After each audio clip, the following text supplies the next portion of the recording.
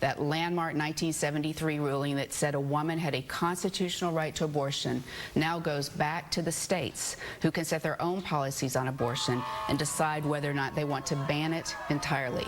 Again, it's a 5-4 decision. There are 3 fierce dissents by the liberal justices, which we are printing out now, and we'll be getting through all of this. But based on my quick scan so far, and this is a lengthy opinion, it appears to track somewhat closely. There will be differences to the draft that leaked almost 2 months ago now, that also reflected the court was poised to overturn Roe versus Wade. So we had that signal then, and today we get the final ruling. That 49-year-old landmark ruling that made abortion rights the law of the land, grounded in the Constitution, is overturned. This is huge, Nora. I mean, almost immediately in 23 states now, this means that access to abortion is severely restricted. There's about 9 states that have codified it, states like New Jersey, states like Connecticut, but this will be a patchwork of differing laws. This kicks off an incredible legal fight, Jan. I know you've been following this in the states. In the states. To test whether those laws on the books. And continues the storm into northeastern South Dakota. As that cooler and drier air arrives, it looks like we'll have temperatures eventually slide to the 70s for some of us this weekend. But there is that risk for severe weather. It's an enhanced risk in north central and northeastern South Dakota. Otherwise, a slight risk covering much of eastern KELO. So there's the cool weather for this weekend. It won't take long, but I think temperatures will return above average, especially by midweek. We may see 90s return. And then after in their states.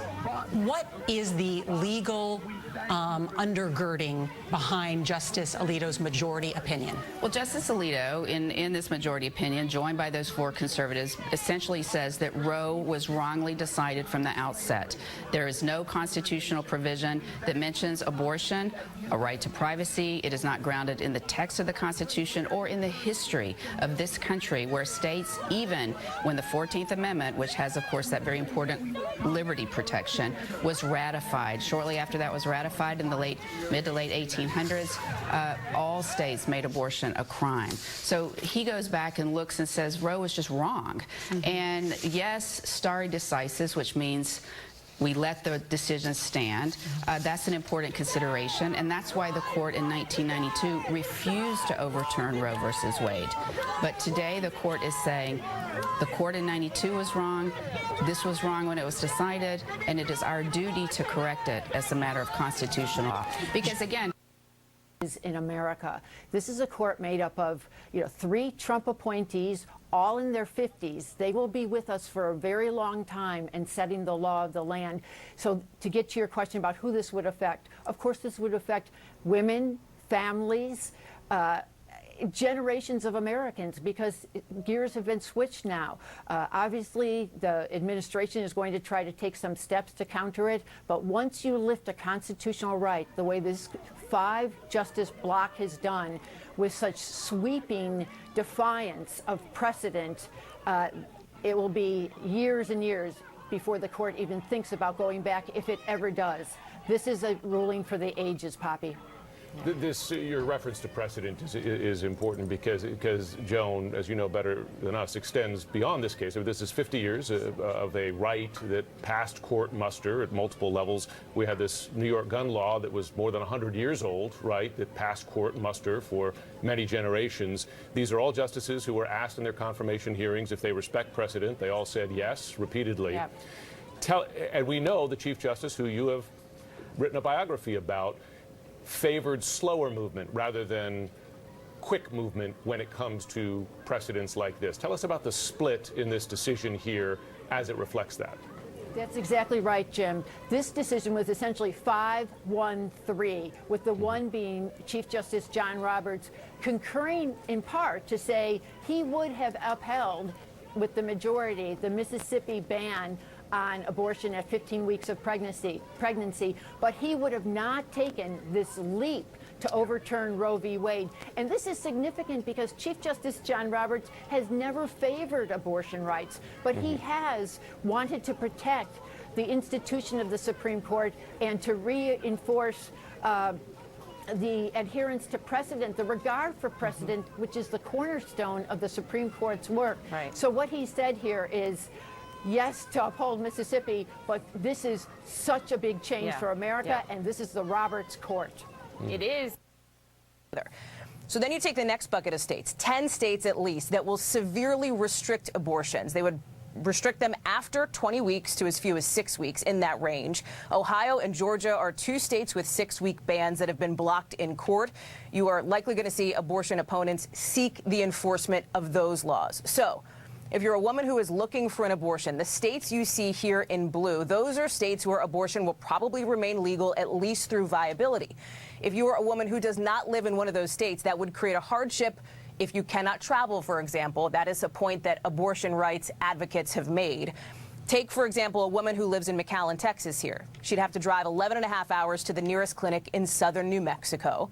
And even so, with some states barely holding on to Democratic control of their legislatures, remember what we have coming up in November, Lester, the midterms, right? Election day could mean a switch in some of these states from abortion accessibility to an outright ban, essentially. Yeah, Hallie, we feel like we've been here already since it was May that draft opinion was leaked, and there was a reaction much like you're seeing right now. So are there any surprises here, anything that you're seeing differently than what we anticipated in May? I think the question for me is what else we're going to see outside the Supreme Court throughout the course of the day and over the weekend, because you're right, when this draft opinion was leaked about a month and a half ago, that is when the nation essentially got the impression that a majority of justices were prepared to overturn Roe versus Wade, which is exactly what we are seeing here. What I'm looking for, and I know that Pete and his team are working on this, is how much is today's decision reflective of what was leaked, how many changes were made in those interim, let's say, 6 weeks, if any. That is one of the things we're looking for. We're also going to be looking for reactions from some of these blue states that are now, and I've spoken with some folks in those states who say they understand that they are becoming a haven now for women who will seek abortion access, now that it's become harder for women in roughly half the states. This is undeniably, Lester, and it is an understatement to even say it, a blow to abortion rights advocates who have been bracing for this moment, really even before that leaked draft opinion, ever since the Supreme Court did get that conservative supermajority with the appointment, of course, of former President Trump's justices on the court. It was anticipated this moment could come. The other thing to look for, and I know you'll talk to folks on Capitol Hill, but what's going to happen on the federal level? What, if anything, does Congress have the ability and, frankly, the willpower to do to shore up federal abortion rights protections for people in this country? All right, versus Wade, which they've now accomplished. And during those confirmation hearings, they were asked, will you stand by Roe versus Wade as established precedent? Stare decisis is the doctrine of the Supreme Court. Let decisions stand. And today we saw in a concurrence from Justice Brett Kavanaugh, he said that stare decisis is not absolute. The conservatives today, David, making clear that they have a more expansive, flexible view of stare decisis. And Justice Alito saying that in cases where decisions are egregiously wrong, the court must act. They did that in Plessy versus Ferguson with that separate but equal doctrine way back, Brown versus Board, overturning segregation in schools in the 50s. Today, this conservative majority making clear they're doing just that, correcting a wrong in their view, David. Devin Dwyer, who's with us here this morning, covers the court for us. Devin, stay with us here. We'll certainly come back to you before the morning is done, our coverage here this morning. Stephanie Ramos is in Mississippi. She's at the clinic that was at the center of this case, testing the future of Roe versus Wade in this country. And Stephanie, what's the scene there? Well, David, as you could hear, there are some anti-abortion rights activists on a loudspeaker behind me, but you're exactly right. This is the clinic at the heart of the case. It's the only abortion clinic left in the state of Mississippi. It is run by the Jackson Women's Health Organization. It's also known as the Pink House. As you can see, it's a pink building here situated on the corner. Also on the corner, anti-abortion rights activists who are here to persuade women not to get an abortion. Now, this is where the rubber meets the road, David. Families have depended on this clinic. Women have relied on this clinic year after year. A recent estimate showed more than 2,500 women received an abortion here in a year in the state of Mississippi. Now, if this clinic closes, it could have severe impact on the lowest income communities. Keep in mind, here, Mississippi is one of the poorest states in the nation. Now that Roe has fallen, as you mentioned, some 26 states could ban or severely restrict abortions. That's including Mississippi. And we know that women have traveled here from other states like Texas and Oklahoma. They have already set some of these bans in place, but now those women and women here in Mississippi may not have an option to visit this clinic. David.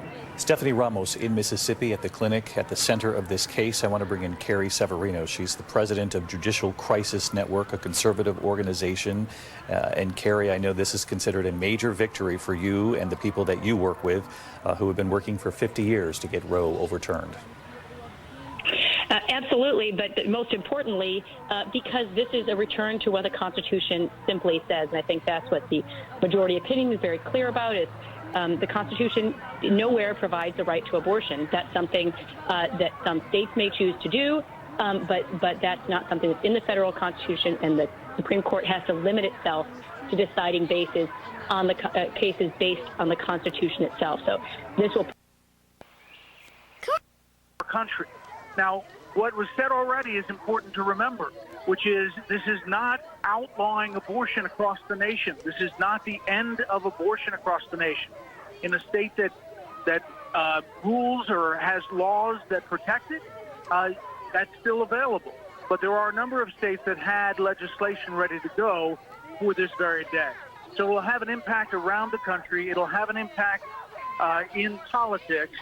And I think it's, it's fair to say it's an historic day. Yeah, Brett, there's no doubt about that. The political implications will be weighed in time. There are other pressures on the American people right now that may decide these midterms, including the economy, inflation, gas prices, et cetera. All that will be sussed out in the months to come.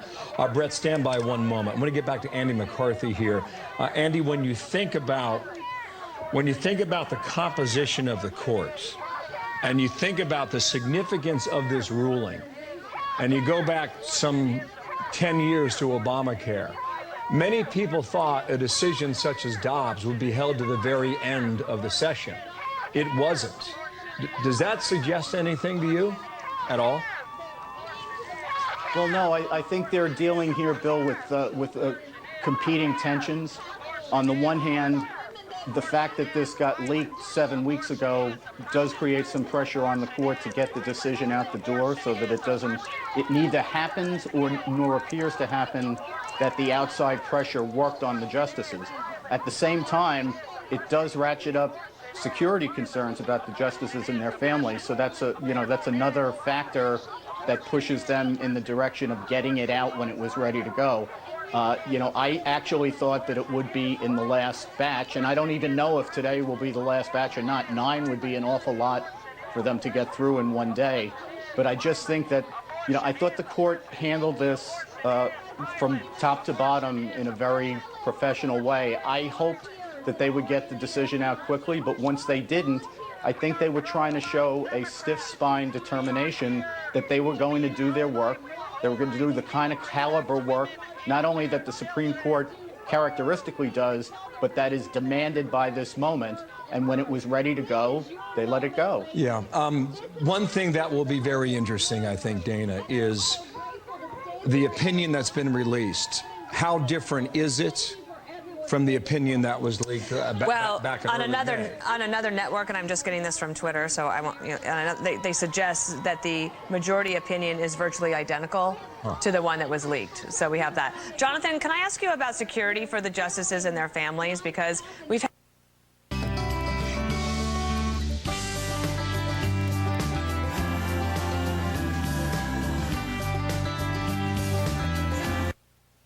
that is the African. 21/7.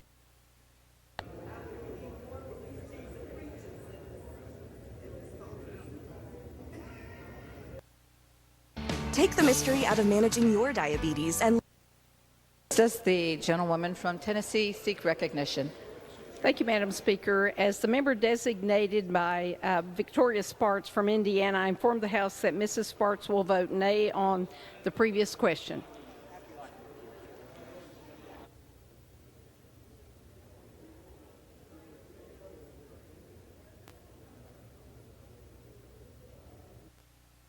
break this logjam.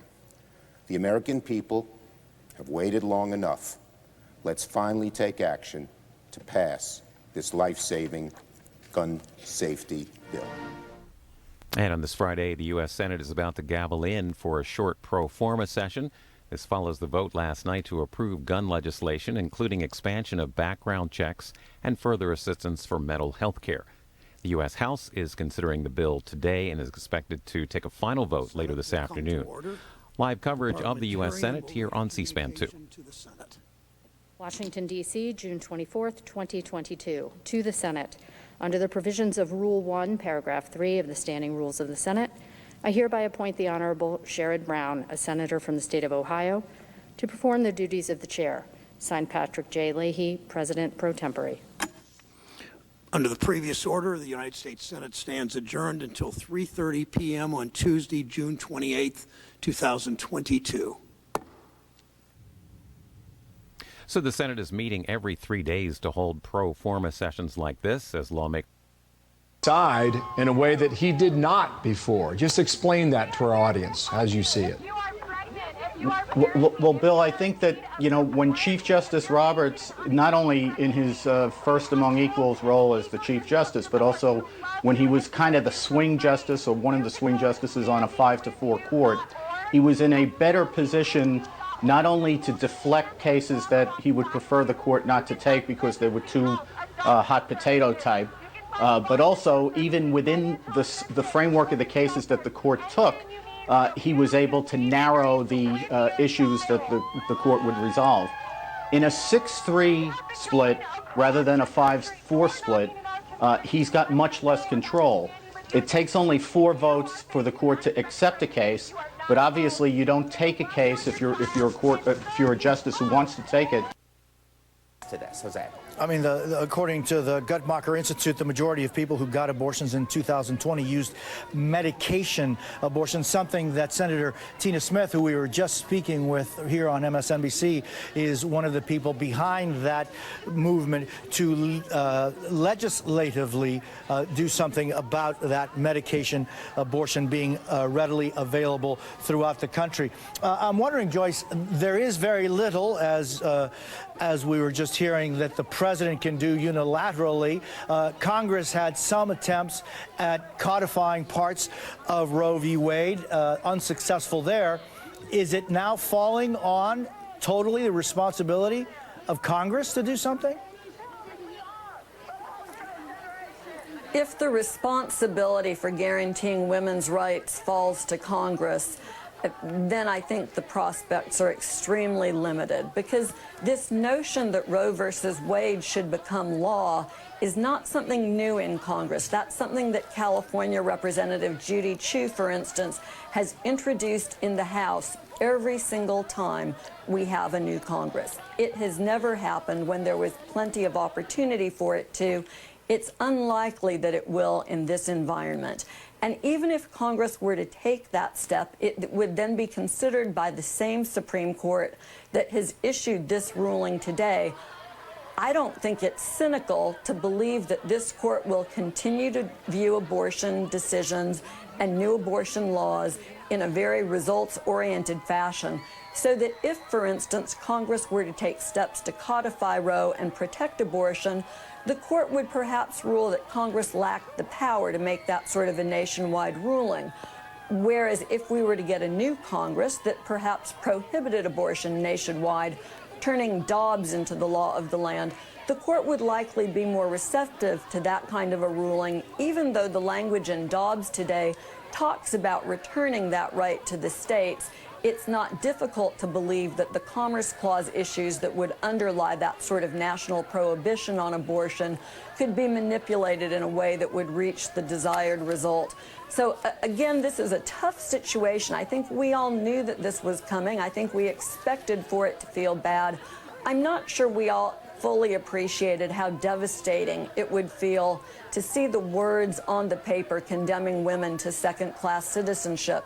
And knowing that there's very little that can be done, both nationally and in states. And of course, here we see, and this is, I think, very difficult, this intersection of extreme gerrymandering with the decimation of women's rights, because we have states where large majorities of the population believe that some form of abortion should be legal, if not completely legal, then in some circumstances. And yet in many of those states, abortion will now be criminalized. Abortion will not be available in cases of rape and incest.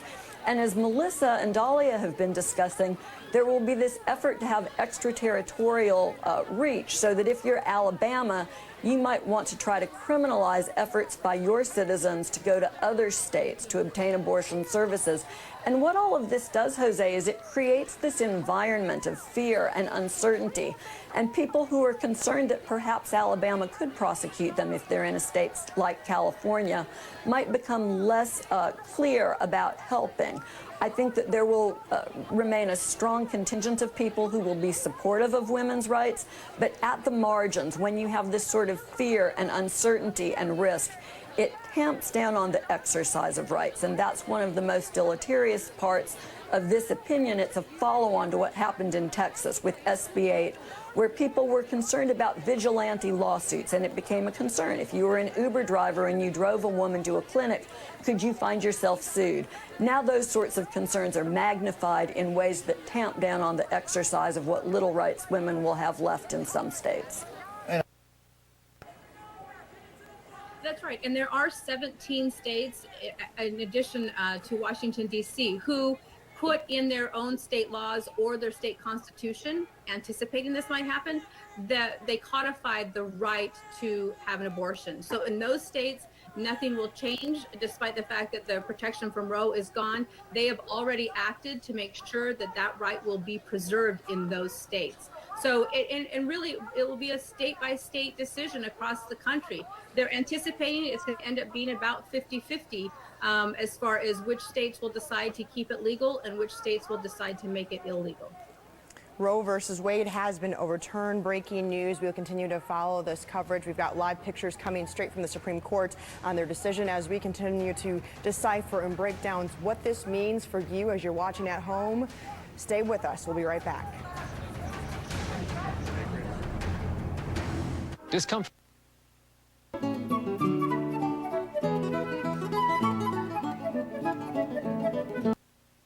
Rate of any developed country in the world. That is stunning. It is stunning. And on that point, just to clarify, 38% of all women who had abortions were non-Hispanic Black, while 33% were non-Hispanic White, 21% were Hispanic, and 7% of other races. 58% of abortions were for women who had never had one before. And this one, 9 out of 10 abortions in the U.S. in 2019 took place by 15 weeks of gestation, which was the original Mississippi law, Dobbs versus Jackson Health. But then when they argued it, they asked for a total reversal of Roe versus Wade. 26 states asked the Supreme Court to overturn Roe versus Wade. So that gives you some idea of where those 26 states are going to be, and we've already shown you a graphic of that. But I'll make one more point, and again, we'll keep going through this, but the role of the Chief Justice, right? I mean, until we had these 3 recent nominees by President Trump, John Roberts could sometimes move the court. He was considered the swing vote. So if Roberts didn't want to swing for the fences, the conservatives were restrained because he could keep them from, he was the 5th vote.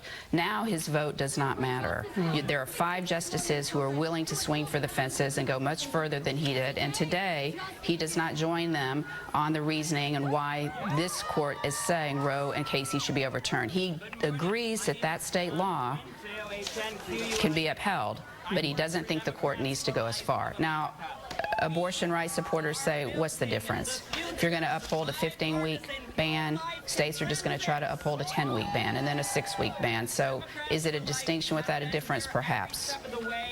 It's an excellent point. There had been some speculation that Chief Justice Roberts would achieve some sort of what people were calling the Roberts Compromise. Would he be able to pull one? He just needed one, and to just say, no, let's just keep it at 15 weeks. Let's uphold Mississippi, but let's not do something as seismic as overturn Roe versus Wade. Do you think he tried to do that? Absolutely. But I think that from the start, that was getting no traction. That's a very difficult, it's a 15-week ban is completely inconsistent with Roe versus Wade, which of course prohibits states from restricting abortion before viability. Viability is 24 weeks or so.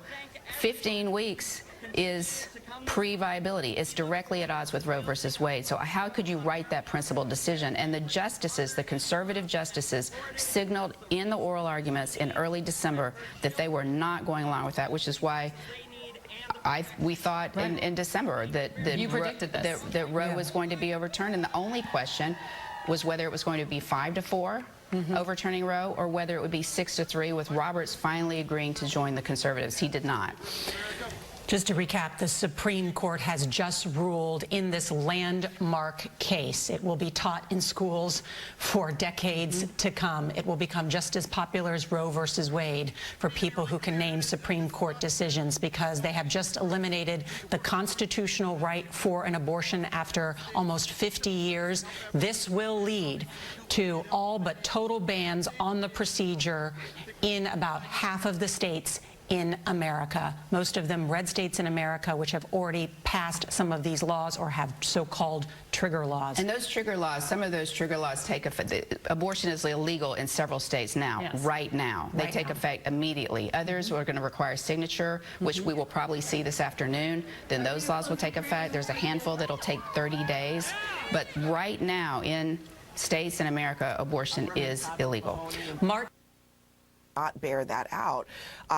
For decades, more than 60%, in our latest poll, about 66% of Americans favor Roe v. Wade staying in place. And the number of Americans who want it to be overturned has never exceeded 40%. So this is actually something where the public opinion on this actually has been fairly stable over decades. And so it leads to a lot of questions about what happens when the court really is so out of step with where the country is. I think what you're going to see, from on the political side, is you're going to hear, I think, a lot of abortion opponents arguing that this is just going to send it out to the states, that it's not going to have as significant as an impact as it seems. But the reality of what we are seeing at the state level is that there are very active, powerful activist groups who have succeeded largely in pushing abortion laws that are increasingly restrictive. So not just abortion restricted by 15 weeks as the Mississippi law was, but going all the way to fertilization and all kinds of language that bans abortion entirely in their states. Those things are also, based on what we know about public opinion, out of step with where most Americans are. And the question is, does that start to matter to more people when they go to the ballot box and make decisions about their political leaders? And that's what this decision now throws the debate into the realm of state by state, county by county, city by city. What do American voters do about how they feel about abortion and how their political leaders feel about abortion? And Caitlin Collins, as I get to you at the White House, a little bit more from the dissent. Quote, one result of today's decision is certain the curtailment of women's rights and of their status as free and equal citizens. That's the dissent says that is part of this result. This was not decided on equal protection grounds. This was decided on a right to, or a lack of a right to privacy. It was not decided on equal protection grounds.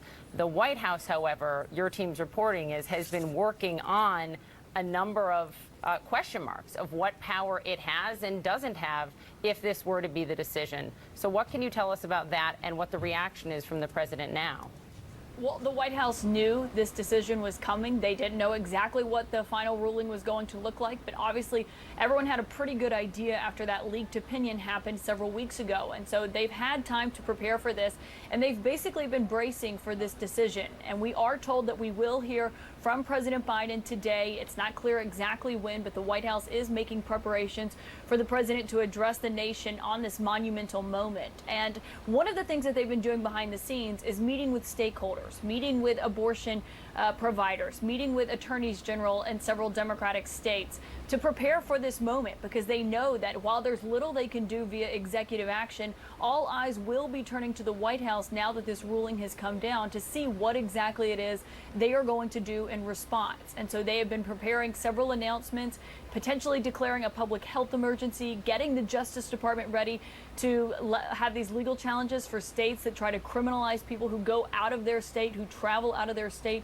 to get an abortion, eliminate some of the barriers to get access to that abortion medication. Steps like that you could hear in President Biden's remarks, I'm told, as soon as today, though it still remains to be seen, of course, exactly what he will say. But at the end of the day, the White House knows that no executive order that they issue will restore this right that has been taken away with this ruling. That can only be done with an act of Congress. And right now, obviously, they know the Senate does not have the sufficient votes to get a national standard like that legalized or put into place, put into law. And so they've been preparing these actions on their own. And so that could be something you hear from President Biden as soon as today, because they know everyone is going to be seeing what the White House is saying in response to this, and potentially people going to the polls in November over this issue.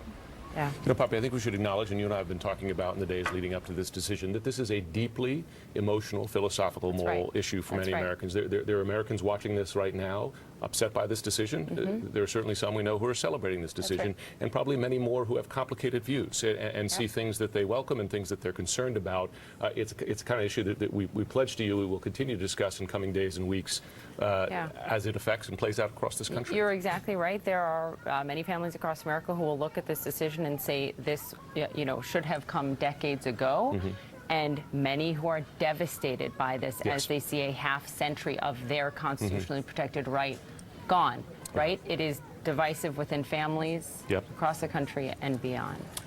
Please stay with us. We have many more questions, including which states are most likely to act very quickly to ban abortion based on this decision. We're going to take a very short break. We'll be right back. I just want to point out this.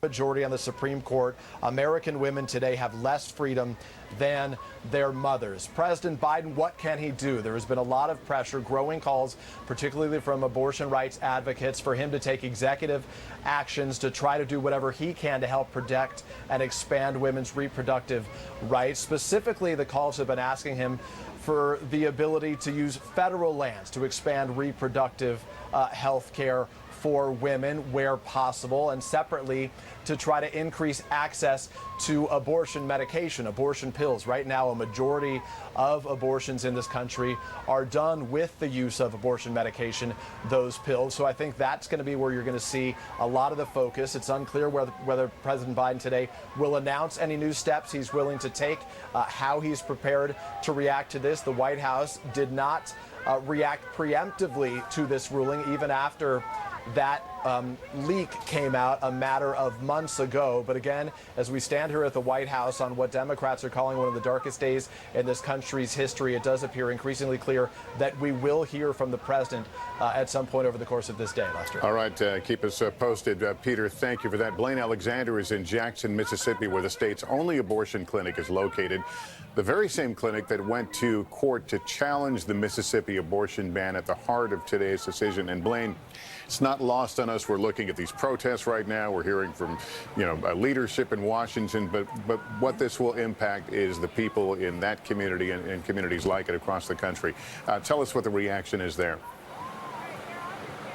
You know, Lester, this is truly a polarizing case, and no matter where you look, but perhaps no more so than right here in Mississippi. As you said, this is the case that launched this to the Supreme Court. And as I've spent time talking to people on both sides of the issue here in Mississippi, for people who have spent years kind of in the anti-abortion space, who have been fighting for years to essentially take down Roe, there's almost this sense of pride that Mississippi was the case to, in one woman's words, essentially bring down Roe. There's a sense that it originated here in Mississippi, that their state was the one that played such a key role in this. I've been talking with some people, some who have spent almost 30 years essentially advocating for the end of abortion, and their reactions are very striking. Tears, lots of tears. That's what one person texted me, calling it surreal. Another person saying they're just simply thankful, and others saying that this is just the beginning. Now, I want to underscore the point. We talk about kind of the opinion across the country. Many people across the country, the majority, in fact, of Americans believe in a right to abortion, access to abortion. That's not the case here in Mississippi. In fact, recent polling shows that some 59% of people here in the state of Mississippi believe that abortion should be illegal in most cases. So what we're seeing here, while people have told me they're not going to be out in the streets celebrating. They're not going to be out necessarily holding grand press conferences or celebrating publicly. They say that this is just the beginning, but their focus now is to kind of go out and give access and resources to women who now are going to have a different path forward. Lester. Okay, Blaine, thank you for that. Joining me on the telephone now is U.S. Senator from Minnesota, Democrat Amy Klobuchar. Senator, thank you for being here. I know this ruling deeply disappoints you, but the logical next question is, what are you being Congress, going to do about it? Well, I think that's a good question to ask our Republican colleagues who put these judges on the bench, who are working against the interests of the American people. We have 80% of the people with us on this that want Roe v. Wade upheld, and we also have women who are going to be affected all over the country. Over 20 states already have laws in place that could be used to restrict access to an abortion, including 13 states, which will automatically go into effect. Literally, they have said in this decision that a woman shouldn't be making her own decisions, but that instead politicians should be making them. So what's next, Lester? Well, the big thing that's next is the election. And women and the men that support them are going to be going in droves to the ballot box, because this Supreme Court isn't just taking us back to the 1950s, it's taking us back to the 1850s. Do you think this has animated Democrats to the point this could be a decision maker, a turning point in some of these races we're following? You know what? I'm not going to make a political analysis today, because this is literally fundamentally about a law that has protected women for 50 years. But I think the answer is pretty obvious, that the public is with us, that the Republicans have put these justices on the Supreme Court that are so out of touch with Americans that they literally have issued an opinion in which they note that abortion, the word abortion, is not in the Constitution. You know what else isn't in the Constitution, Lester? Woman isn't in the Constitution. The word she is not in the Constitution. There are many things. Air Force wasn't in the Constitution. That is the basis of their opinion, and they have literally turned back the clock on 50 years of well-settled precedent. Is there anything that Democrats can do, in your opinion, to change this tide? There's a big thing we can do, and that is reaching out to independents, to moderate Republicans in states across the country, and say enough is enough. Join us so that we can get enough people in the U.S. Senate, for starters, and in the House that can basically codify Roe v. Wade into law, that we can make very clear that this protection will remain. And none of us can say we didn't see this coming. In May, of course, there was that much talked about leak of the draft opinion that is essentially mirrored here in what we saw in this final ruling today. That was, many would argue, that was, if there was no other warning shot, that was it. Did some of these mechanisms begin then, or are you starting from scratch now? I think that a lot of people became educated on what this means. For so long, young women assumed that this is the world. They never thought that there could be a world where their mothers and their grandmas had more rights than they did. And I think it's already, as you can see from, people are ready. Many of them had read that opinion. They've read reports on the opinion. They knew exactly what was coming their way. Senator, I hate to interrupt, but Speaker Pelosi is speaking now. We want to hear what she has to say. This morning, the radical Supreme Court is eviscerating Americans' rights and endangering their health and safety. But the Congress will continue to act to overcome this extremism and protect the American people. Today, the Republican-controlled Supreme Court has achieved their dark, extreme goal of ripping away a woman's right to make their own reproductive health decisions. Because of Donald Trump, Mitch McConnell, and the Republican Party, their supermajority in the Supreme Court, American women today have less freedom than their mothers. With Roe and their attempt to destroy it, radical Republicans are charging ahead with their crusade to criminalize health freedom. In the Congress, be aware of this, the Republicans are plotting a nationwide abortion ban. They cannot be allowed to have a majority in the Congress to do that. But that's their goal. And if you read, and again, we're all studying all this, but if you read what is in the very clear, one of the justices had his own statement. It's about contraception, in vitro fertilization, family planning. That is all what will spring from their decision that they made today. It's such a contradiction. Yesterday, they say the states cannot make laws governing the constitutional right to bear arms. And today, they're saying the exact reverse, that the states can overturn a constitutional right for 50 years, a constitutional right for a woman having the right to choose. The hypocrisy is raging, but the harm is endless.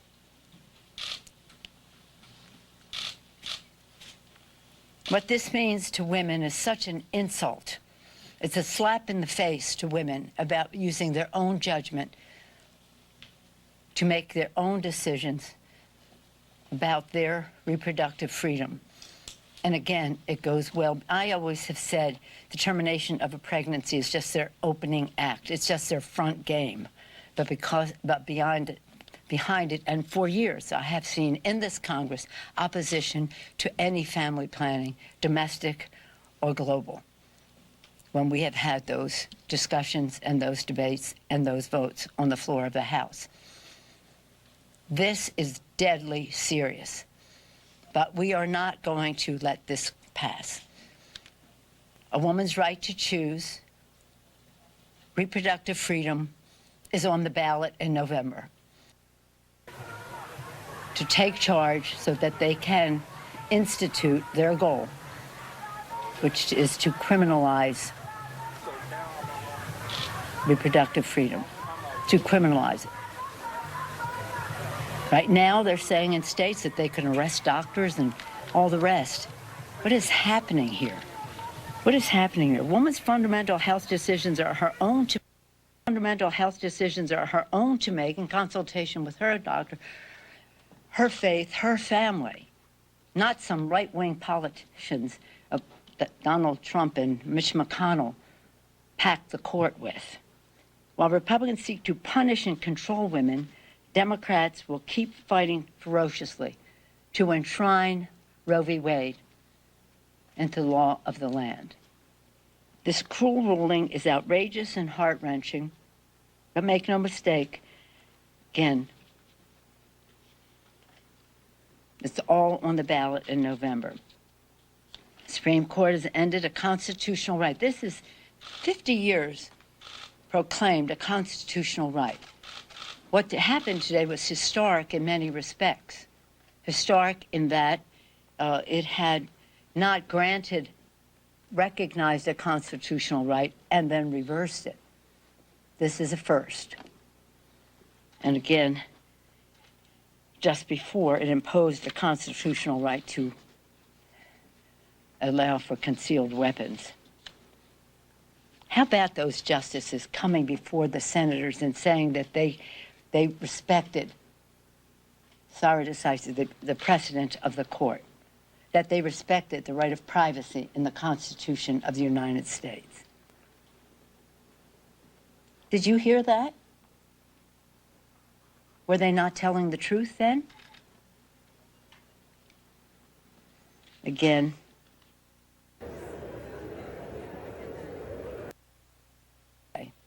counterpoint to the dangerous decision of this Trumpian Supreme Court that they made yesterday, but a way to take us to, as the bill is called, community safety. The Bipartisan Safer Communities Act. Right now, and I'm going to have to leave momentarily because we just finished voting on the rule, we will be debating the bill on the floor, and we expect a good bipartisan vote on it in the House. We congratulate the Senate on the work that they have done. and the timeliness of it to be passed in the Senate in a strong bipartisan way on a day when the court made such a dangerous, dangerous decision. We will, many of our House Democrats' proposals that are included in this package are that keep deadly weapons out of dangerous hands by encouraging states to establish extreme risk protection order laws. Destination for abortion. Now, there will be some questions that have to be answered, and I to straw purchases, close the boyfriend loophole. So many good things are in there, and it's not everything that we want, and we must keep moving toward background checks, but universal background checks, which will save the most lives. But this will save lives. And to listen to Lucy McGrath and other family members of those who have lost their loved ones, this is a giant step forward. Maybe not so much a giant, but a strong step forward. And if it's good enough for them, then we rejoice in passing it. As I say to members all the time with legislation, do not judge it for what isn't in it, but respect it for what is. And there's much. On a happier note, yesterday we celebrated 50 years of Title IX, which has transformed equality and opportunity in our country. Are you familiar with the words of Title IX? Yesterday. Hello, I'm Erica Hill. Thank you for joining us this hour as we follow this historic breaking news. You were just listening, of course, to House Speaker Nancy Pelosi, who, in reaction to this decision from the Supreme Court, which overturns Roe v. Wade, called the court radical and also said it is a slap in the face to women, eviscerating their rights, as she also weighed in on this, of course, historic bipartisan measure in the House today after passing the Senate on gun safety measures. So what is happening at this hour? The court's ruling today means there is no longer a federal constitutional right to an abortion in this country. That historic decision upends 50 years of abortion rights. It immediately transformed the landscape of women's reproductive health and their choices in America. The court's ruling is very similar to that draft opinion, which was written by Justice Alito and leaked last month. At issue here is the Mississippi law, which bans abortion after 15 weeks of pregnancy. CNN's Jessica Schneider is live at the Supreme Court for us with these breaking details. So, Jessica, what more is in this opinion? What more is in this ruling? Well, what's interesting, Erica, is that this landmark decision that we've been bracing for since that leak at the beginning of May, it's virtually identical to what Justice Alito wrote in that draft that we saw in May. This one, not much different, only addressing some of the dissent. And what he said in this decision is that Roe v. Wade was egregiously wrong from the start. Its reasoning was exceptionally weak, and the decision has had damaging consequences. And far from bringing about a national settlement to the abortion issue, Roe and Casey have inflamed debate and deepened division. So what this opinion does, this ruling from a 5-4 Supreme Court, it eliminates the constitutional right to an abortion, and it now leaves the issue to individual states to decide if and how to allow women to get abortions. The immediate effect of this ruling is that about half of the states will eliminate the right to an abortion. About half of those states, about a dozen of those states, have so-called trigger laws, and those trigger laws will eliminate the right to an abortion almost immediately or within about 30 days. There are also zombie laws. Those are abortion bans that were in effect before Roe v. Wade in 1973 that will go back into effect. And then on the flip side, about 16 states plus the District of Columbia, they have passed laws protecting the right to abortion. Those states are expecting potentially an influx of nations, states that will or have or will soon ban abortion. The dissent here, this was a very forceful dissent from the 3 liberal justices, retiring Justice Stephen Breyer, as well as Sonia Sotomayor and Elena Kagan. They addressed the opening of their dissent saying, "with sorrow," and then they went on to say that the curtailment of women's rights and of their status as free and equal citizens, that is one result of this opinion. And Erica, interestingly, the conservatives themselves seem to be a bit at odds in their decision. While Justice Alito said that this opinion was confined to the issue of abortion and would not affect same-sex marriage, the right to contraceptives, in a concurring opinion, the conservative Justice Clarence Thomas actually urged the court to reconsider its rulings on same-sex marriage and the right to contraceptives. So it seems that potentially this opinion overruling Roe v. Wade, eliminating the right to abortion, it could have profound effects as this conservative, solidly conservative court moves forward here, Erica. Jessica Schneider with the very latest for us from outside the court. Also with us, and will lead to nearly total bans on the procedure in about half the states. The majority conservative Supreme Court overturned Roe in this morning's decision. It's a victory for opponents of abortion. You just heard from one. Supporters of abortion rights were bracing for the loss after an early draft of the opinion was leaked in May and call it an assault on the reproductive freedoms of women. The ruling came in despite in a dispute over a law passed by Mississippi's Republican-controlled legislature to ban abortions after 15 weeks. Joining us now is NBC News senior Washington correspondent Hallie Jackson, who's monitoring reaction and also trying to put the puzzle pieces together because the rule of the land is going to be very different in various places. It is an almost instantaneous change now that this decision, this anticipated ruling, has finally come down, Lester. Let me give you a sense of what we're hearing as far as political reaction. You've had a taste of it in our last hour and 10 minutes or so of coverage here on NBC News. But we've heard now from Mike Pence, right, former vice president, somebody who is speculated to be a potential 2024 candidate, too. This is obviously a decision that is going to reshape not just the midterms, but the next presidential election, who says that today life won. Pence goes on to say the Supreme Court has righted an historic wrong and reaffirmed the right of the American people to govern themselves at the state level in a manner consistent with their values and aspirations. He also says the Supreme Court has given the American people a new beginning for life and commends the justices in the majority for having the courage of their convictions. This speaks to an important point, Lester, which is something you and Chuck talked about a couple of minutes ago, the consequences of the 2016 election specifically.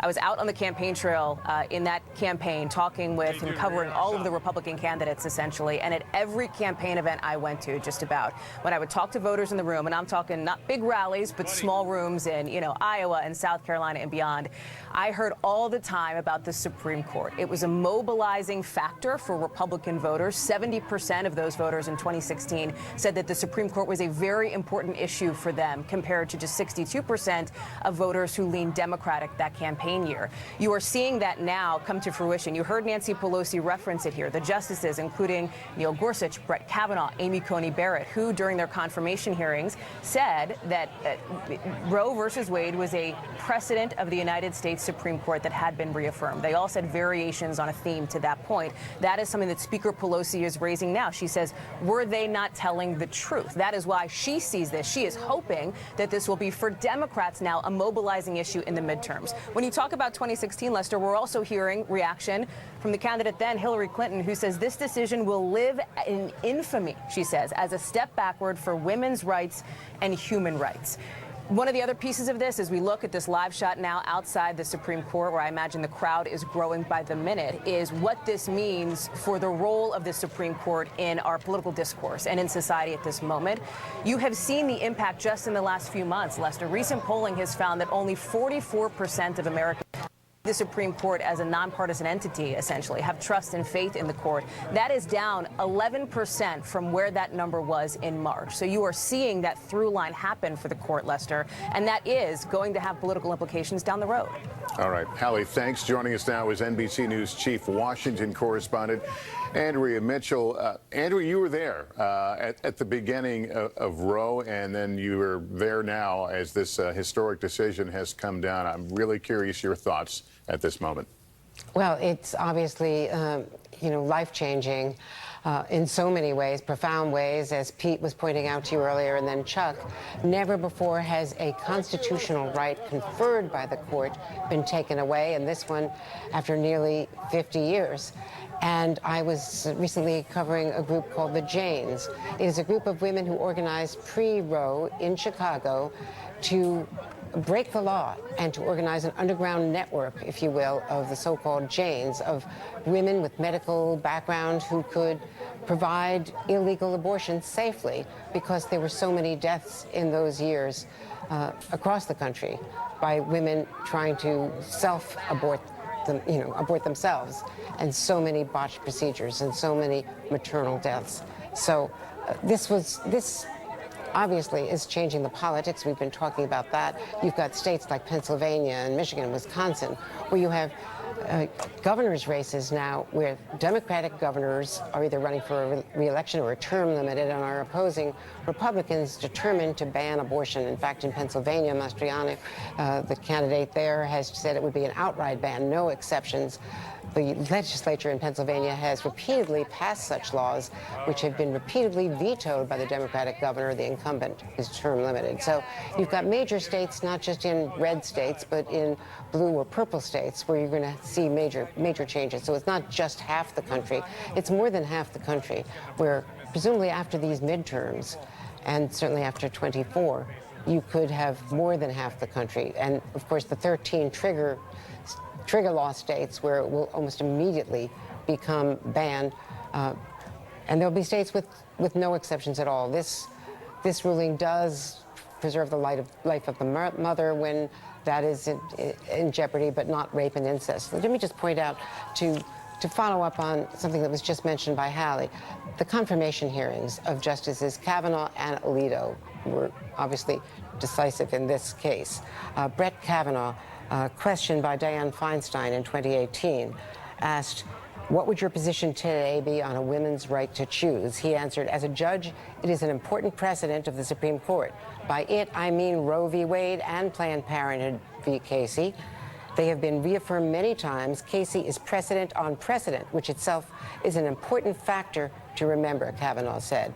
And more of what Amy Coney Barrett said just in 2020, again, Dianne Feinstein questioning her, "What I will commit is that I will obey all the rules of stare decisis," referring to the doctrine of courts giving weight to precedent, but then went on to say, "For any issue that comes up, abortion or anything else, I'll follow the law."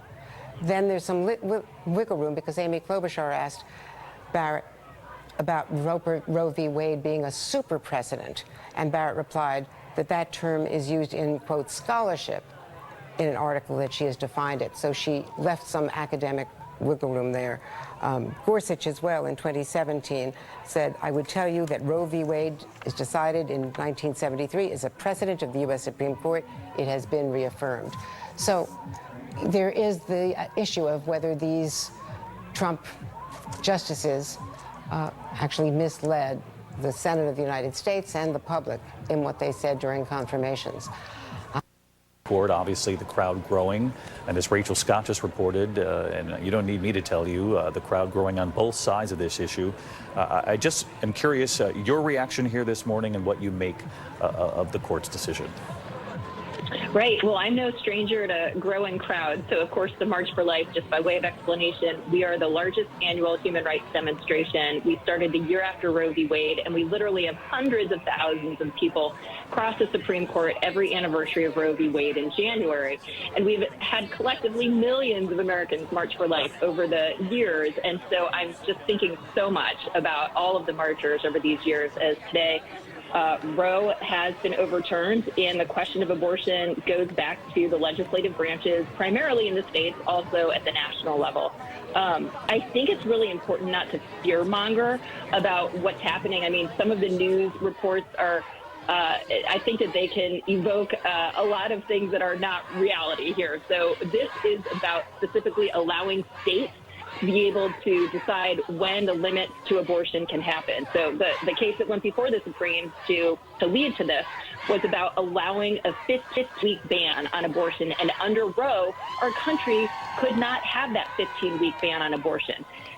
Let's be clear that the United States is one of only 7 countries around the world that allows late-term abortion. And so this puts us back in line with most mainstream countries in Europe, for example. So now states will have the right to enact limitations, will be able to protect life. And I, for one, am very grateful. Gene Mancini with the March for Life. Gene, I'm curious what you would say. We had a doctor on earlier who worked at the Planned Parenthood, the only clinic in Arkansas, who this very morning is on the phone with women saying we're going to have to find alternate routes for you, which she said could mean 6, 7, 8-hour drives to other states. What would you say to those women and about those women? What I'd say is that you've got this, that you've got so many opportunities in front of you, and that is a growing life, an actual human being, the poorest of the poor, the most vulnerable, the unborn that is within you. And we'd love to give you all sorts of resources to choose adoption, to be able to support you to make the choice for life.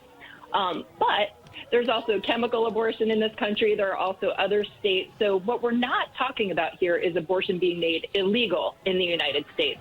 What we are talking about is states being able to reflect what the people want through their votes. So if she, that woman has all sorts of different options in front of her, and I would offer that adoption is a beautiful and noble and viable option as well. Gene Mancini, the President March for Life, pointing out that the marches began 1 year after Roe versus Wade, some 50 years ago, embracing what they consider a major victory this morning from the Supreme Court. Our thanks to Gene for weighing in here with us here this morning. I want to bring back in Terry Moran, who has covered the Supreme Court for many years for ABC News. And Terry, we heard from the House Speaker just a short time ago talking about what many are going to feel is a bit of a contradiction, a bit of whiplash between yesterday's ruling on guns and then today's ruling on abortion. I know there are many differences in both of these cases, but at sort of the 30,000 feet here, the gun decision said the states couldn't make decisions on guns that would affect the Second Amendment. Today's decision says the states should make the decision on a woman and her reproductive future. Help people at home who are going to hear this, and some who will believe, yes, that does sound like a contradiction, like there is hypocrisy at work here. Well, David, conservatives would say the answer is simple. Guns, arms are in the Second Amendment to the Constitution. Abortion is not. But that begs the question, really. There are many rights we take for granted that are not in the Constitution. The right to travel across state lines, the right of bodily integrity. You can't be forced to take medicine or undergo medical procedures. That's a right not found in the Constitution. The right to choose contraceptives, the right to marry someone of the same sex. All of these rights are not enumerated in the Constitution. Neither was abortion. And so that begs the question, as I say. But we are in a new era in the Supreme Court of the United States, and therefore in our country. The Supreme Court is now in the hands of not only very deeply conservative justices, but activist justices. What you saw yesterday and today are justices who reach out to decide on the sweeping grounds, the most sweeping grounds, the biggest issues, and award victory in these very, very serious and intense national debates to one side. That is what's happening. And I just want to let you know what Justice Stephen Breyer said about it in dissent. He said that Roe versus Wade was upheld in 1991 by the votes of Justices Sandra Day O'Connor, Anthony Kennedy, and David Souter. He said those were judges of wisdom, he says. They would not have won any contests for the kind of ideological purity that some court watchers want the justices to deliver. But if there were awards for justices who left this court better than they found it, and who for that reason left this country better, and the rule of law stronger, sign them up. We are in a new era where the reaching for the center to keep the court's legitimacy in the eyes of the public, to keep the debate going, is over. And we have a very, very strongly activist conservative court. Terry Moran talking about a new era. Terry, thank you for that insight. I don't see nowhere in my paperwork that the afternoon hours. By the evening, a lot of this will be found across parts of east, central, and northeastern South Dakota. I think it will wait until midnight for parts of southeastern Kettleland, including Sioux Falls. Constructed this. We're only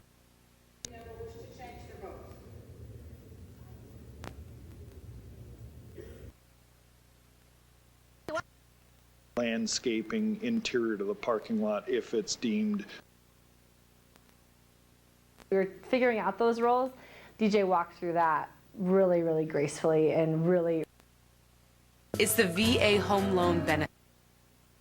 I'm not disagreeing, but I don't like it. I'm going to let the world know, and I said this on ABC last night, Sam Presti's a hell of an executive. Hell of an executive. His evaluation.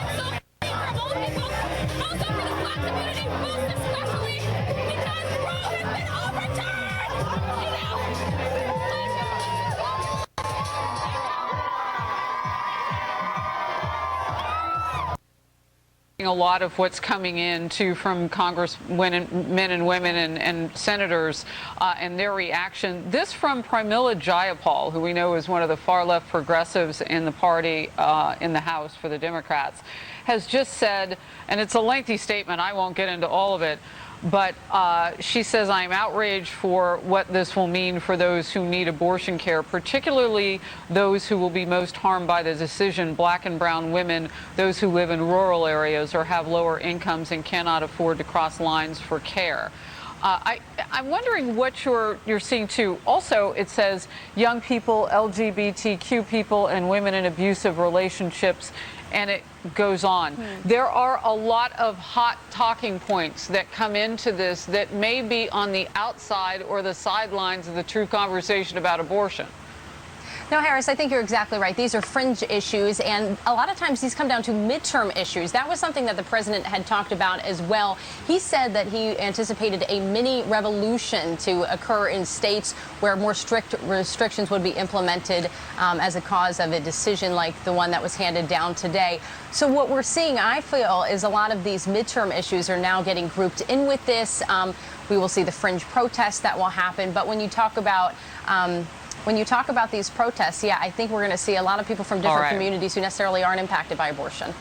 Alexandria, thank you very much. Yeah. Carrie Severino, president of the Judicial Crisis Network, is in focus now. This is something that you have been perched to talk about for quite some time, and then we had a leak from the U.S. Supreme Court, and things seem to shift. Your reaction to the huge news today? Yeah, well, I mean, you're right. We've seen this opinion already. So that's what's so unusual about such a major case coming down. And you almost don't have to read the majority opinion because everyone's already read it. There's a few small additions addressing some arguments in the dissent, clarifying some of the fear-mongering I think we've heard, saying, no, this case is about abortion. This is not about marriage. This is not about schools. No, it's about abortion. Please don't pretend that it's going to have an impact on every other case in our society because it simply doesn't. But it's amazing to me to see this court that really finally we have a court where the majority of the justices recognize what the Constitution says, and they have the courage, even in the face of these outrageous displays, the violence and the threats and the intimidation. I think people thought that with the leak that would somehow mean that there's a chance to show them, oh, you better be scared if you can put this opinion out. Well, you know what? They still did. They knew that their job as justices was to interpret the law, and I think it's wonderful, a wonderful day to know that they had the courage to do that. Now we have to make sure we're standing behind them and defend and protect our justices when they are simply doing their job. 100% on that. I mean, when groups showed up with fake blood and baby dolls outside the conservative justice's home of Amy Coney Barrett last week, that was on the heels of Brett Kavanaugh's attempted assassination by a man who was just in court this week as well and pleaded not guilty. I want to get to this. We know that there are trigger states, as they call them, those states that bans immediately on this day. And the Associated Press is reporting that the state of Missouri has acted quickly to enforce a state law banning abortion in the wake of that pivotal U.S. Supreme Court ruling. So I've got the list of states that can do it. We've got them up on the map there on the screen, and it has already begun. Your quick reaction to that, and then I have some very fast new polling. Yeah, I mean, this is another feature of the leak in some ways, and people who watch the argument to provide for clean air and clean water, for safe baby formula, and for access to safe food and safe working spaces. So we don't know the trajectory here, but millions and millions of American women today know that they don't enjoy the same freedoms and rights that their mothers did decades ago. And if this court takes us back to where we were in the 1920s and before, in terms of the ability of the federal government to provide for privacy and protection and liberty, we could be in a very different country in a short order. That's why this issue is on the ballot this fall. That's why state and local elections and federal elections matter more than ever before. Garrett, just last night, just over 12 hours ago, we passed a bipartisan gun safety and mental health bill. I went to bed last night encouraged about the possibility that we could legislate on issues that matter to the American people. What the Supreme Court has done today is to rip away a decades-old settled right, an ability for American women to choose their own future. This court seems more concerned about making certain that Americans can carry guns anywhere and anytime they want than it is about protecting long-established freedoms. I'm glad you mentioned state elections. The decision goes to great pains to talk about this being a question for the states to answer and the representatives of the people at the state level. It seems like that is where the rubber meets the road in terms of, real action on this issue going forward. Senator, I also want to ask you, you're on the Judiciary Committee. I covered the Kavanaugh hearings with you. So much of the focus on the end of Justice Kavanaugh's confirmation was on his personal background. But beneath all of that was this discussion about his views on precedent, and his concurrence here is largely about defending what seems like a departure from what he told senators during his confirmation about the value he placed on established precedent, basically debating with himself, when to overrule precedent that you think is fundamentally wrong. My question is, do you think Brett Kavanaugh misled either yourself or the other senators who were very concerned about this, like a Susan Collins, about what he believed about precedent when it came particularly to the question of Roe? Well, I'll let other senators speak for themselves, and I don't look forward to. I will read the concurrence and the opinion in this case before giving a fuller answer, but certainly my gut reaction is yes, I feel that the statements that were made in the confirmation hearings, at least of those three justices, about their respect for long-settled opinion is sharply in contrast with this decision overturning such a central and long-established precedent. And given what I know or what I've heard about the Thomas concurrence that I will read later today, I'm gravely concerned about where else this court may take us if the judicial system, and to use it as a tool. That's TREAT, T-E-D. Goal to overturn Roe v. Wade in this country, undoing precedent of nearly 50 years. And what we've been hearing from the conservative movement is that this is a really big win for them. We heard from Vice President Mike Pence, who said this is righting a wrong. I was also looking for reaction from former President Trump, and while he has not put out a message just yet, at least from what I just checked, what he has done is put out already a message from yesterday when the Supreme Court ruled on guns. And he said there, and I want to read it because I think it's incredibly important. He said, "Elections have consequences. I promise to appoint justices and judges that would stand up for the Constitution." And today, the Supreme Court upheld, in that case, the Second Amendment right of all Americans. But you can imagine that same language about elections having consequences and about the fact that the justices are standing by the Constitution can also be applied to today. So we can expect former President Trump to also take a victory lap here because, of course, this is because he was able to put on conservative Supreme Court justices that now Roe v. Wade has been overturned. I've also been listening to Democrats, of course, Nancy Pelosi in particular, who talked about the fact that this really is not going to stand, talking about the fact that reproductive freedom will be on the ballot in November. That says something about where Democrats want to message this and the idea that they're going to be making the case in the states, in elections, that people should vote for Democrats to try to get some sort of rectification from there, some sort of change, rather, when it comes to access to abortions. But I should tell you, in talking to Democrats, they're sort of scrambling. The political will is there to do something, but the actual plan to do something is not clear. I also heard from a number of people calling this egregious, saying that black women in particular, women of color, poor women, that they're going to have to really figure out how to mobilize them to vote in November, but also, of course, at the same time as they're mobilizing them to the ballot box, they're going to have to mobilize them to different clinics because they're going to have to be balancing what now is going to be such restricted access to abortion. So there's a lot here on the political side here to talk about. One last thing, when it comes to sort of the politics of this and the midterms, it's been Democrats that have not really been able to culminate and really focus their energy on abortion in the way that Republicans have. This has been a talking point for Republicans over and over again. So many people that I interviewed when I was talking to them about former President Trump and his brash nature, people would tell me that they didn't like it, that they didn't like the way that he tweeted, or they didn't like the way that he talked, or the revolving door of people leaving the White House in and out, but that they were with him because they believe that abortion could be overturned. So that was the conservative messaging. That's a well-oiled machine that they've really been working on. But for Democrats, they're now going to have to build a machine to explain to people and to make the case to people in the middle of inflation, in the middle of a pandemic, in the middle of gun rights and all sorts of debates, that abortion should be the thing that's that's up on their minds, that is the most important thing, the priority for them. And we know that, of course, there are a lot of women in this country who will now be using their voices and their stories to be making the political case that this decision should be tried to be overturned in some way through politics. But it's a very, very hard, complicated, and rough road ahead for Democrats who are going to be trying to change what the consequences of this decision will mean for women across this country. Yamiche, thank you. Joining us in the conversation, NBC senior Washington correspondent Hallie Jackson with more on what the decision could mean. And Hallie, you know, we're hearing from Speaker Pelosi and others on the left. We're going to fight this. We're going to make this part of the midterms. But bottom line is Democrats are demoralized today.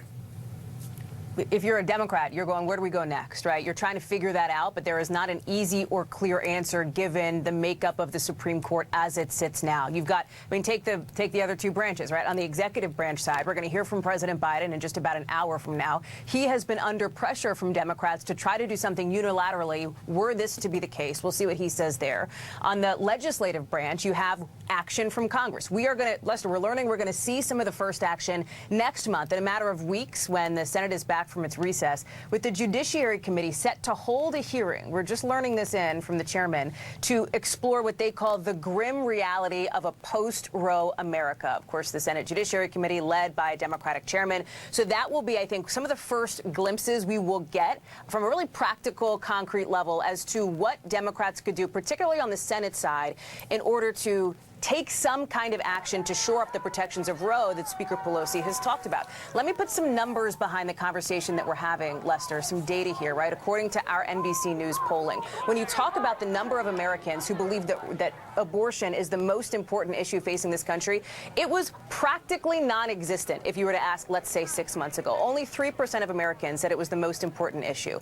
That jumped just last month to 10% now, right? After the leaked ruling, the leaked decision, I should say, came out in early May, you saw that number rise. That is a number that I think Democrats are looking at to say, okay, now we have the decision. It is no longer theoretical. It is real. It is practical. And we will, in a matter of, 10 to 30 days to 3 months, see the real implications of that in states across the country. I think there is a bet being made that that number will go up.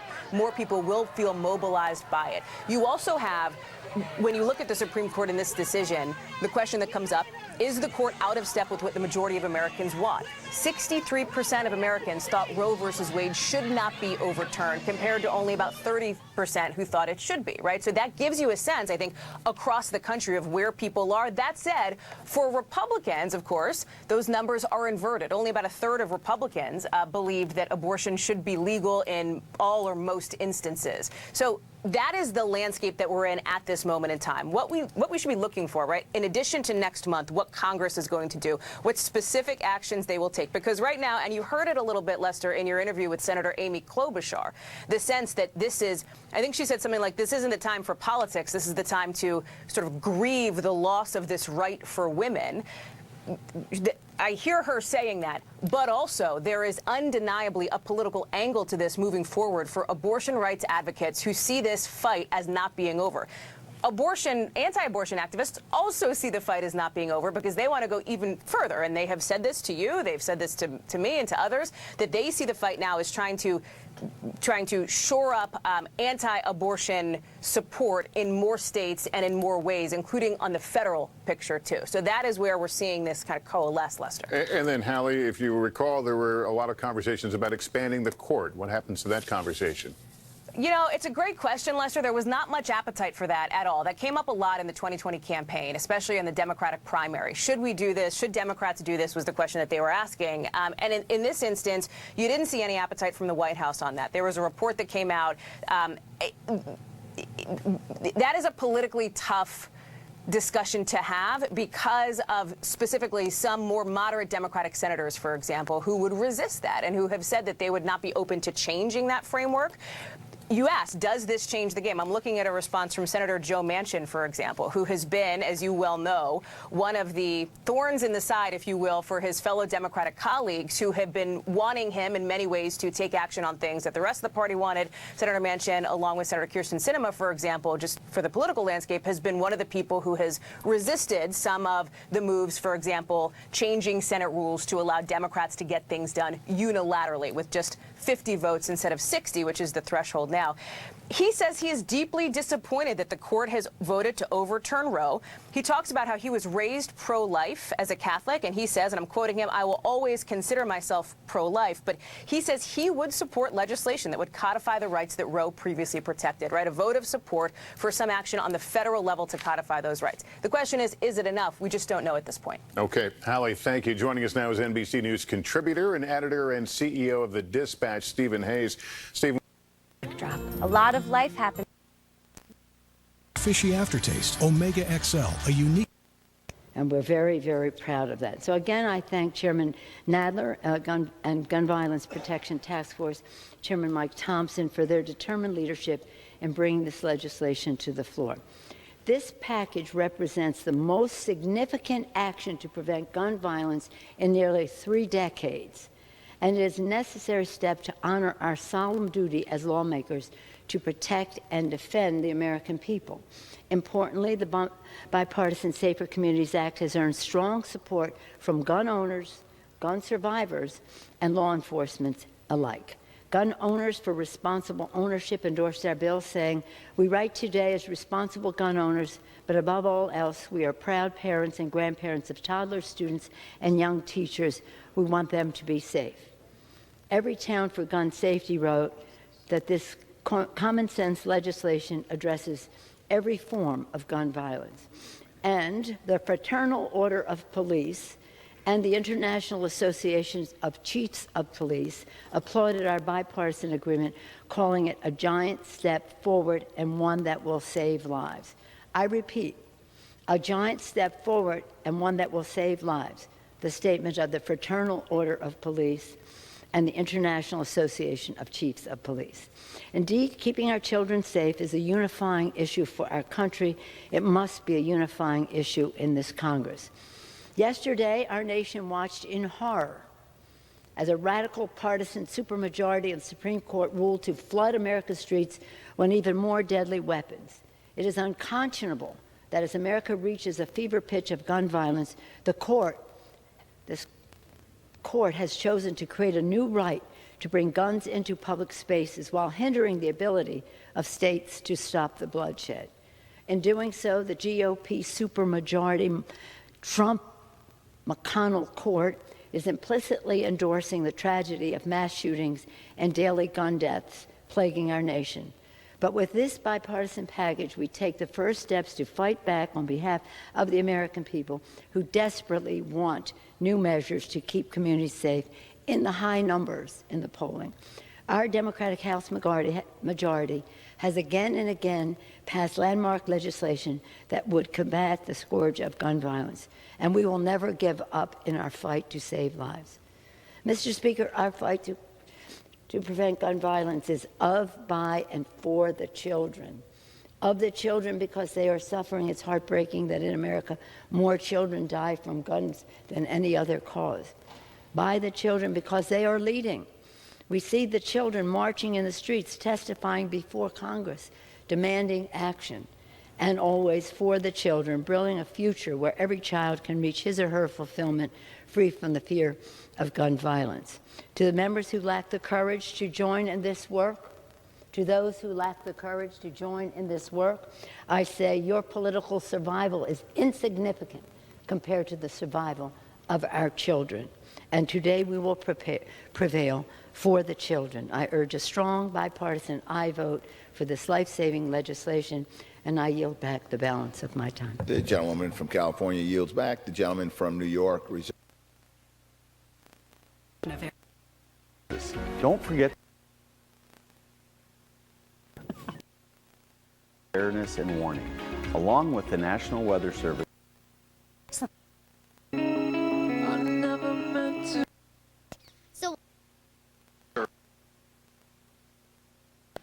Yeah, Parker, I'm sure. Yo, yeah, Johnny, Bubba's scared.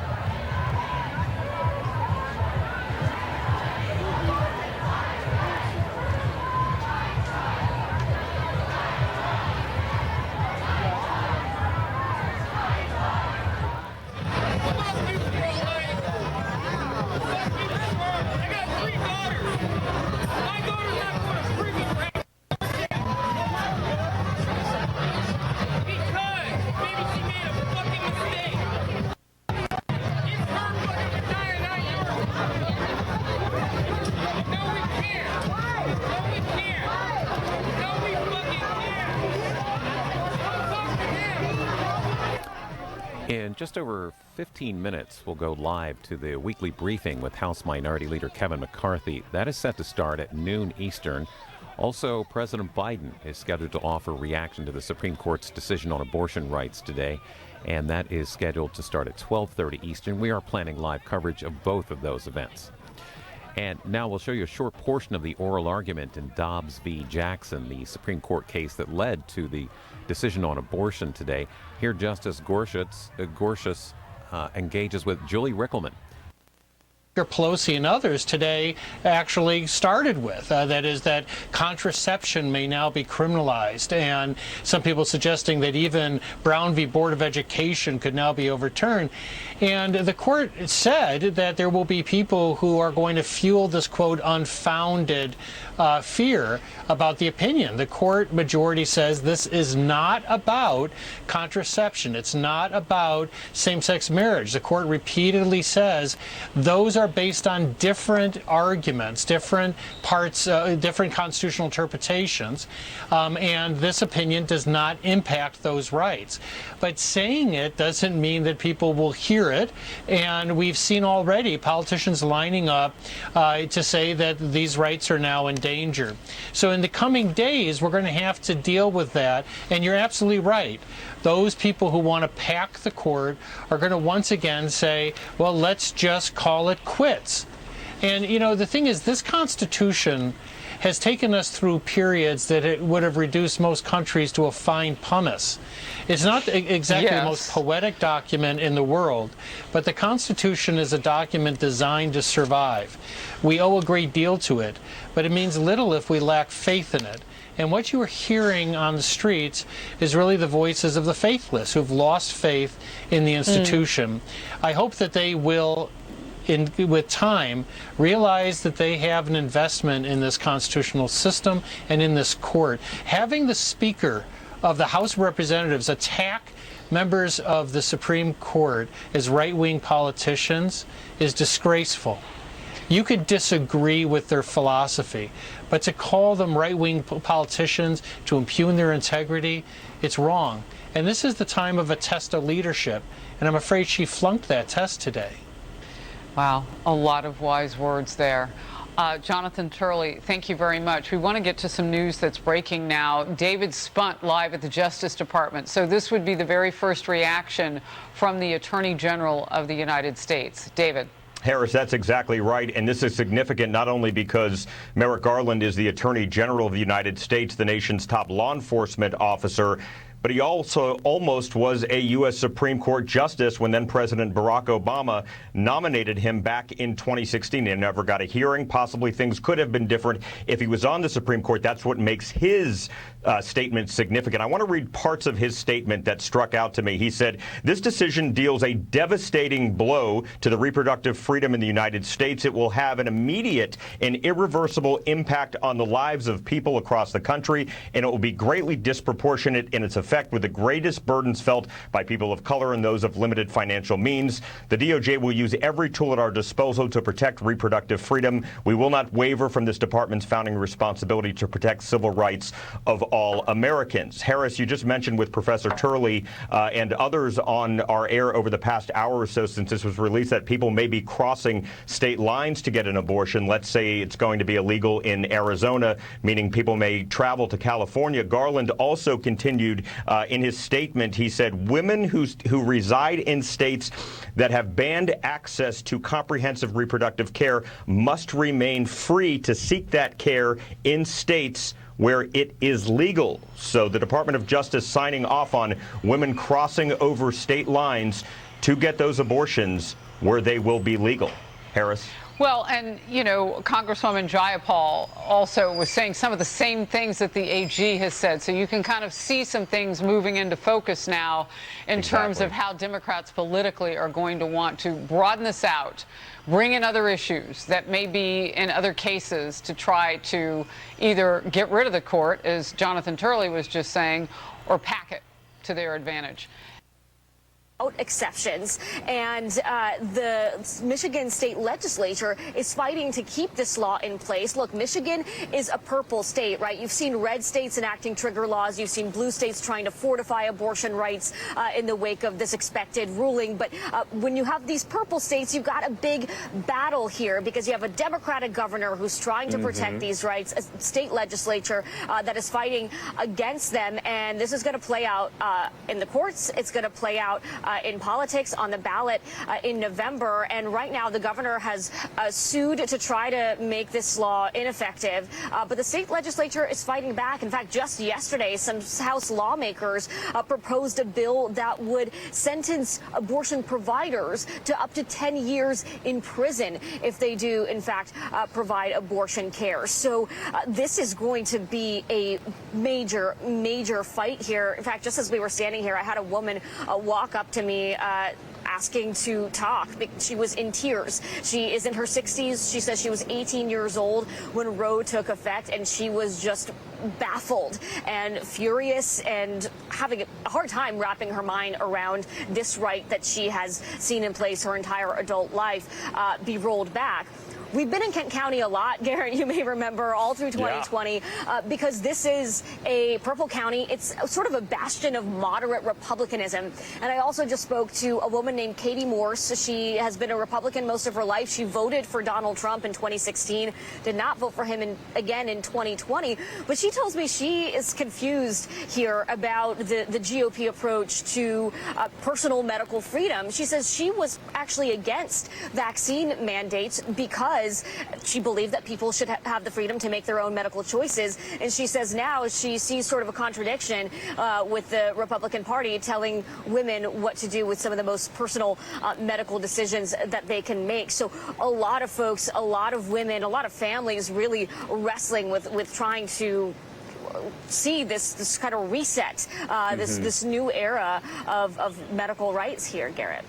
And I'll tell you what, I've been covering this guns bill, and Michigan is one of those states that doesn't have a red flag law currently. And I've been talking to Debbie Stabenow, the senator there, about the possibility that Michigan could be a state to enact one in the future. We've been talking a lot about the importance of the state legislature there and what direction that state legislature might go on the issue of guns. You want to talk about a place where local elections are going to have a huge impact on that issue, now on this issue, the state of Michigan right at the center of our political discourse as we head into these midterms. Dasha Burns, thank you for that reporting. I want to bring back in Joyce Vance. You know, Joyce, when I was talking to Senator Coons earlier, we talked a little bit about Justice Thomas's concurrence in this case here.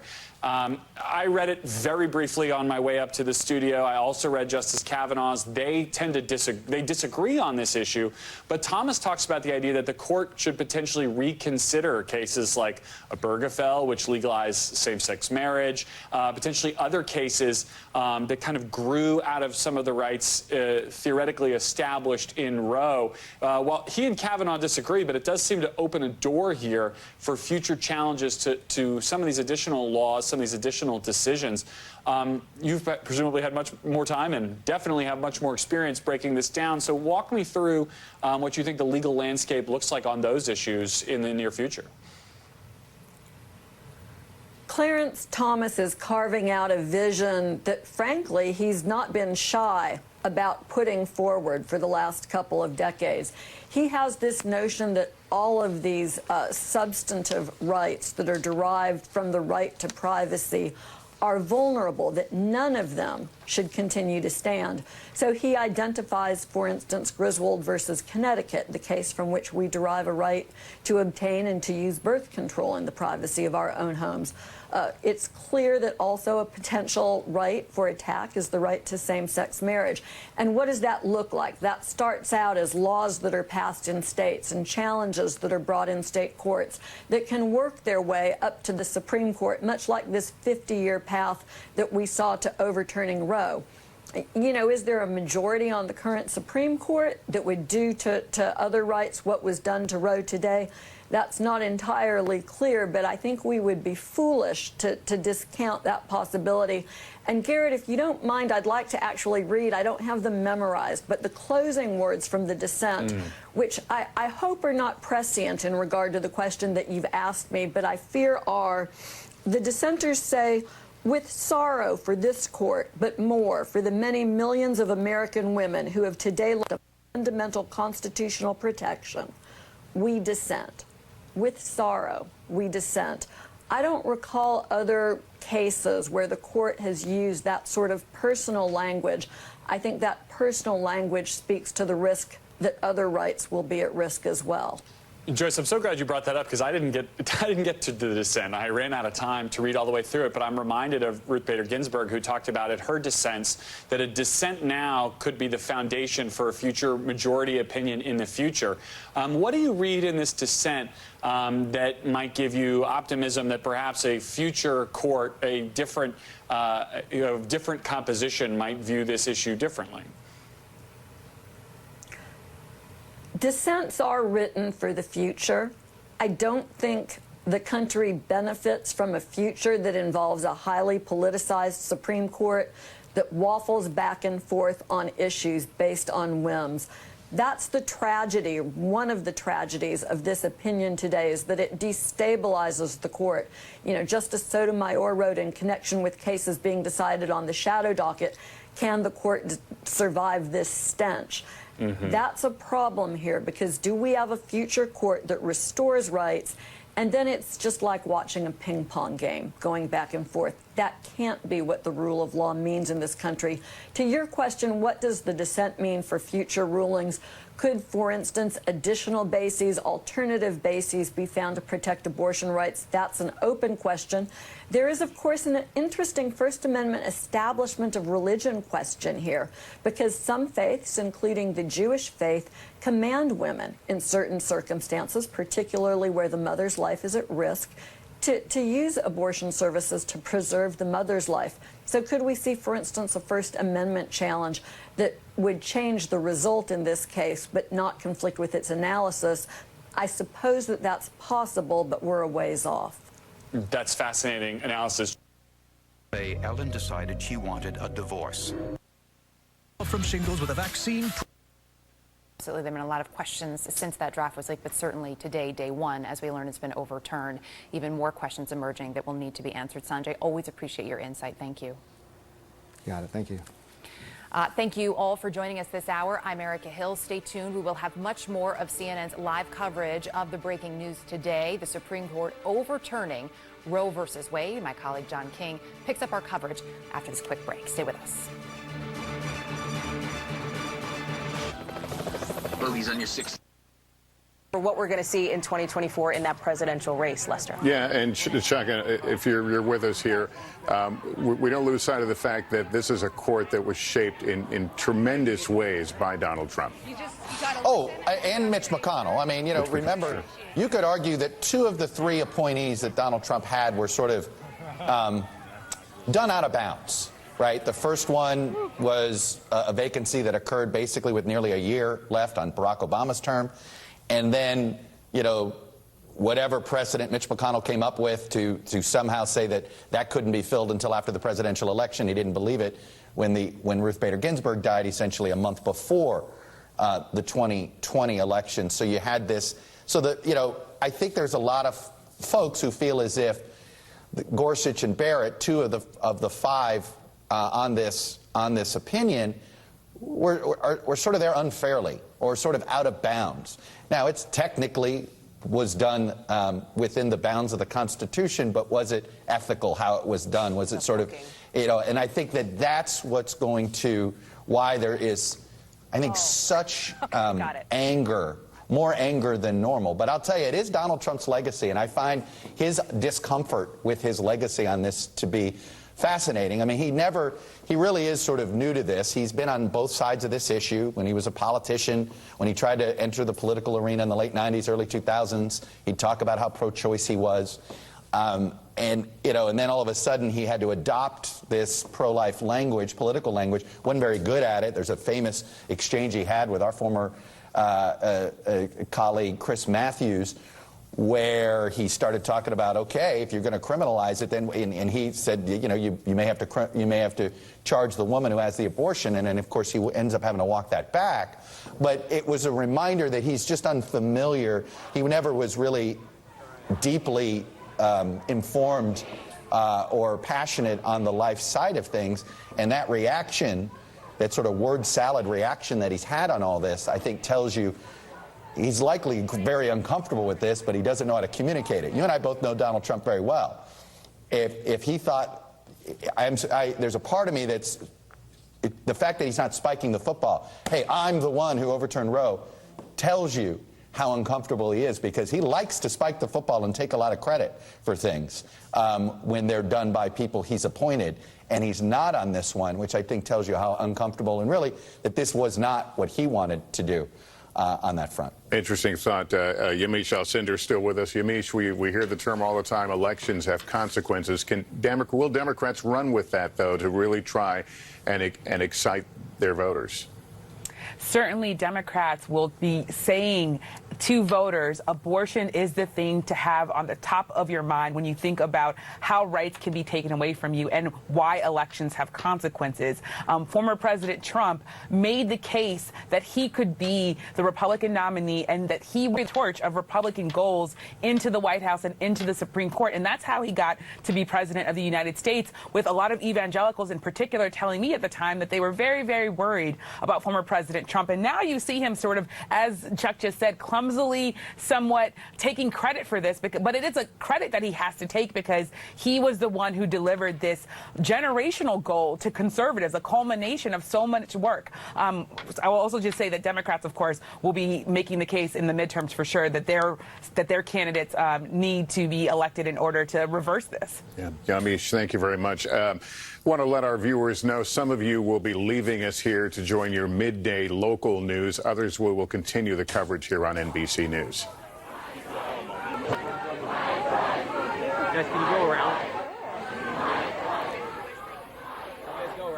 It is noon here on the East Coast. If you were just joining us, let me recap the extraordinary events of this historic day. Just about 2 hours ago, the U.S. Supreme Court overturned Roe v. Wade, a woman's right to abortion. The decision comes after almost 50 years and will lead to near total bans on the procedure in about half the states. The majority conservative Supreme Court overturned Roe in a 5-4 vote. It is a victory for abortion opponents, many celebrating outside the court at this hour. But it is not a total surprise to supporters of abortion rights. They have been bracing for the loss after an early draft of the opinion was leaked back in May. They call it an assault on reproductive freedoms of women. The ruling came in a dispute over a law passed in Mississippi's Republican-controlled legislature to ban abortions after 15 weeks. And in just about a half hour, we expect a briefing or comments from President Biden about today's decision. We will carry that, of course. Let's go right to NBC Justice correspondent Pete Williams. Pete, I said it a moment ago, notably 5-4 the vote here. 5-4 on the key question of overturning Roe and the follow-on decision called Planned Parenthood v. Casey that said that states cannot ban abortion before viability. That's roughly 23 weeks into the pregnancy. So that is gone. And the court did that in upholding by a vote of 6-3 the law that brought this issue to the Supreme Court, Mississippi's law that would ban abortion after 15 weeks. So the court upheld that law and by a 5-4 vote overturned Roe v. Wade. So this doesn't make abortion illegal nationwide. It simply removes, and I say simply, it removes the constitutional right to abortion to the Supreme Court. This is the first time in history that the Supreme Court has ever granted a right that is widely recognized and then taken away. It's technically speaking not the first time the court has ever granted a right and taken it away, but it's the first time it's done that for a right that had public support and was widely recognized. So it's now up to the states to decide whether to, and by our laws on the book, so-called trick laws that make abortion illegal if the court were to overturn Roe and Casey. Missouri, already the first of the states, Missouri says abortion is now illegal in that state. The majority opinion was written by Justice Samuel Alito. It closely tracks with the leaked opinion that came out in May that was actually drafted in February that said Roe was egregiously wrong, that there's no constitutional right to abortion in the Constitution, and the only way a constitutional right can be derived from the Constitution's 14th Amendment if it is deeply rooted in the nation's history and traditions and part of the concept of ordered liberty. Roe flunks that test, the court said. There is no requirement in the Supreme Court's decision today for states to make an exception in their laws banning abortion for rape and incest. It doesn't say they have to, it doesn't say they can't, but the dissenters point out today that that is a big problem with the majority opinion. Justice Kavanaugh says he believes, in joining the majority, that the states cannot restrict travel. Now that's only his opinion, but because he's one of the 5, without him it'd only be 4, it wouldn't be a majority, so that opinion has controlling force. So by Justice Kavanaugh's logic, states cannot restrict travel. They cannot make it illegal for women to go from a state that bans abortion to a state that doesn't in order to receive the care. When did they finally get back together? She does not. Her potty training goes, so she. Violence survivors deserves a yes.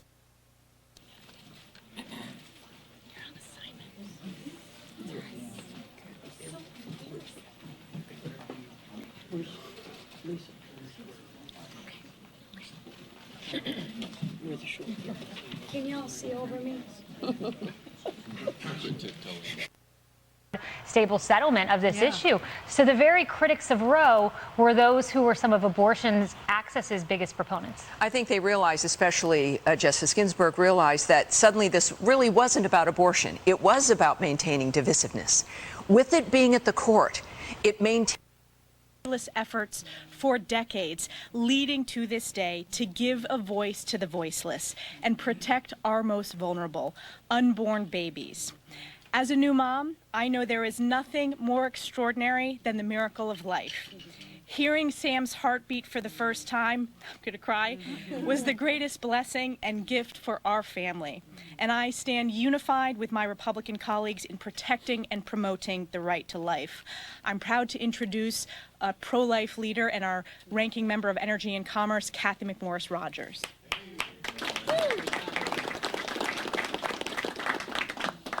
First of all, I thank God for this day. Thank God that his mercies are new each day, and he is the giver of life. And I ask for the next 50 years and beyond in our country, how are we going to define the greatest human rights issue of our generation? This Supreme Court decision marks a chance for us to restore hope and healing to every family in this country, moms and children at every stage of life. And may it begin with each one of us doing our part to protect and celebrate all life in this greatest experiment greatest experiment in self-governance that the world has ever known. However, Speaker Pelosi and the Democrats are forcing an extreme agenda on America through their Abortion on Demand Until Birth Act. Most famously in our march. There, July 18th. Hunting trail. Yeah, you can watch me practice. Have assassins somewhere. As they could. The next question. That protect women from coercion. There's no part of this that celebrates the life, the dignity, the value of every life. I think about my friend Chloe. Chloe is a beautiful, smart young lady with Down syndrome. And at 18, she's appeared before the UN twice and spoken. And she told the world, embrace, don't erase Down syndrome. She's helped pass laws at the state level that would make sure that parents, when they receive that prenatal diagnosis of having a baby with Down syndrome, that they would actually get accurate information as to the potential of that life. Democrats want to eliminate laws like Chloe's. We must stand together and say, enough. The court affirmed today that every life is worth living. My hope, my prayer is that America will reclaim our identity as a nation whose God-given rights are life, liberty, and the pursuit of happiness for all. And I'm pleased to introduce a gentleman who's made it his life's mission to protect life and reclaim life in America, Chris Smith, gentleman from New Jersey. Oh, there you are. Good. Thank you so much. Today, ladies and gentlemen, is a brand new opportunity to defend the weakest and most vulnerable from the violence of abortion. And that includes the baby and the mother, the co-victim of every abortion. For decades, right up to this very moment, abortion advocates have gone to extraordinary lengths to ignore, trivialize, and cover up the battered baby victim. They've aggressively fostered a culture of denial, disrespect, a culture of death, and a bias against babies. You know, back in 1973, the Supreme Court, in an infamous decision called Roe versus Wade, which you all know about, said we need not resolve the difficult question of when human life begins. They sidestepped it and then legalized abortion throughout pregnancy. Justice Byron White at the time called that an exercise in raw judicial power. The Alito majority opinion issued today, just a couple of hours ago, at long last recognizes the need for elected representatives at the local and federal level to take the action about abortion.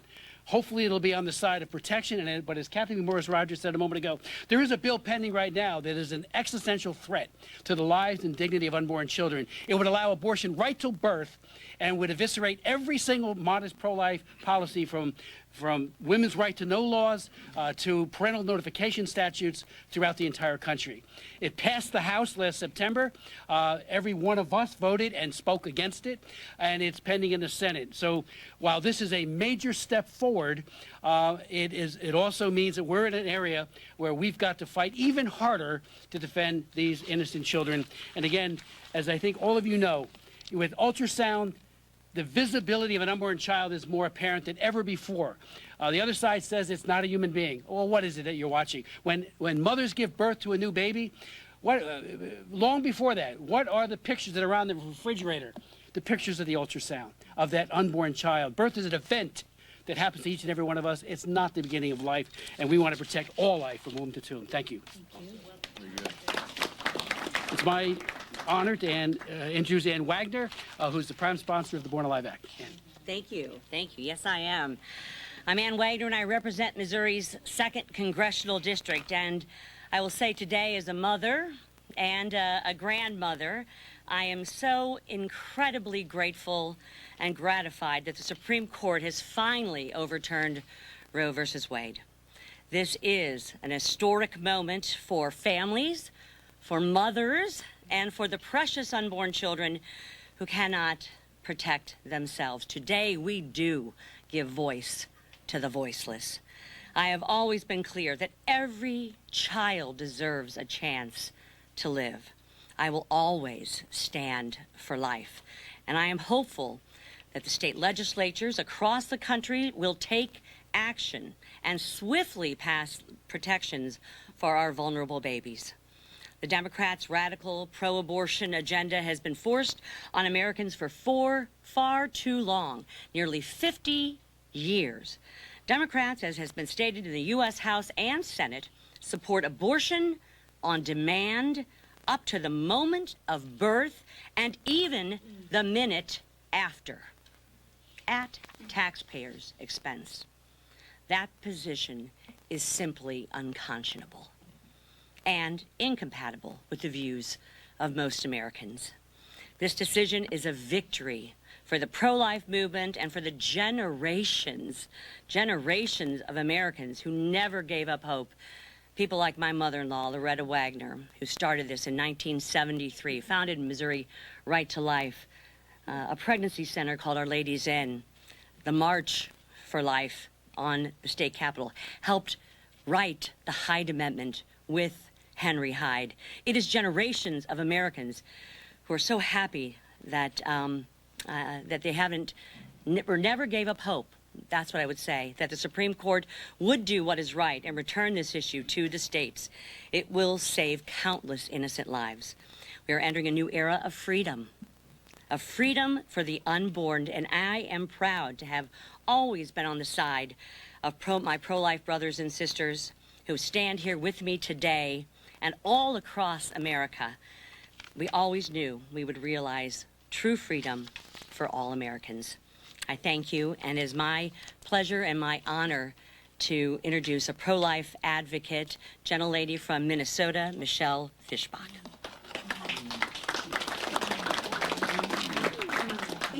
And thank you very much. This is certainly a day that pro-lifers have been waiting for 49 years. Today's Supreme Court decision was a step to protect the most precious and basic right, the right to life. Roe versus Wade was unconstitutional. The pro-life community has always known this. Every innocent life is precious, from conception until natural death. But for nearly 5 decades, abortion has remained one of the biggest tragedies of our nation. Roe put judges in charge of abortion policy, imposing laws legislated by unelected judges that left Americans with no voice. Now, the American people will be able to decide the issue of abortion through their elected officials. This is what democracy looks like. Which brings us to a whole new level of legality. Will there be stays on those triggers to ban? Roe versus Wade triggered Missouri to become the very first in the nation to effectively end abortion with their AG opinion. So, you know, it's already happening. And what does that mean? And what Congressman Donald said for Florida is they're going to take a look at this immediately. And where they will fall is probably somewhere in the middle, as you say, depending on what their economic and other types of healthcare burdens and so on, and what their own constituents want. It's an interesting point. We'll get to you.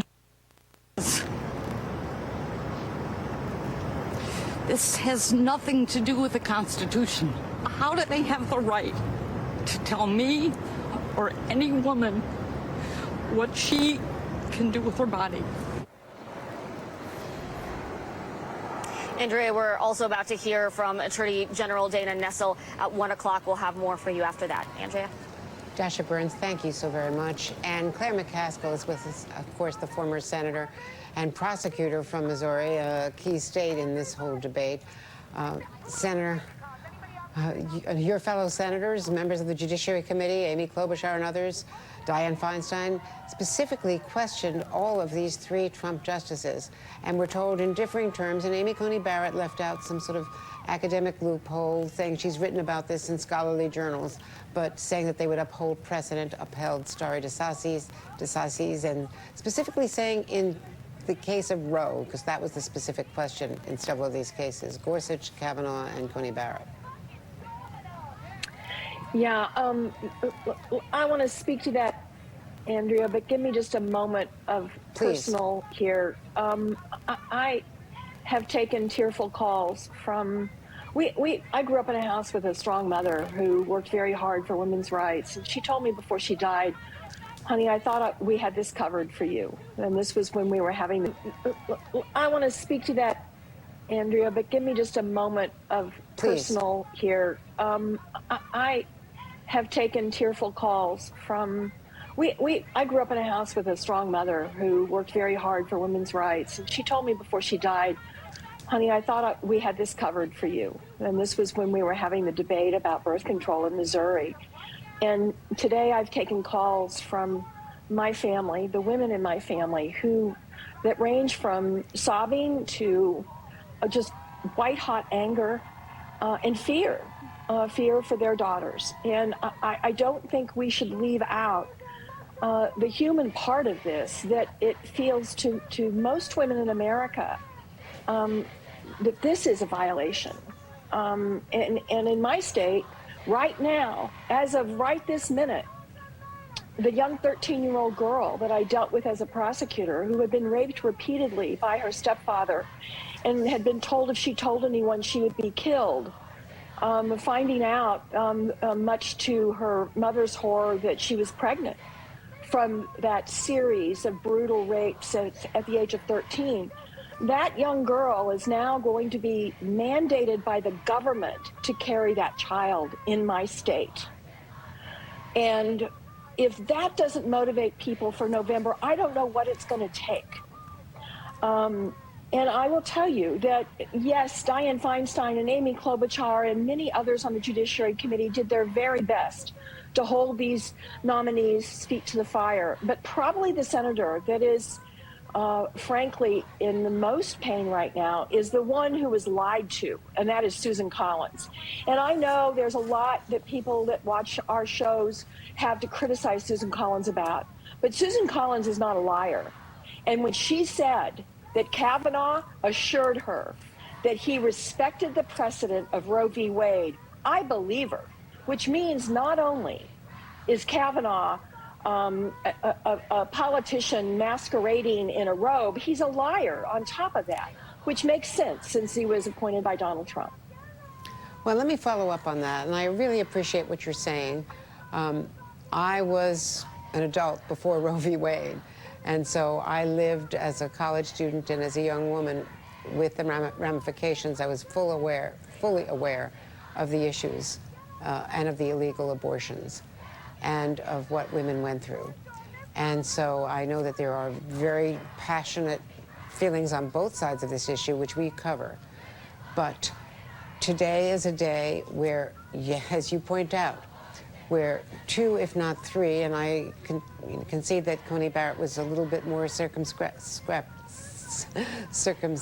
in the way she answered, or lawyerly perhaps, or equivocating in the way she answered that. But 2 out of the 3 said so under oath. And let me read a statement from Susan Collins, since you brought that up, because this just was handed to me.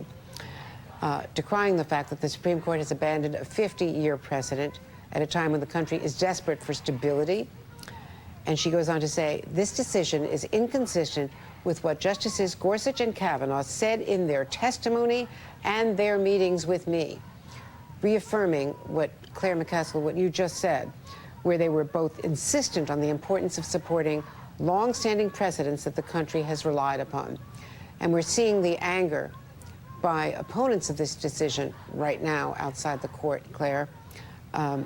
Earlier this year, Senator Collins points out that Senator McCoskey and she introduced the Reproductive Choice Act to codify abortion law established by Roe v. Wade and by Planned Parenthood versus Casey. And she's also working with Senator Kaine on a bipartisan bill now to do that. I'm not sure, you're the lawyer. I've just covered this for decades now, for more than 50 years.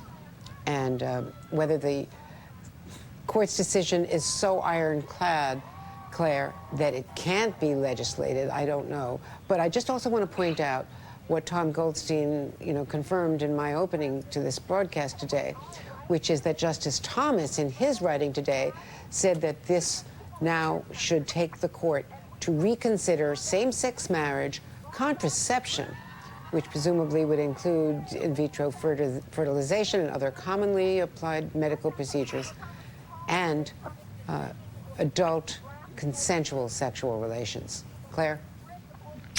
Yeah, well, first of all, Thomas's dissent was a clarion call to bring cases. Yes, dissents are written for the future, but they are also written to signal people out in the country, bring a case. And I think there will be cases that will be brought. In my state now, I believe when you look at 2 existing statutes taken together, that a woman can be prosecuted for IVF, a woman can be prosecuted for an IUD, using an IUD birth control device. I believe there is certainly questions about the morning after pill in Missouri right now. So if there is a prosecutor that's crazy enough, which in Missouri there probably is, to try to prosecute someone under these laws, then Clarence Thomas might get his chance to affirm that the states have the right to limit women in such an extreme way. And I don't know what to tell you about these justices that said one thing in their hearings and now are doing something much, much different. You know, and the irony is the hypocrisy of this court, Andrea. They just issued an opinion saying that the states cannot have rights when it comes to regulating guns. And now they're saying the states can mandate pregnancy. Forget about mandating masks. They are now giving the green light to states like mine that they can mandate pregnancy. And that is a startling development in a country that doesn't believe that. They are way out of step with the majority of this country. And I only hope that people will channel their anger into political activity, because this can be fixed. Yes, Congress can pass a law codifying Roe in spite of what the Supreme Court did today. Claire McCaskill, thank you so much. Of course, the former senator from Missouri. Joining us now, Cecile Richards from Texas, the co-chair of American Bridge 21st Century, and of course, former president of Planned Parenthood Federation of America. Cecile, your reaction?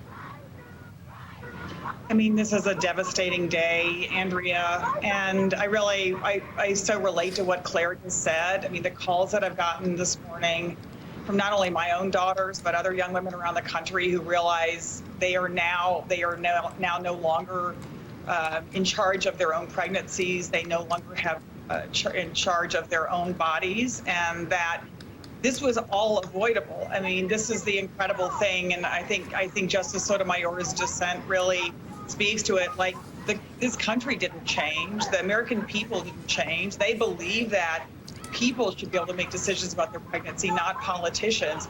The only thing that changed was that Republicans put 5 justices on the Supreme Court who are now using the most just outrageous justification for overturning a right that people have had for nearly 50 years. And I know one of the things that really struck me in this dissent too was to say that, you know, this is a sad day for the court, which it is, but this is a really sad day for millions and millions of American women who woke up this morning and just found out that the Supreme Court took away their right. You and I know, Andrea, that making abortion illegal does not mean that abortion goes away. It simply means that it goes underground, it becomes dangerous. And talking to folks in Texas last night, we didn't know when this opinion was going to come down, but the terror now that people feel, not only the inability to provide safe and legal abortion access in the state of Texas, but the criminalization now of anyone helping anyone leave the state to get the kind of health care that they need. This is what we're going to see, and this is what the Republican Party has meted out on American women. And let me ask you about, next steps for you. Now, Merrick Garland's statement says that this will not stop women from being able to travel to states where abortion is legal, but that, of course, affects the poor women, the women who cannot afford that kind of travel, or the women who have, jobs and families and, can't take the time to travel. So what can Planned Parenthood and other groups do? And what can they do to protect these women and the providers from what presumably will be an increase in the counteractions? And we've seen violence, particularly violence from the anti-abortion side over the years. Well, I think that's really important, Andrea, because, and Claire kind of mentioned this, is, so you take a state like Missouri or a state like Texas, it's one thing to say what you think the law is, but when you have an overzealous attorney general in Texas willing to prosecute doctors, anyone who's helped a woman get access to abortion services. Obviously, we already have a bounty system in place where the Republicans have made it part of the law and part of the legal system that you can turn in your neighbors. You can't even ask your sister, your clergy person, your healthcare provider for assistance. It literally is becoming a black state where people cannot get access to the most fundamental care. And of course, we've already seen stories in Texas, a young woman thrown in jail in South Texas for allegedly attempting to miscarry. Another story just in the, I think it was in the Washington Post this week, of a young woman trying to get access to abortion but could not, now has baby twins as a teenager. And these are the kinds of real human impact that we're going to see. And I think to Claire's point, it's critical that people understand this did not have to happen. It happened because the Republican Party prioritized making abortion illegal. And I mean in all cases. I don't care about the health of the mother, the danger to the pregnancy, in all cases, illegal and dangerous for women. And there are a group of people who did it, and that's the Republican Party. And it is time that people wake up and realize we can vote them out. And I hope that people take this seriously this November. Thank you very much. Do you criminalize someone who offers a ride or fundraising to someone who has to drive from Nebraska to Illinois or something like that? Does this help us, or are we just going to go through a whole new set of legal challenges? It's going to encourage challenges that are in the details like that, but it's also going to encourage big challenges. Clarence Thomas, in his concurrence to this, says go after the big things. Go after things like same-sex marriage. Go after contraceptives, not just IVF. So I'm absolutely hearing that already from especially people who are advocates in the LGBTQ community. They're very concerned about Obergefell and the right to gay marriage. But the one thing that I will say from a political perspective, I think that the people on the anti-abortion side, they know that there's a lot of risk in political risk in going after contraceptives. I mean, it's just completely different ground. You'll watch it play out, but even within every moment, within every movement, you have extremes as well, and people who want to make a name for themselves and make a point. We will see. Soon for us, President Biden will speak today on today's historic ruling from the White House. We'll be back after a quick break.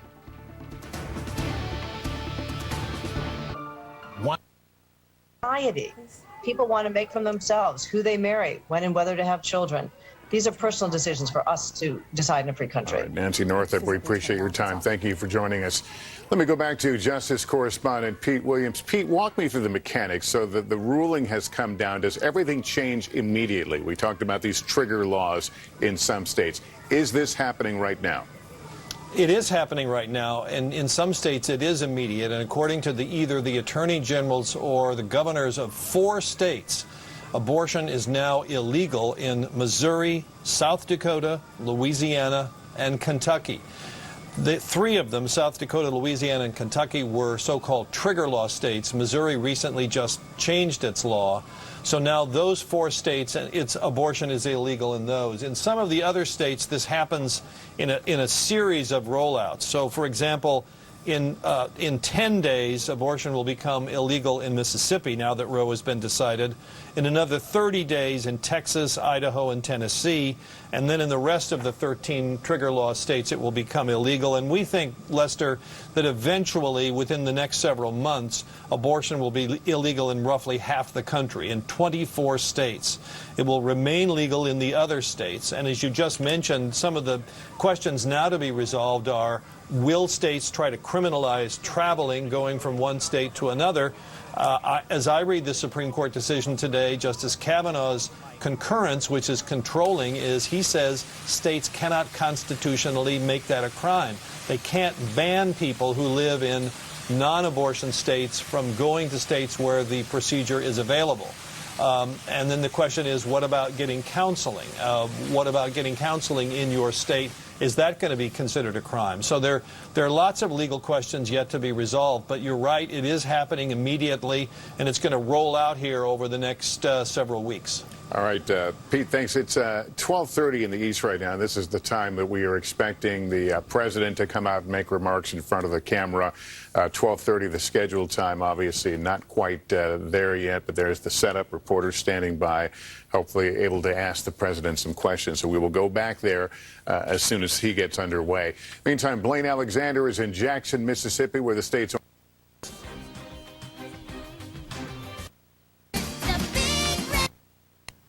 Hello. Yield 1 minute to the gentlelady from the great Empire State of New York, Ms. Clark. Gentlewoman from New York is recognized for 1 minute.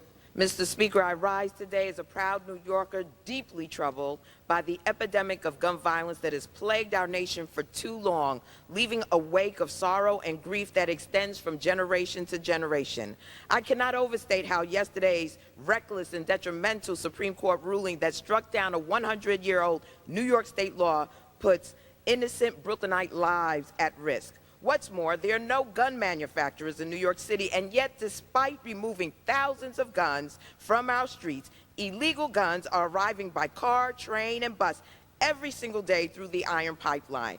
That is why today's vote on the Safer Communities Act is an imperative. It addresses the issue of straw purchasing and the gun trafficking that is prevalent across New York City. Let me take this opportunity to thank and give honorable mention to Congresswoman Robin Kelly and Congresswoman Lucy McBath for their courageous and unwavering fight to stop the sea of gun violence in our nation. Mr. Speaker, we must pass common sense gun legislation, and I am proud to vote on S-2938. With that, I yield back. Mr. Speaker, I yield a minute and a half to the gentleman from Illinois, Mr. Davis. Gentleman from Illinois is recognized for 1.5 minutes. Thank you to my good friend, Mr. Jordan. And Mr. Speaker, I rise today in opposition to this anti-Second Amendment legislation. I know firsthand how important firearm ownership and the Second Amendment are for self-defense. 5 years ago, I was in the batter's box at a baseball field in Virginia practicing for our congressional baseball game when a deranged gunman tried to kill us because we were Republicans. The attack would have been a massacre if not for the armed U.S. Capitol police officers, my heroes David Bailey and Crystal Griner, who were there. The actions on that field that day solidified my support for the Second Amendment. Remember, Mr. Speaker, this gunman wanted to settle his political differences with us, who were trying to fix a broken healthcare system, with bullets on a baseball field. It's not what we do in the United States of America.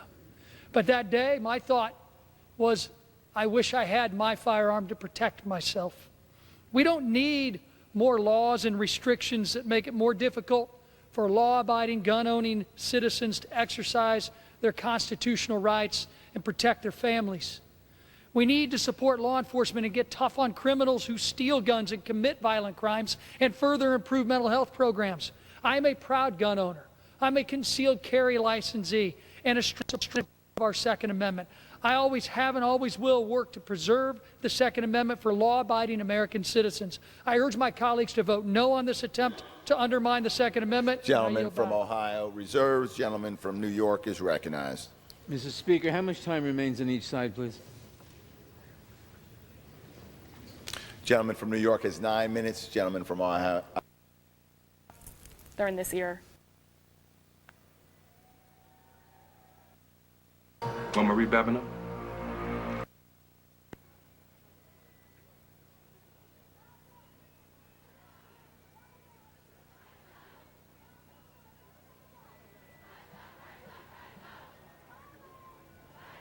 No, you sound much better.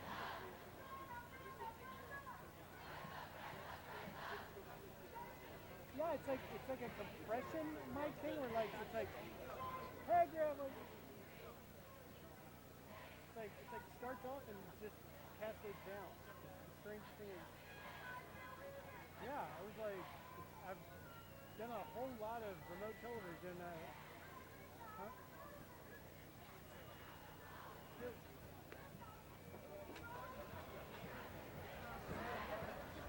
Okay, that helps.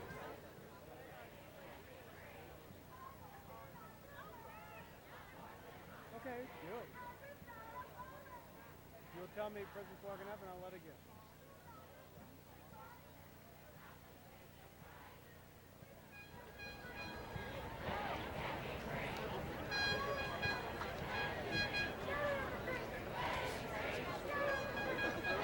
I hear you the best. Yeah, that's a good thing.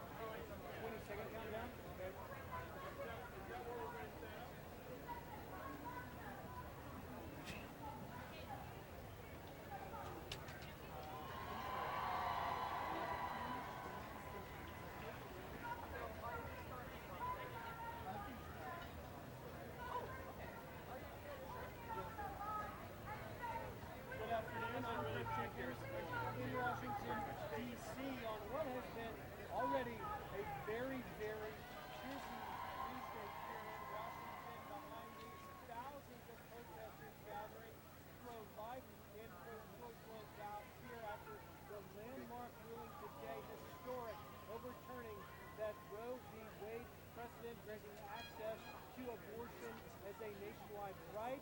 Now, this ruling does not end abortion. Hey, we'll leave this here to take you live now to President Biden. Today is it's not hyperbole to suggest a very solemn moment. Today, the Supreme Court of the United States expressly took away a constitutional right from the American people that it had already recognized. They didn't limit it, they simply took it away. That's never been done to a right so important to so many Americans. But they did it. It's a sad day for the court and for the country. 50 years ago, Roe v. Wade was decided and has been the law of the land since then. This landmark case protected a woman's right to choose, her right to make intensely personal decisions with her doctor, free from the interference of politics. It reaffirmed basic principles of equality, that women have the power to control their own destiny, and it reinforced a fundamental right of privacy, a right of each of us to choose how to live our lives. Now, with Roe gone, let's be very clear. The health and life of women in this nation are now at risk. As chairman and ranking member of the Senate Judiciary Committee, as vice president and now as president of the United States, I've studied this case carefully. I've overseen more Supreme Court confirmations than anyone today, where this case was always discussed.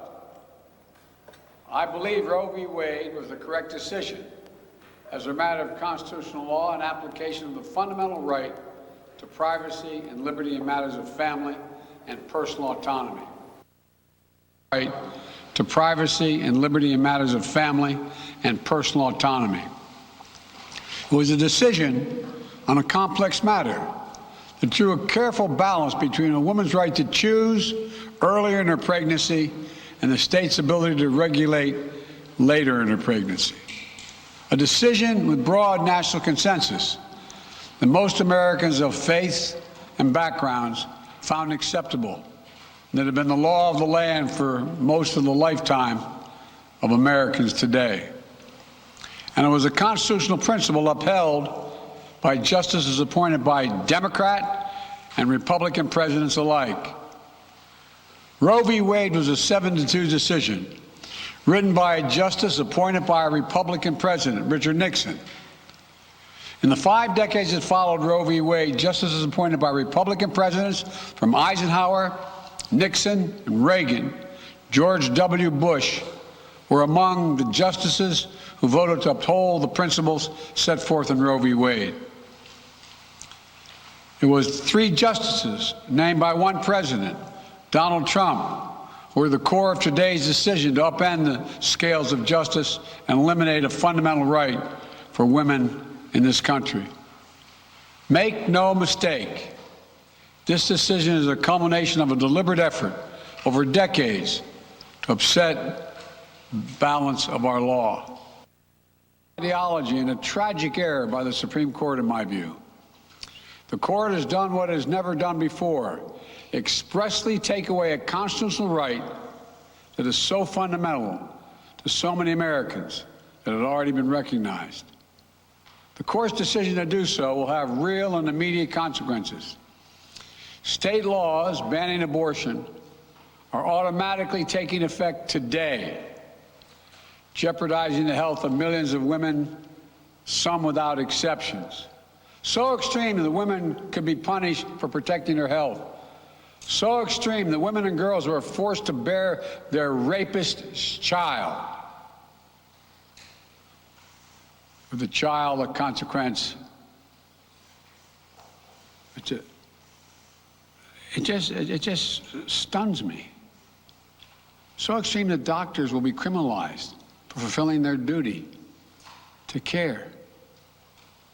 Imagine having a young woman have to carry a child of incest as a consequence of incest. No option. Too often the case. The poor women are going to be hit the hardest. It's cruel.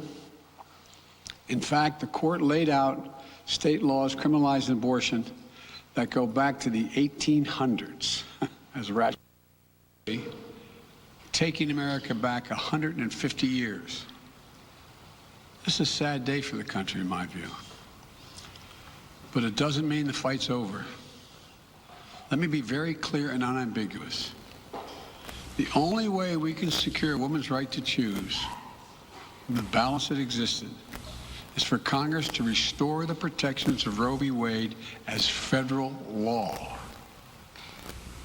No executive action from the president can do that. And if Congress, as it appears, lacks the votes to do that now, voters need to make their voices heard. This fall, we must elect more senators and representatives who will codify women's right to choose into federal law once again. Elect more state leaders to protect this right at the local level. We need to restore the protections of Roe as law of the land. We need to elect officials who will do that. This fall, Roe is on the ballot. Personal freedoms are on the ballot. The right to privacy, liberty, equality, they're all on the ballot. Until then, I will do all of my power to protect a woman's right in states where they will face the consequences of today's decision. While the court's decision cast a dark shadow over a large swath of the land, many states in this country still recognize a woman's right to choose. So, if a woman lives in a state that restricts abortion, the Supreme Court's decision does not prevent her from traveling from her home state to the state that allows it. It does not prevent a doctor in that state from treating her. As the Attorney General has made clear, women must remain free to travel safely to another state to seek care they need. My administration will defend that bedrock right. If any state or local official, high or low, tries to interfere with a woman's exercising her basic right to travel, I will do everything in my power to fight that deeply un-American attack. Do everything in my power to fight that deeply un-American attack.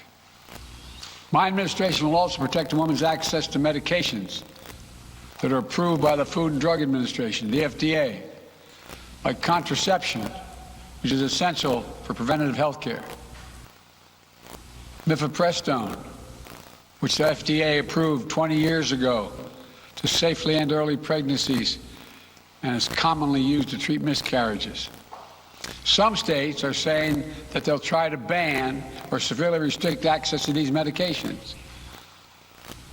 But extremist governors and state legislators are looking to block the mail or search a person's medicine cabinet or control a woman's actions by tracking data on her apps she uses are wrong and extreme and out of touch with the majority of Americans. The American Medical Association, the American College of Obstetricians and Gynecologists wrote to me and Vice President Harris stressing that these laws are not based on evidence and asking us to act to protect access to care. They say by limiting access to these medicines, maternal mortality will climb in America. That's what they say. Today, I'm directing the Department of Health and Human Services to take steps to ensure these critical medications are available to the fullest extent possible. And the politicians cannot interfere in the decisions that should be made between a woman and her doctor. And my administration will remain vigilant as the implications of this decision play out. I've warned about how this decision risks the broader right to privacy for everyone. That's because Roe recognized the fundamental right to privacy. So many more rights that we've come to take for granted, that are ingrained in the fabric of this country. The right to make the best decisions for your health. The right to use birth control, a married couple in the privacy of their bedroom, for God's sake. The right to marry the person you love. Now, Justice Thomas said as much today. He explicitly called to to reconsider the right of marriage equality, the right of couples to make their choices on contraception. This is extreme and dangerous path the court is now taking us on. Let me close with 2 points. First, I call on everyone, no matter how deeply they care about this decision, to keep all protests peaceful. Peaceful, peaceful, peaceful. No intimidation. Violence is never acceptable. Threats and intimidation are not speech. We must stand against violence in any form, regardless of your rationale. Second, so many of us are frustrated and disillusioned that the court has taken something away that's so fundamental. I know so many women are now going to face incredibly difficult situations. I hear you.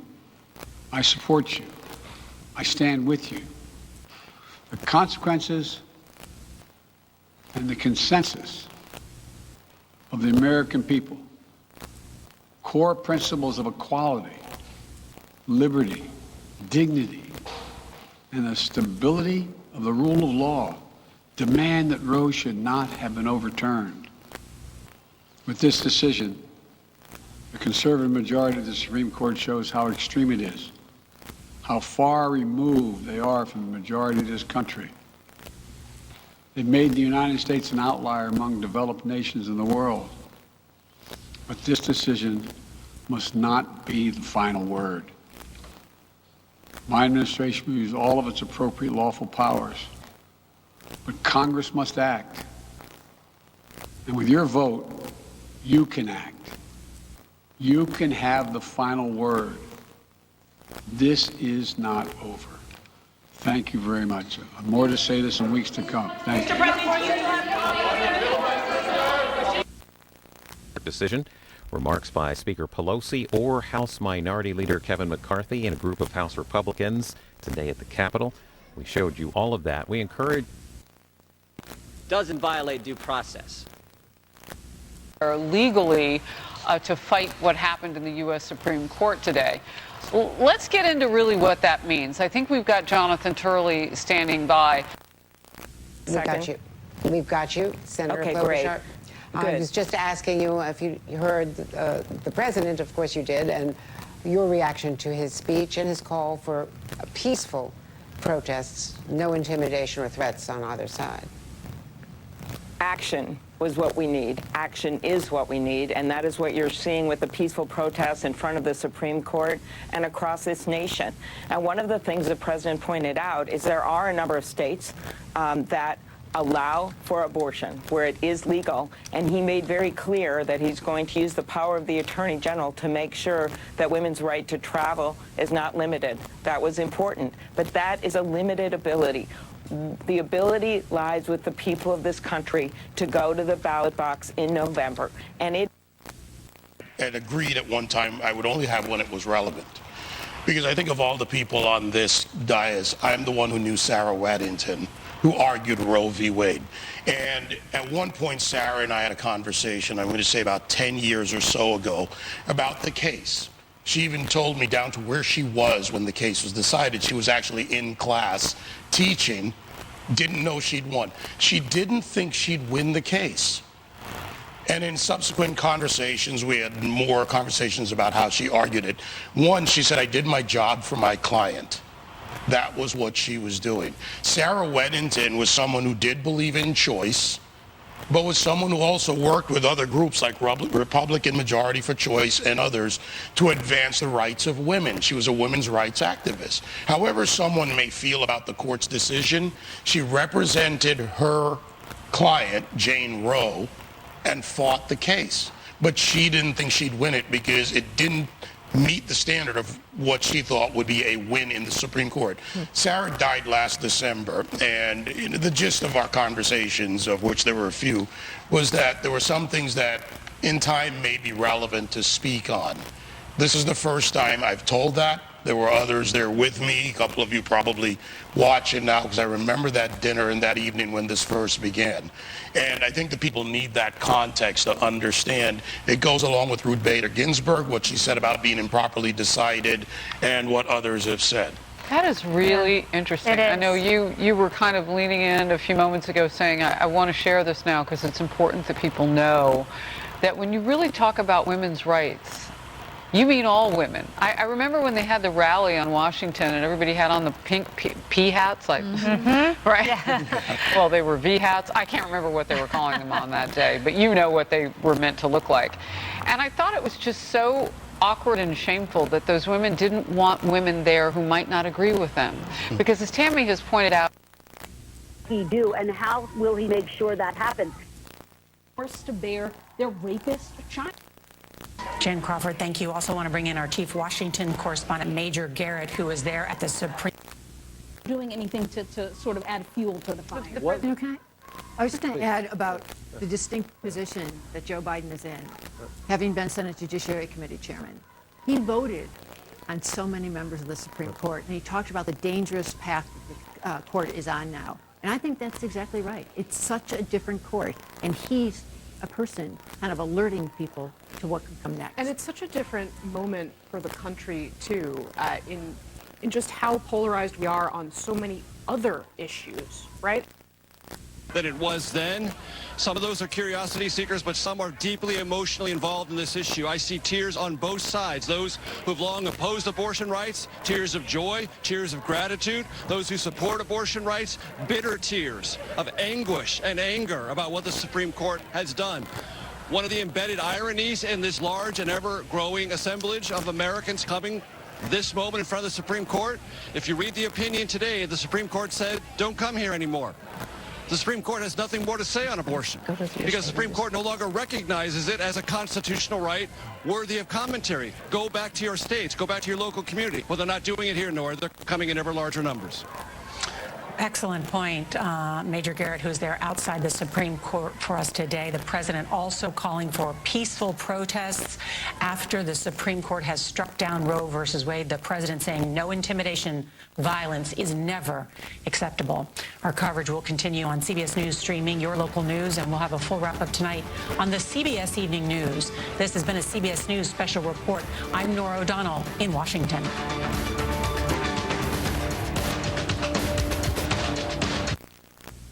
National Right to Life Committee. Carol, we appreciate you joining us. The president, a few moments ago, really talked about this in terms of a loss of right to privacy. How do you respond to that? What I noticed in the president's speech is that not once did he mention that in every abortion, an unborn child dies, a living, breathing, human being who is not going to be around anymore. The court, I believe, correctly decided or ruled that there is no such right to abortion in the Constitution. I know your previous speaker was talking about precedents, but the precedents is the U.S. Constitution, the laws that were on the books in the states prior to 1973. Roe v. Wade was an aberration. It was a grievous decision, and the court made the correct decision today. There's a lot of conversation, some of it we've had here about what do the anti-abortion forces want to do next. Tell me about what, this is, I know this is a victory for those forces today, but what is next on the agenda? We are going to protect as many babies as we can, and we are going to help as many mothers as we can. We've got a lot of states that have come forward with various programs to help a woman take care of her child, support her child, health and wellness checkups, whatever she needs. And I expect to see a lot more of that. We are going to do what we can to make this country a pro-baby, pro-mom, pro-life country. Well, we appreciate you sharing your thoughts and being on with us today as well. Thank you. Let's get some final thoughts now. Let me go to Hallie first. Hallie, you had laid out in one of our earlier conversations this patchwork now of laws, and that picture is changing even as we're speaking right now. Lester, it's such an important point because it is extraordinary how fast this is moving already, just since this decision has come down at 10 o'clock Eastern today. I think people often sometimes think, well, the levers of government work slowly. Not today, not after this. You already have multiple states now that in the course of just the last 3 hours have moved now to outright ban abortion. So people in those states who woke up with one right are going to go to bed or eat lunch or have dinner under a different set of rights that they have access to. And I think that the speed at which this has moved is important to note because we don't see this often. We talked about how this day makes history. I think that's one of the reasons why. You're seeing on your screen now some of the places where abortions will not be accessible in states that have trigger laws. Not all of these states is this happening today or right away. In some states, it's, let's say, 30 days, et cetera. But over the course of the next month or so, you will see these laws either outright banning or restricting abortion go into place. The other piece of this as we look ahead to what's next is the political fight that is to come. And I think it is exemplified based on two perspectives that we've gotten in just today. One comes from former Vice President Mike Pence, who said in a statement that we must not rest until, as he says, the sanctity of life is restored to the center of law in every state in the land. Every state in the land. The Democratic National Committee is picking up on that. What specifically Mike Pence has said, and he said this is what's at stake in November. That is the view of Democrats, right? This fight now extends beyond what we've seen so far as it relates to abortion rights access. The people who would like to see anti-abortion law become the law of the land in every state will fight on that front. You will see on the federal and state level the pushback against it. I go back to what the inimitable Pete Williams said about 30 seconds into us getting this decision, which is we are in a divided country now. That feels exceptionally true today, Lester. So then, Hallie, Yamiche, let me go to you very quickly on this. You know, as we look at the impact of this, we've heard a lot of that conversation, but it's one of those things that doesn't directly impact you until it directly impacts you. This is going to unfold, I would think, over not weeks, but months. Certainly, and there are, you know, according to the Guttmacher Institute, that there are something like 26 states that are ready to ban or heavily restrict abortion, already having those ideas in place and those actions in place. I also know that in conversations with people who provide access, that it's going to be poor women and women of color who are going to be most impacted by this. They're going to be the women who have to get into their cars and drive 18 hours if you live in the South to get to an abortion clinic that may possibly give you help if you also have to end up on a wait list. I also talked to a group in Louisiana that said that it's not just going to be easy to go and travel. Now waiting lists are already sometimes 300 women, sometimes waiting weeks to get an abortion. So it's going to be a complicated landscape for those women. I also talked to the head of the Mississippi clinic at the center of this, and she said she's moving her clinic to New Mexico. So that tells you that if you are someone who is working with women in Mississippi, now the closest place is New Mexico. And we should also note that 1 in 4 women in this country before the age of 45 say that they've had an abortion. So this is a sweeping impact that we're going to see across the country. And NBC News polling shows that 60% of Americans, they want to see abortion be legal in some way in this country. So as we look at this landscape and this sea change, this generational change in abortion access, we have to really keep in mind who's going to be most impacted and how hard it's going to be in this country. My eye is also on the District of Columbia. While it's a very deeply blue place, there are going to be women in the District of Columbia who think maybe they're protected because they live in a blue city that may possibly face federal changes to their right to abortion. So this is really going to be a long conversation that we're going to have, and you're right to say that it's going to be weeks and months when we think about assessing how this is going to impact people. All right, Yamiche, thank you very much. Let me bring back Chuck Todd. The justices who found and overruled Roe, found this ruling and overruled Roe, would say, well, you can exercise those opinions in your state legislatures and localities. What this court is demonstrating, however, is that when it comes to what are settled law, what was thought to be settled law, as even Justices Kavanaugh and Gorsuch talked about Roe versus Wade, they are activist judges. These are judges who will reach out and reject decades of precedent and of the reasoning involved in order to achieve what they think are the more pure constitutional doctrines. Their reliance on the traditional conservative value of judicial restraint is very minimal. We are in a new era with a new activist court. Terry Moran, Rachel Scott, Mary Bruce, and Cecilia Vega. My thanks to all of you. The president reacting to the Supreme Court overturning Roe versus Wade. Our coverage continues on ABC News Live, abcnews.com. I'll be back with the entire team a little later today for World News Tonight. I'm David Muir in New York. Good day. This has been of a draft majority opinion that sparked protests, including some outside justices' homes. The leak has impacted the High Court from the inside out. Chief Justice John Roberts has ordered a full investigation. Today, Roberts did not join the 5 conservative justices or 3 liberals. He said, in his own opinion, he would have stopped short of ending the right to abortion. Skyler Henry, CBS News, Washington. Governor Kristi Noem and the South Dakota legislature have announced plans for a special session later this year due to today's Supreme Court decision. According to South Dakota's trigger law, as of today, all abortions are now illegal in the state, unless there's a reasonable medical judgment that an abortion is necessary to preserve the life of the mother. There is no exception for rape or incest. According to the law, abortion is now a Class 6 felony, punishable by up to 2 years in prison and up to a $4,000 fine. The governor and state lawmakers have not set a date yet for the special session. In the release about the special session, Governor Noem said, quote, "Today's decision will save unborn lives in South Dakota, but there is more work to do." She goes on to say that we must do what we can to help mothers in crisis to find resources. The ACLU of South Dakota says this is a shameful ruling by the Supreme Court. In a statement, the group says, quote, "Because of the state's trigger law, South Dakotans now have fewer rights than people in other states in this country." The ACLU of South Dakota says it's working to respond to this ruling and fight back. We've put more responses from state lawmakers and organizations on KELOland.com. In Minnesota, Governor Tim Walz says the ruling changes nothing in Minnesota as long as he's governor.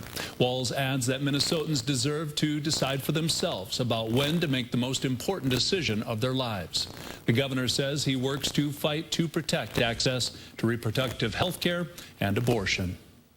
KELOland News has a team of reporters working on this landmark decision. We'll bring you more reaction from both sides of the abortion debate and what this means for South Dakota, both on air and online.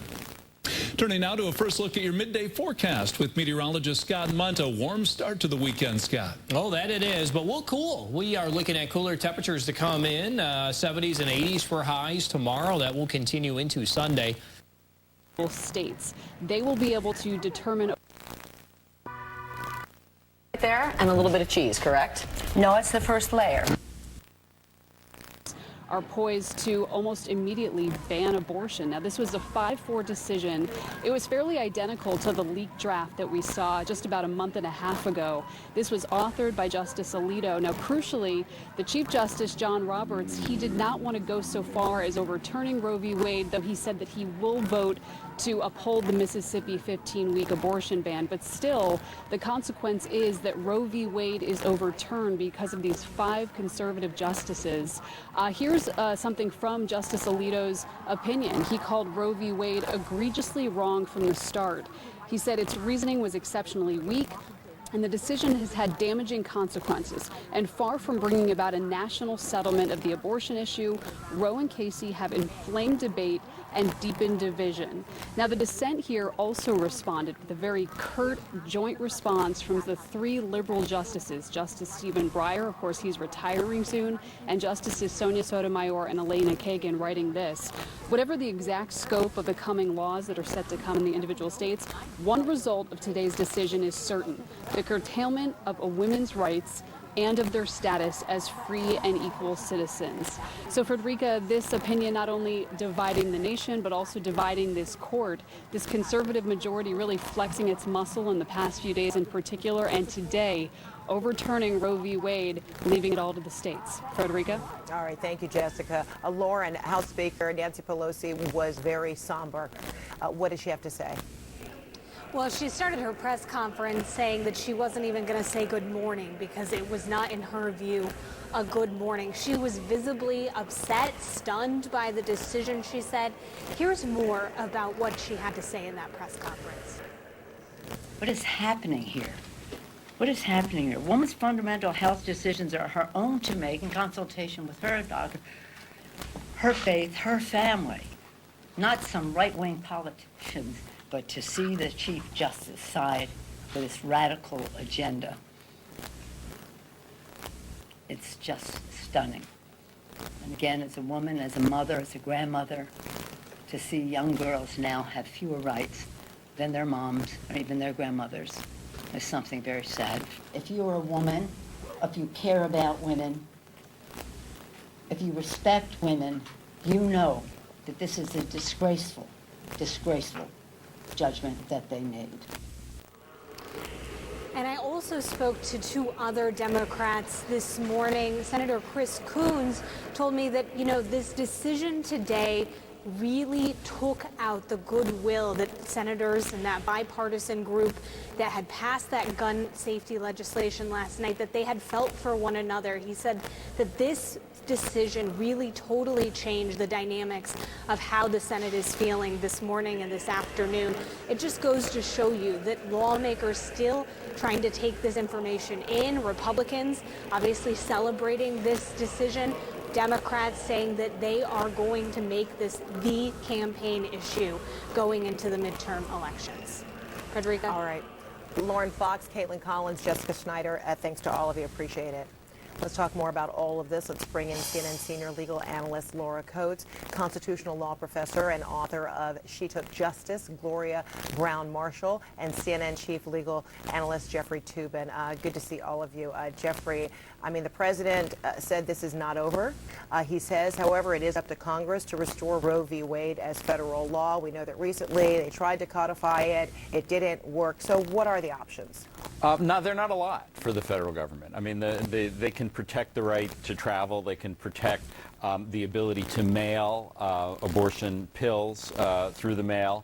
But, I mean, this really is going to be a state-by-state fight, and it's also going to be a fight in the Supreme Court about other rights. Because remember, what the court said, what Justice Alito said in the opinion is there is nothing, the Constitution says nothing about abortion. It doesn't mention abortion in the Constitution. It also doesn't mention same-sex marriage. It also doesn't mention contraception. It also doesn't mention consensual sex. And in Justice Thomas's opinion, he says the court should revisit, that is, overturn the decisions that prevent states from limiting contraception, same-sex marriage, consensual sex. So, you know, the opportunity for change here is all on the right. All the left can do is play defense best as can, state by state. Justice Thomas signposting what possibly is ahead, foreshadowing. So, Laura, you know, in the Plessy versus Ferguson ruling, there was an expansion of rights. This is a right now that has been taken away. That is unprecedented. How has this happened when, for 50 years, Roe v. Wade has been upheld as constitutional a dozen times? What's so important to think about is I woke up this morning, as millions of women across this country, with certain rights. I will go to bed with less rights than my grandmother had in her lifetime, than my great-grandmother had in her lifetime. This is one of the first instances I can think of when the Supreme Court has taken away rights that not only have been reinvested in, that people have relied upon, that has been based and also upheld over successive generations for 50 years. And you cannot overstate this principle enough. The real reason that the majority opinion found for this no longer to be a viable right is because it was not part of a long-standing or rooted in our history of our nation. Let's just go back for a second here on the Constitution. A lot of things have not been rooted in our nation's history that ought to have been codified then and later on were enveloped into our society. The idea that all the different rights that are a part of the same notion, fundamental rights as Jeffrey talked about, same-sex marriage, interracial marriage, the opportunity to be in a same-sex relationship, the ideas of contraceptives, all of those things are not rooted in our nation's long history, according to this majority opinion, and they want to carve that out and say, we're not talking about those things, this is just about this. The Supreme Court ought to know better than any other entity in the entire world about the problems of a slippery slope. And though they want to wall off just abortion rights in this country and ignore other things based on the same premise, they will not be able to do so. And I remind everyone, the Supreme Court has already been a part of its own delegitimization here. When they allowed Texas to do an end run around their precedent and thumbed their nose at the Supreme Court and said, I don't care what precedent you have, we're going to codify something anyway. Well, the Supreme Court now has essentially said our precedent is no longer going to be the end-all be-all. As the majority said, stare decisis will not be a straitjacket. But apparently it's not for everything, just what they want to carve out. Professor Brown Marshall, I mean, this ruling allows states now to decide abortion rights or restrictions. 13 states have abortion-related laws now immediately triggered into effect. So what does this mean for women, for families? What does tomorrow look like? Just as Laura said, you know, today, this morning, it's one picture, this evening it's another. But for tomorrow, for those who are making plans, what does it potentially look like? We don't know, and that's the problem. The Supreme Court is supposed to give clarity to the country. When there are conflicts in the circuits, when there are issues that come before the Supreme Court, they take so few cases in order to give clarity to the country. This gives no clarity. On the one hand, the New York case revolving guns says that the state cannot decide who can conceal a weapon and carry it outside.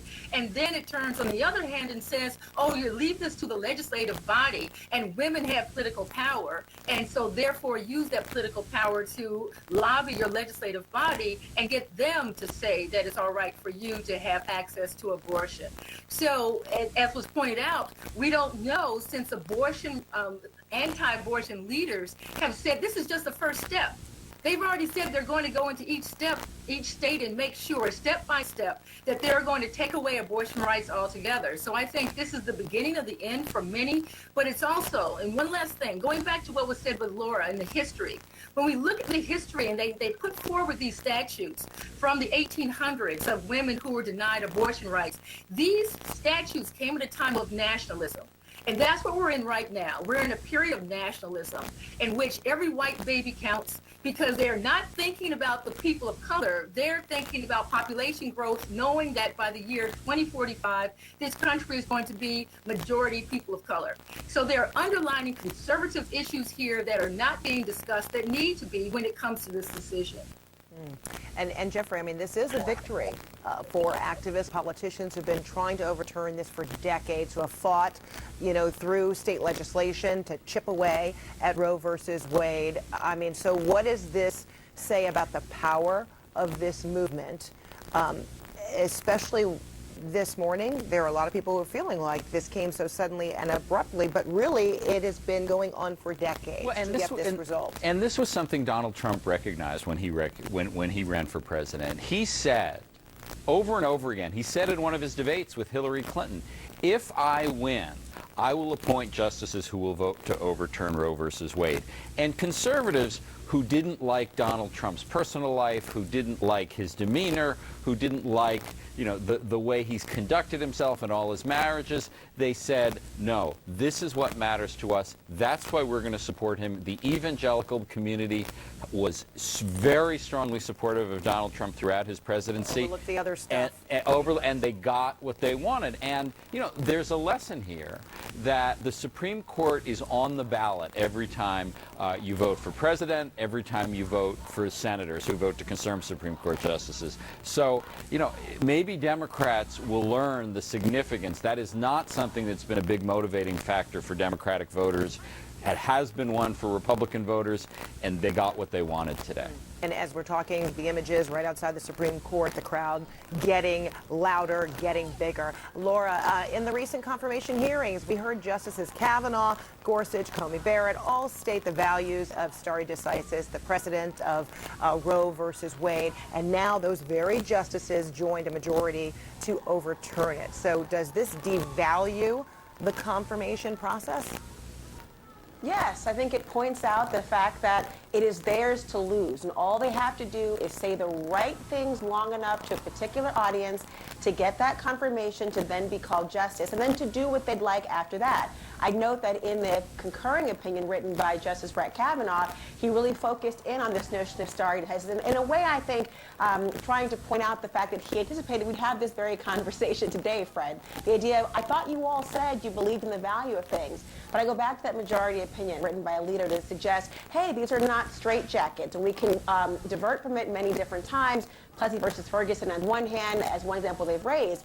But I'll note there's a really great quote that the dissenting opinions wrote about this issue, pointing out the hypocrisy of part of these things and the idea of compartmentalizing this notion. And what they essentially say is either the majority does not really believe in its own reasoning, or if it does, all rights that have no history stretching back to the mid-19th century are insecure. Either the mass of the majority's opinion is hypocrisy, or additional constitutional rights are under threat. It is one or the other. And Fred, today, both cannot be true. You cannot, on the one hand, say, if there is no mention in the Constitution or no long-standing nod in history, then it cannot be honored. And then say, but everything else outside of that same rationale can be. Either you are a hypocrite or you are ignoring it. Either you believe in stare decisis or you just want to be called to justice in the end. All right, we'll leave it there for now. Thanks, everybody. Appreciate it. Laura Coates, Professor Gloria Brown-Marshall, and Jeffrey Toobin. Laura, I'll see you again in a few minutes. Thank you so much. Also still ahead, Democratic Senator Amy Klobuchar from the Judiciary Committee joining us. We'll get her take on this history-making day in America, the U.S. Supreme Court overturning Roe versus Wade.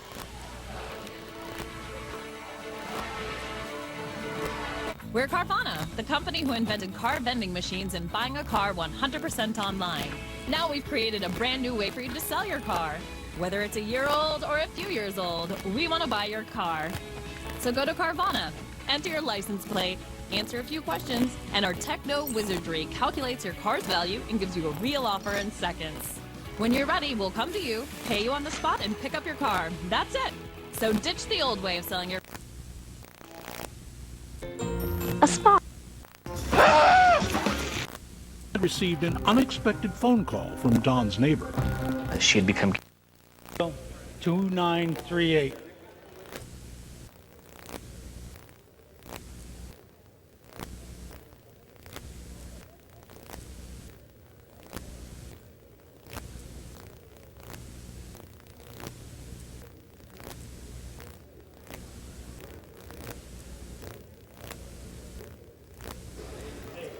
For what purpose does the gentleman from California seek recognition? Mr. Speaker, as the member designated by Representative Manning of North Carolina pursuant to H-Res 8, I inform the House that Representative Manning will vote yea on S-2938.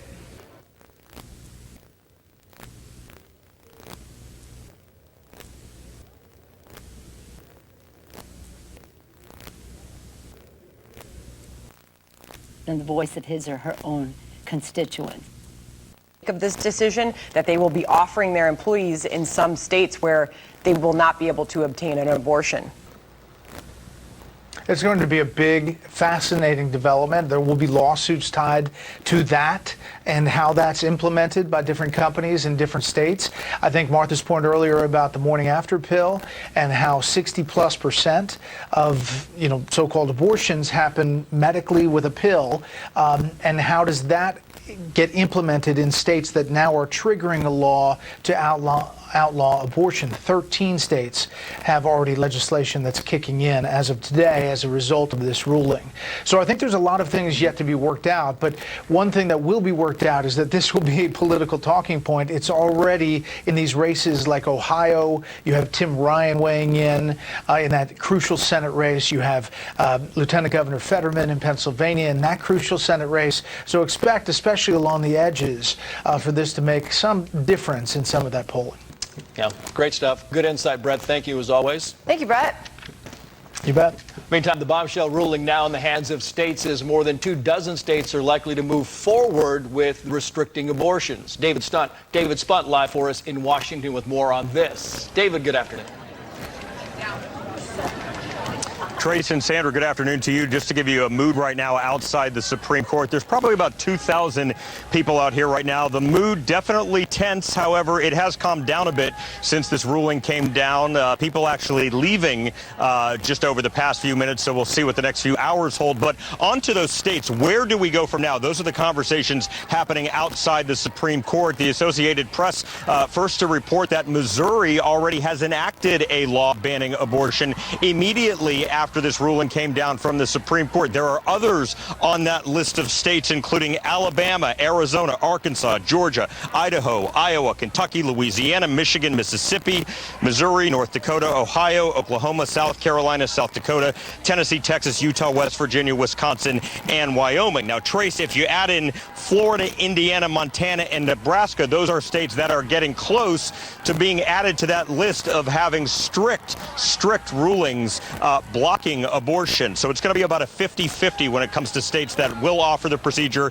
and will not. Now the issue of abortion returns to the states. That simply means abortion access for women will really just depend on where that woman lives. For instance, if a woman lives in Phoenix and needs or wants to get an abortion, she will go to California next door to do so. Speaking of California, Governor Gavin Newsom has said that California will remain a safe haven for those seeking abortion. There's also talk amongst Democrats in California to potentially reimburse people traveling to that state for the procedure. Trace? David Spunt live for us at the Supreme Court. David, thank you. Thank you, David. And on the other side of Pennsylvania Avenue, lawmakers from both sides are reacting to this ruling. Our continuing coverage rolls on with Aisha Hasni live on Capitol Hill for us. Hello, Aisha. Hi there, Sandra. You know, I was talking with congressional aides last night, GOP aides, and they were telling me that they already had their statements ready to go in case the abortion ruling came down today, and those came in fast and furious while we waited for Democrat leaders to send out their statements. Republicans, by the majority, are rejoicing in this, and I say the majority, not all, because we've talked about Susan Collins not being as happy as others. Here's a statement from Senator Tom Cotton, who sits on the Judiciary Committee here. He writes this: Roe was a tragic mistake, taking from the American people and their elected representatives a deeply moral question. The Supreme Court has finally corrected this mistake. Now, as for congressional Democrats, no surprise here. They have already begun using this ruling to galvanize voters to go to the polls in November and help them to expand their control in Congress. They want to be able to break that Senate filibuster and to be able to codify Roe v. Wade, as the president just called for this morning. Here's House Speaker Nancy Pelosi about those plans. There is a plan, and that plan is to win the election, hopefully to get 2 more senators so that we can change the obstacles to passing laws for the good of our country. But make no mistake, again, it's all on the ballot in November. Supreme Court has ended a constitutional right.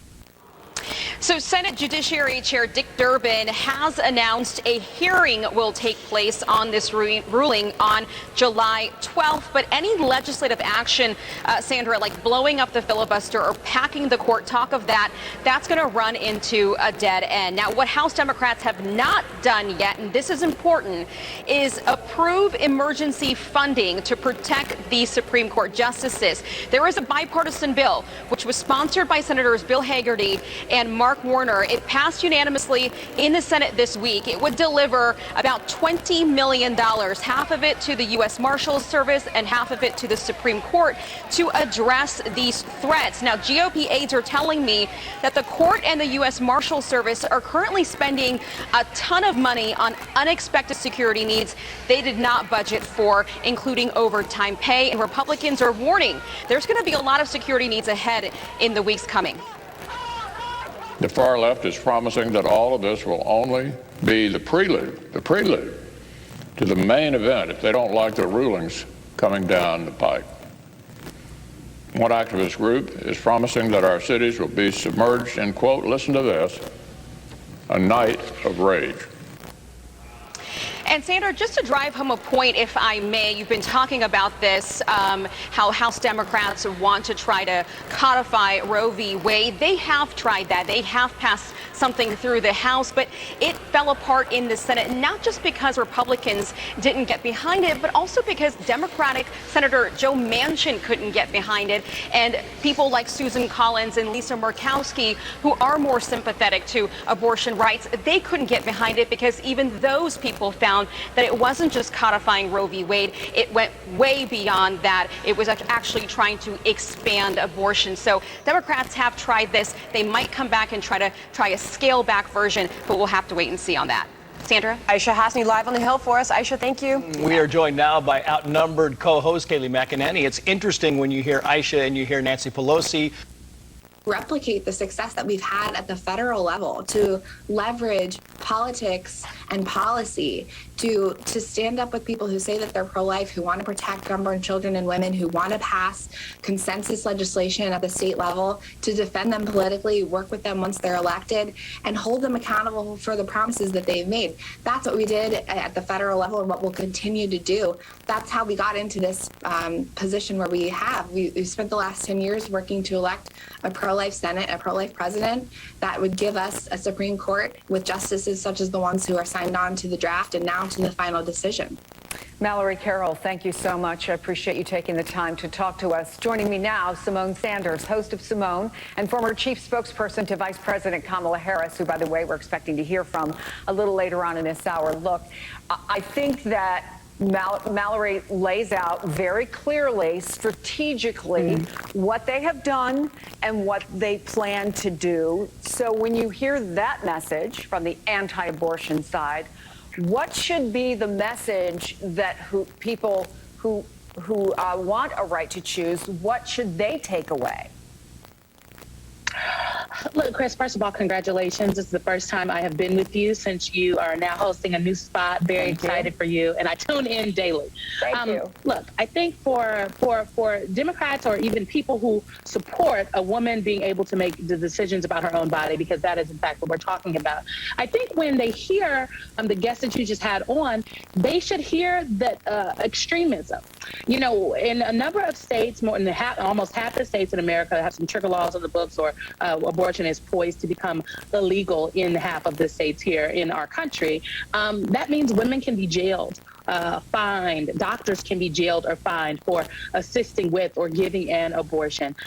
Other people can call on their neighbors and say, I think that they are doing something nefarious. I think that they maybe are thinking about getting an abortion. This is the extremism. And I think that is a place, when you cited the NBC polling, and there's a Pew Research poll, there's every single polling entity has polling that supports that the majority of Americans do believe that Roe was settled precedent and that it should have remained in place. The majority of Americans, even people who do not themselves believe personally in getting an abortion, I do not think women should be thrown in jail for attempting to seek the health care that they need. And that is what I would suggest folks across the country who are proponents of women being able to make decisions about their own bodies, that is how they should be talking about it. So I was just having this conversation with Basil and Susan. Republicans, and again, they have made this an issue that people vote on for years.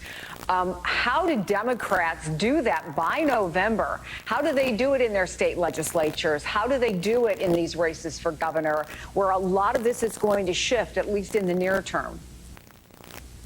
Look, Chris, the Republican Party apparatus in this country has for decades, longer than I have been alive, organized around the issue of ending abortion. They have not organized around the issue of, again, jailing women, jailing doctors, fining people. But that is, in fact, what their organizing has and will lead to. So I think for Democrats and folks who are proponents of, again, a woman's ability to make decisions about her own body, you can't out-organize 30 years of work overnight. And Democrats are going to have to make real investments at the state legislative level. When I interviewed the First Lady on my show, First Lady Dr. Jill Biden, she was my first guest, and she said, people are going to have to pay attention to the state legislatures. People are going to have to elect people at the local level. I have never, in all of my years of politics, heard national Democratic leaders make such a forceful case from the highest levels, the White House, about state legislatures. And so there is an entity that organizes for that. that, the Democratic Legislative Campaign Committee, and they don't usually get a lot of money, Chris. They're not necessarily getting a surrogate program. They're not getting an influx of attention, but that is what it's going to take to compete with what the Republican Party apparatus has put in place for so many years. One of the things that we talk about a lot is that every 4 years when there's a presidential campaign, we say this is going to be the year that so many young people are going to come out, and it has very rarely happened, right? And certainly not in any consistent way. But this is something that uniquely, directly impacts young people. And I wonder if this might be an animating issue that has, in a way that the Democratic Party, we have not seen it work in the past. It could be, Chris. It absolutely could be. And I think it's an animating issue for young people, but an animating issue for women. Abortion is not being outlawed for Democratic women or women that voted for Joe Biden only. It is women, period. So if you are a woman in this country and the health care that you need is in fact an abortion, in many places in our great country, you will not be able to get the health care that you need. That is, I think, how Democrats, frankly, should be talking about this issue if they are to animate voters. I have been saying for the last couple of weeks, Chris, that, Democrats used to say, the forever First Lady, Michelle Obama, gave Democrats a battle cry. She said, when they go high, we go low. And for so many years, that was the battle cry of the Democratic Party. I would like to offer up a new slogan, Chris. When they go low, it might be time to go toe-to-toe. And in so many places across this country, the rights of women, the rights of young people, the rights of Black people, the rights of the LGBTQ plus community are under attack. We saw the Supreme Court yesterday expand rights for people who own guns and codify those rights and snatch rights away from women in this country. Democratic leaders should be out in full force talking about how there is one party in this country that is going to defend democracy, that's going to defend your civil rights, and that party is the Democratic Party, and then talk about how they're going to do that. I thought it was great that Speaker Pelosi came out so forcefully and early this morning. I thought the president's remarks were very good. I am elated to hear from my other former boss, the vice president, because she has been consistent and clear on this issue, but it's going to take more than that. Governor Gretchen Whitmer in Michigan has made this a central issue of her campaign. She's talking about the roads in her reelection for governor, and she's talking about abortion. Other governors across this country, candidates that would look to glean support from a wide array of people, might need to take notice and take note and be willing to be clearly and speak truth. We are talking about jailing women. We're talking about jailing doctors. We're talking about fining people thousands of dollars for seeking the health care they need. That is not an America I would like to live in. Simone, can you stand by? Because I want to get your reaction to something else that's happening right now on Capitol Hill. You mentioned Nancy Pelosi. I understand the House just made a critical vote. Ali Vitale is standing by for us. Ali, what can you tell us? Yeah, Chris, but with 14 Republicans joining Democrats, the House has just passed that bipartisan gun reform bill. Of course, that cleared the Senate last night. That was the biggest hurdle, finding something that Democrats could all get on board for in majority fashion. They were able to do that. 15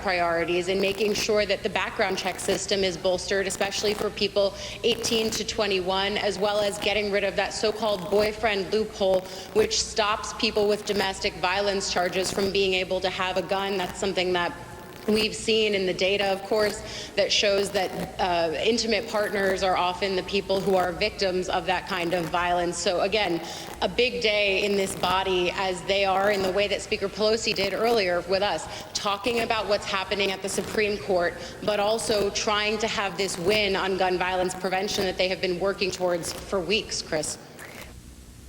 Pro-life pregnancy centers from unprovoked violence. Just wanted to get your reaction to that, Aaron. I absolutely agree, and I think this was a very brave decision by the Supreme Court. They decided based on the law and the Constitution, not on public opinion. The court is at pains to note in there they take to task the prior court in Casey, which decided that Roe could be upheld, even though even a plurality of justices couldn't agree in that case that it was rightly decided. It's just as shocked as you are. Pours money into mental health, billions of dollars into mental health, school safety, community safety, among a number of things, including incentivizing red flag laws. So, Frederica, the significant legislation now passing through the House, that means it now goes to President Biden's desk for signature.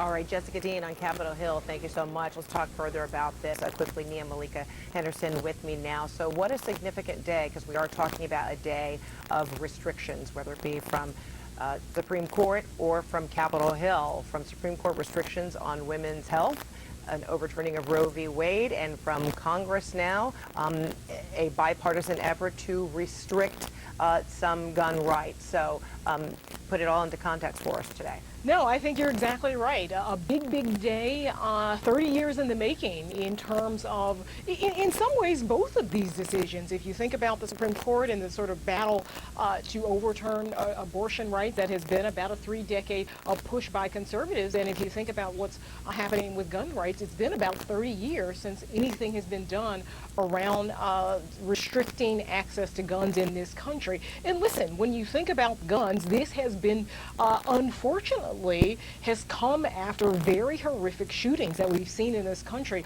just over the last couple of weeks. And so Joe Biden will be one of the first presidents in many, many decades to sign comprehensive legislation around gun rights. So you've got the closing of the boyfriend loophole, as well as a more focus on mental health as well, and incentivizing our red flag laws across the country. But listen, I think we could be entering into a period where there is kind of a rejiggering of Americans' rights. We see that, of course, with abortion. The Supreme Court are rolling back a right that women have had for 50 years, and we'll see what happens with any number of other rights, voting rights, for instance. And then if you look at what Clarence Thomas said in his opinion, this idea of scrutinizing other rights around same-sex marriage, around same-sex intimacy and just sexual intimacy more broadly, and then around contraception. So this is a fascinating period that we are entering as a country. Right, and Nia, on guns, I think you did frame that in a much more palatable way. It's restrictions on gun access as opposed to gun rights. All right, thank you so much, Nia Malika Henderson. All right, next, a closer look at Justice Clarence Thomas's views on the Roe decision and why he thinks the court may need to revisit other high-profile cases from recent past.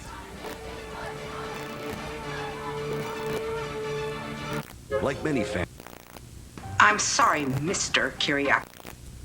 I felt that my real skin was showing up.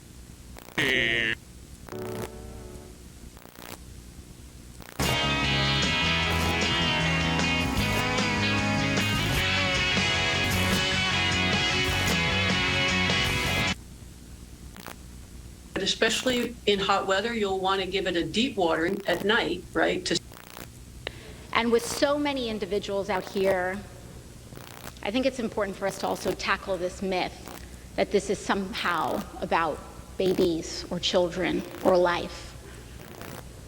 Because the same individuals who claim to be protecting life fight against universal health care. Do they believe in universal child care? Do they believe in life after birth? From their policy positions, I assure you, the evidence is lacking. A life that claims to be protecting the lives of children, or rather a party and individuals who claim to protect the lives of children just weeks after over a dozen children died in Texas, now claim to support their life, the lives of the young. Who are we protecting? Who does this protect? No one. Overturning Roe puts every single one of us in danger. And what I think many of our colleagues perhaps haven't quite, or perhaps they have fully understood, is that this also undermines the right to privacy in the United States of America. But we are here to solve this issue. Our job is to develop a path forward. And in that, we know that this House has passed and is willing to codify Roe. But what we also need is answers from our colleagues in the United States Senate. So to those senators who voted for these justices under the claim and the guise that this would not happen, this decision falls on them, what will they do as they were lied to? What will they do as a consequence of this decision? Whether that be Republican or Democrat. But we cannot allow this to go on unanswered. We are talking about a court with the majority of justices appointed by a party that has not won a popular presidential election more than once in 30 years. Ruling against the majority of Americans. We have a Senate that is controlled by minority rule. And we have a House suffering from the impacts of gerrymandering that amplifies and undermines our democracy. We are in a very dangerous moment, not just for women, not just for LGBT communities, not just for all of us, but we are in a dangerous moment in the world because this is not just about the right to choice. This is about rule of law and democracy and who is a full person in the eyes of law. But to all of those who are watching today's events unfold in fear, in anger, in rage, in depression, in anxiety, one thing remains steady: that we will not stop fighting until this is fixed. And I say that to my colleagues on the other side of the aisle. We are not going away. We stay. We fight. We push. And we will not be silenced. With that, I yield back to the gentleman. Thank you very much. I thank the gentlelady for messaging, and I assure her that I will be a part of that fight. There are some fights that you cannot escape. I believe that women should have the right to choose. It's not my choice. It's the choice of the woman. I hope that we will see a time when the Supreme Court will realize that it has made a mistake that has to be corrected. But today I'm here primarily and principally to talk about a state of affairs in Texas. Sadly, regrettably, and unfortunately, the GOP, the grand old party, the party of Lincoln, has degenerated and devolved into what I call the COT, the cult of Trump. The party of Lincoln has devolved into the cult of Trump. It is no longer the Lincolnian party firmly planted on the bedrock of democratic principles governed of the people, by the people, for the people, it has deteriorated into the Trumpian party firmly planted on the dubious ground of, quote, government of Trump, by Trump, for Trump. This is best evidenced and evinced by juxtaposing the public policy stands taken by the GOP with the public policy stands codified and voted on by the Texas Republican Party, the COT, the cult of Trump, on June 18, 2022, at their party convention in Houston, Texas. In juxtaposing, the GOP, the party of Lincoln, took a stand and fought to keep the Union together. The COT, the cult of Trump, has taken a stand to secede from the Union. Literally, Texas now, under Republican leadership, desires to leave the Union. When I say Republican leadership, I mean those persons who participated in the convention. The governor sent a message. State elected officials were a party to it, either directly or in some vicarious way. They were all affiliated and associated. They know about this vote that was taken. And either they voted for it or they have acquiesced to it. The GOP, the party of Lincoln, historically accepted and participated in the peaceful transfer of presidential power. The COT, the cult of Trump, rejects the certified results of the 2022 presidential election and holds that President Biden was not legitimately elected by the people. This is all news that has taken place in the state of Texas recently as of June 18, 2022. Texas, wanting to leave the Union by and through the GOP, now the cult of Trump, and also the Texas Republican Party, indicating that President Biden is not the president. And they went so far as to say they reject the certified results of the 2022 presidential election that holds that President Biden was elected, but they say not legitimately elected. And lastly, of the many things that I could mention, but it is something that is critical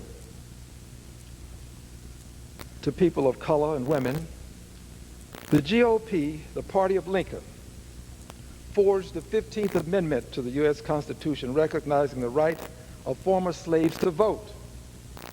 And under the end of GOP President George W. Bush, a 25-year reauthorization of the Voting Rights Act into law. On the other hand, the COT, the cult of Trump, urges that the Voting Rights Act of 1965, codified and updated in 1973, be repealed, not reauthorized. The Texas that go back to the 24 weeks. How much does that play into the law? Because that's a fascinating concept of how we have changed over the years what we believe is the viability of a fetus. Yeah, one of the interesting things about this opinion is to take a snapshot of where we are, but also where we were. And there's some interesting comparisons. You know, when Roe was decided in 1973, 30 states banned abortion at any stage. Now, in this case, 26 states asked the court to overturn Roe and Casey. So in that sense, it looks like not a lot has changed. But in polling, it has changed. The other thing that's changed is technology.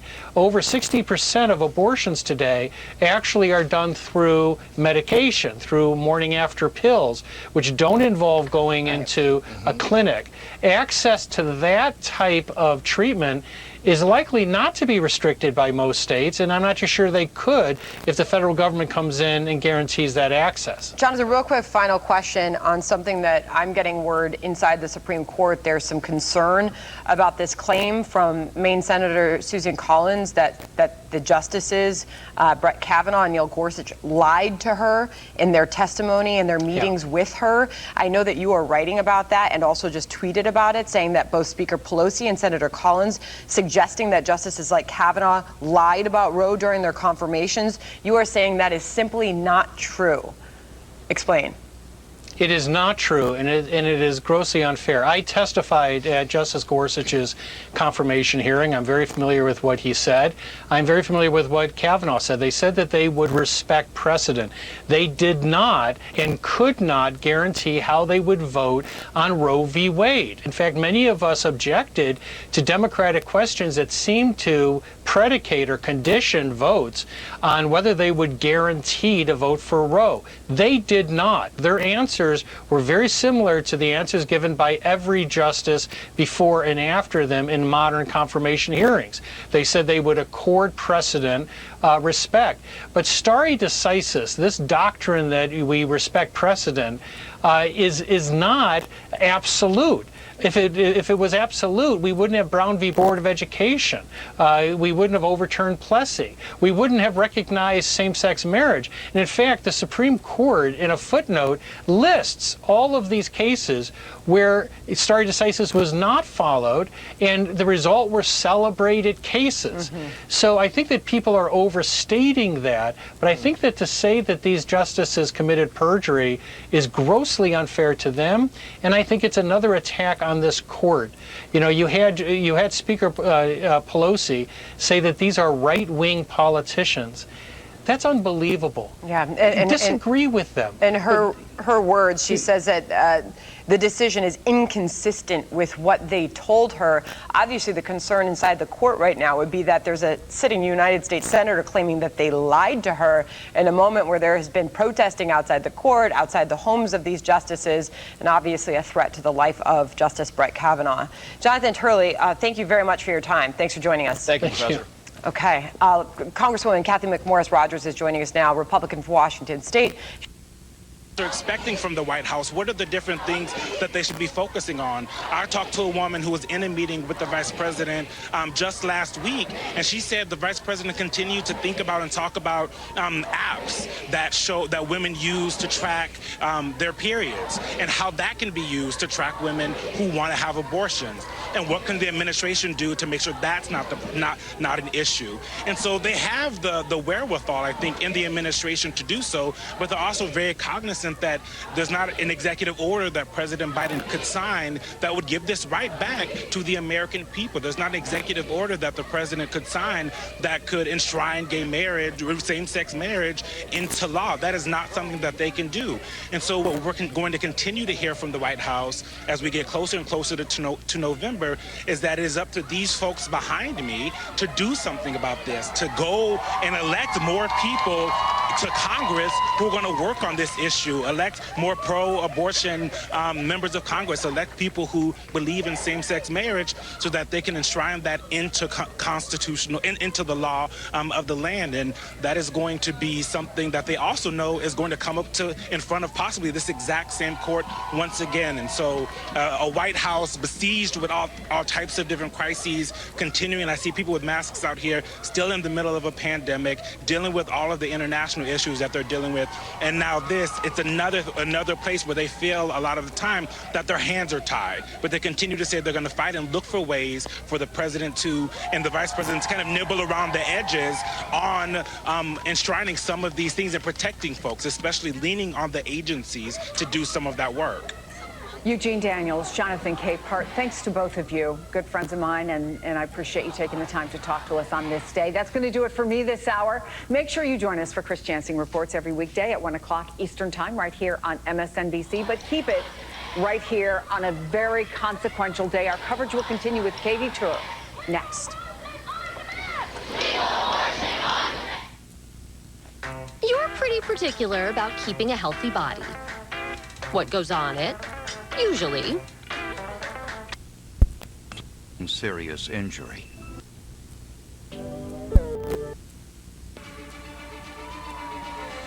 Friday. Now let's head over to the... Because you want to make sure you see. All right, so no skin on the other side of No this one, skin. huh? Oh, okay, Filet. okay. You want all that flavor throughout. Great thinking. Only different ideas and... But printed in more than one language. Houston is a polyglot city. Many languages spoken. The ballot in the 9th Congressional District, where I'm fortunate enough to serve, is printed in 4 different languages: English, Spanish, Vietnamese, and Chinese. Voting Rights Act made that possible. It has been reauthorized and amended such that language has been made a part of the Voting Rights Act, giving people the opportunity to simply vote in a language that they understand. Some people would say, well, they should all speak English. Well, there's some native Alaskans who don't necessarily find English as their native tongue. They're citizens. They ought to be able to vote. There are people who acquire citizenship, speak another language, speak English well enough to have the kinds of conversations that can help you in your daily life. But when you're casting a vote for President of the United States or some other public office, judgeships, it would serve people well to be able to do this with the language that they're most comfortable with. Hence, we have the ballot in these 4 languages. The Voting Rights Act of 1965 has made and continues to make a difference, notwithstanding the fact that a portion of it, a significant portion, has been eviscerated. We still have Section 2 of the Voting Rights Act to help prevent invidious discrimination that Texas is known for, by the way. Texas is the home of invidious discrimination. Texas has twice left its place in countries where slavery was not acceptable, and rather than remain, Texas has seceded. Texas left Mexico because of slavery, and Texas left the United States because of slavery. So the Voting Rights Act of 1965 has made a difference, but the state of Texas, through many of its agents, and especially those associated with the cult of Trump, formerly known as the GOP, the Grand Old Party, many of those agents would repeal the Voting Rights Act, which would make a great difference in who speaks at this microphone, who walks the halls of Congress. It seems that in Texas, if you can't conform with the law, and you don't want to, you just simply change the law. And that's what they seek to do now, to change the law rather than allow the diversity to exist that we currently see. They would change the law and roll back the clock. And I assure you, the diversity that we currently experience would cease to exist. So I'm here to say that the Voting Rights Act of 1965 must be reauthorized. It must be. I understand that the Supreme Court seems to be hostile to the rights of minorities, hostile to the rights of women. My dear friend, Mr. Ocasio-Cortez, spoke quite eloquently on the subject.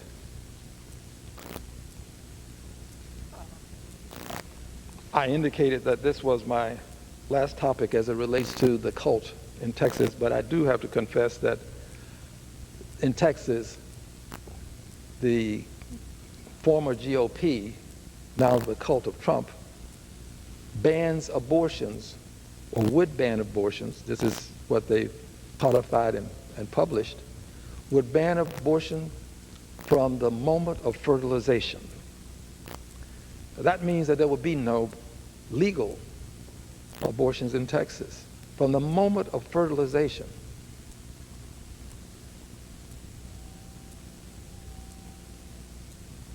I do have sympathy for women who are raped.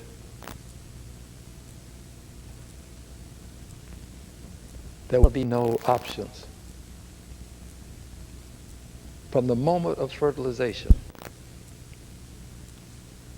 It appears, at least to some, that this would also mean even if the mother's life is in question. This is as draconian as a law can be. Women should have the right to choose. It's their body. I can have opinions, but they have to deal with the reality. And it's not an easy reality for many women to confront. So this is something they should have the opportunity to talk to with their most trusted confidants and make hard choices.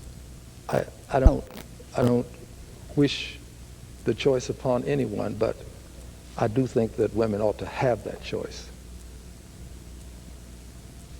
And my hope is that, as I indicated earlier, I'll live long enough to see a Supreme Court that will realize that Roe versus Wade, the decision in Roe versus Wade, was a decision that gave women the opportunity to make choices that only they should have the opportunity to make.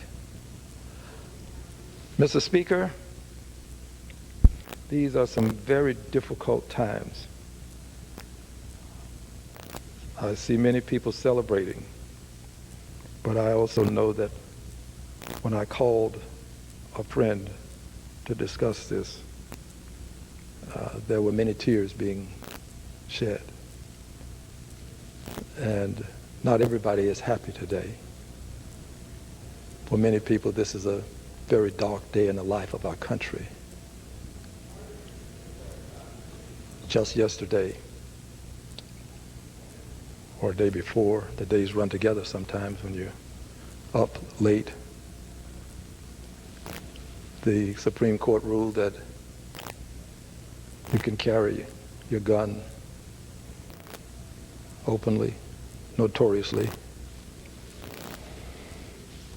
I don't want to live in a world where my safety is dependent upon my having a automatic Kalashnikov Model 47 or some replica of an AR-15. I don't want my safety to depend upon my having the quickest draw.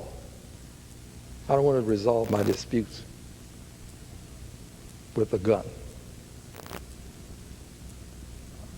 I just think this is a very difficult time for us. And my prayer is that we'll have persons in the Senate who will understand that there's little time left for us to make a difference. We have the House, meaning Democrats, we have the Senate, and we have the presidency. There's just little time left, but there's enough time left for us to make a difference if we choose to. And my prayer is that those senators will understand that either we take up our agenda now or we risk not having the opportunity to take it up within the foreseeable future. That's what we risk. I hope that they will see that now is the time to deal with a woman's right to choose. The legislation is. You know, today is really a monumental day in the United States of America. Roe versus Wade is no more.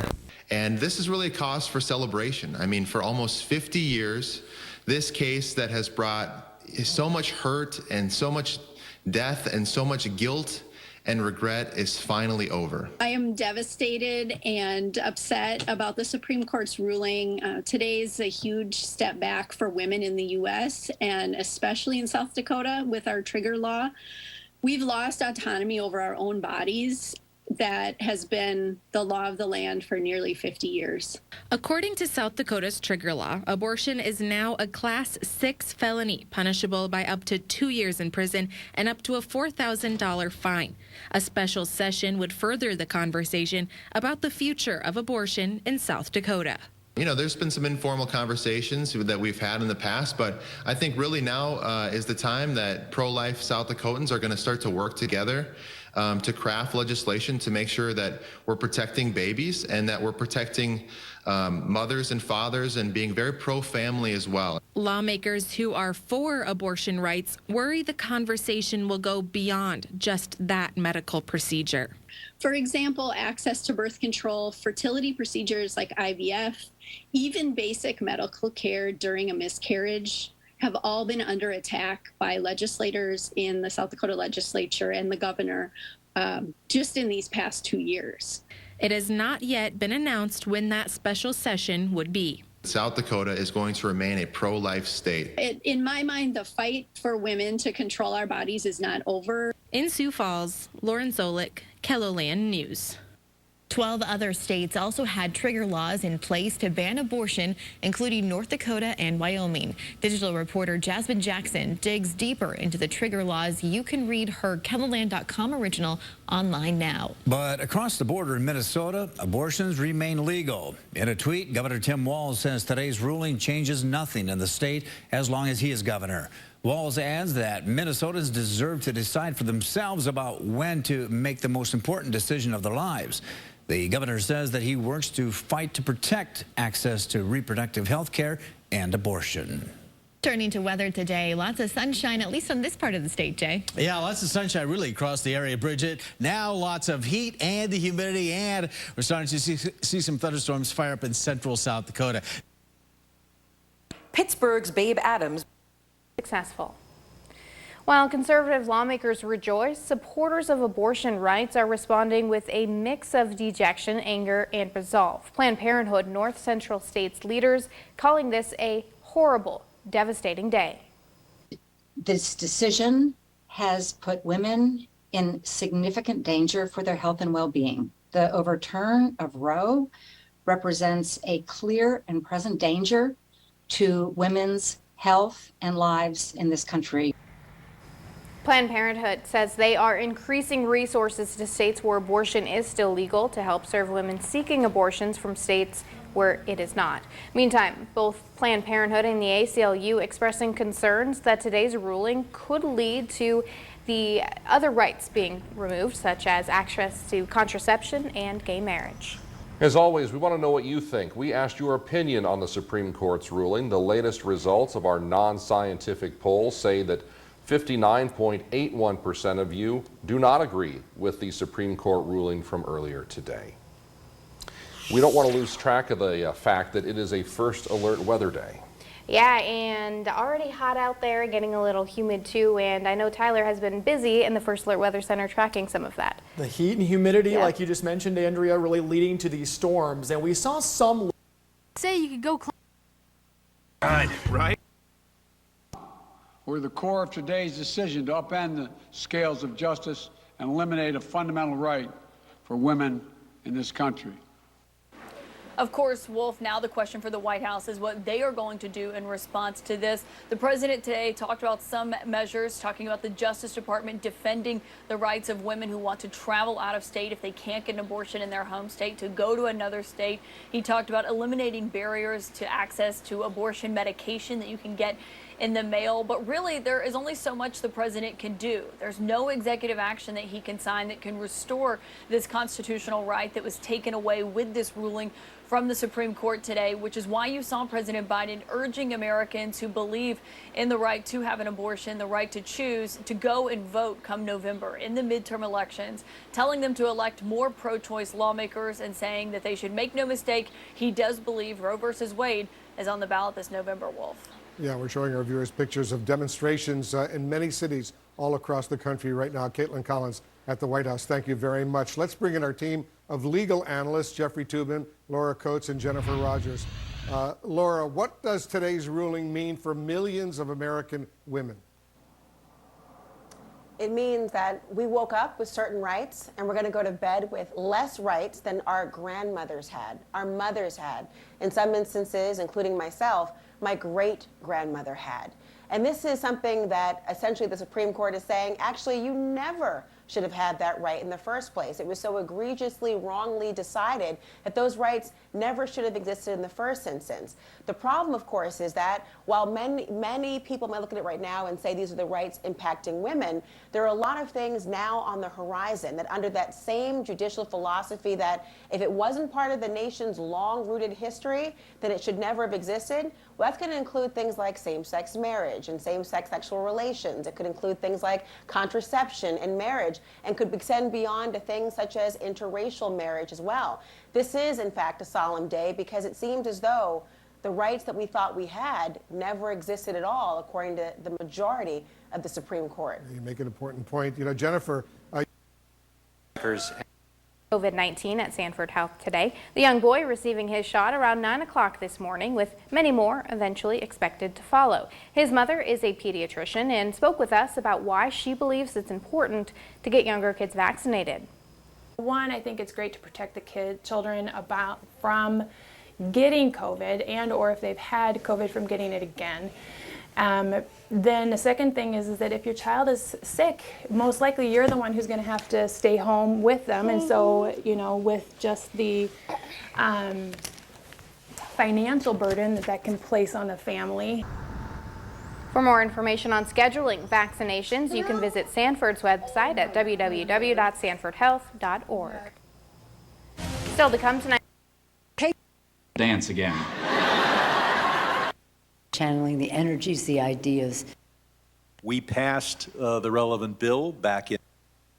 I just simply believe it should be illegal, but there are gray areas for most Americans, and the numbers really start to fluctuate based on different hypothetical scenarios. For instance, 75% believe abortion should be legal in the case of rape or incest, 72% when the mother's life is in danger, 62% when the baby's life is in danger. But that number, it drops to 40% for any other reason. The Department of Homeland Security is warning, meantime, that today's decision could, quote, intensify violence by domestic violent extremists. This is an update to a terrorism advisory bulletin DHS put out just a few weeks ago.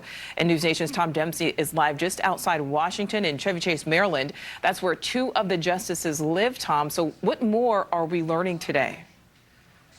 Well, Nicole, this report came down just a short while ago, confirmed by News Nation, but it's an intelligence brief from the Department of Homeland Security warning that this ruling from the Supreme Court could, quote, intensify violence by domestic violent extremist groups. Again, News Nation confirmed this report, and it contains the following quote: some domestic violent extremists will likely exploit the recent Supreme Court decision to overturn Roe versus Wade to intensify violence against a wide range of targets. But at this hour, lots of security remains in place in places like Supreme Court Justice Brett Kavanaugh's home here in suburban Maryland. Over the past hour, if I step out of the way, you can actually see the car belonging to the Montgomery County Police. You can see this small group of protesters as well holding signs, walking past this house. These police officers wearing vests at this hour and keeping a close eye on the area. The protesters have been walking up and down this block, again, holding signs. They are pro-choice and, again, calling attention to this decision, saying that they are not happy about all of this. But we've been out here for the past 2 hours, and we've noticed more police officers showing up and standing outside the home.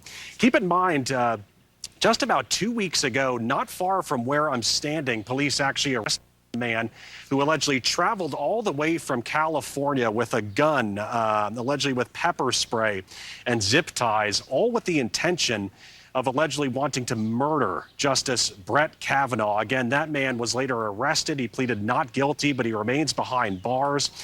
Tonight, we are expecting more protests and vigils in response to this Supreme Court decision. But worth noting that Congress actually recently passed a bill that grants Supreme Court justices and their family members extra security to help protect them on nights like this. And with more protests planned, lawmakers, including President Joe Biden, called for peace earlier today.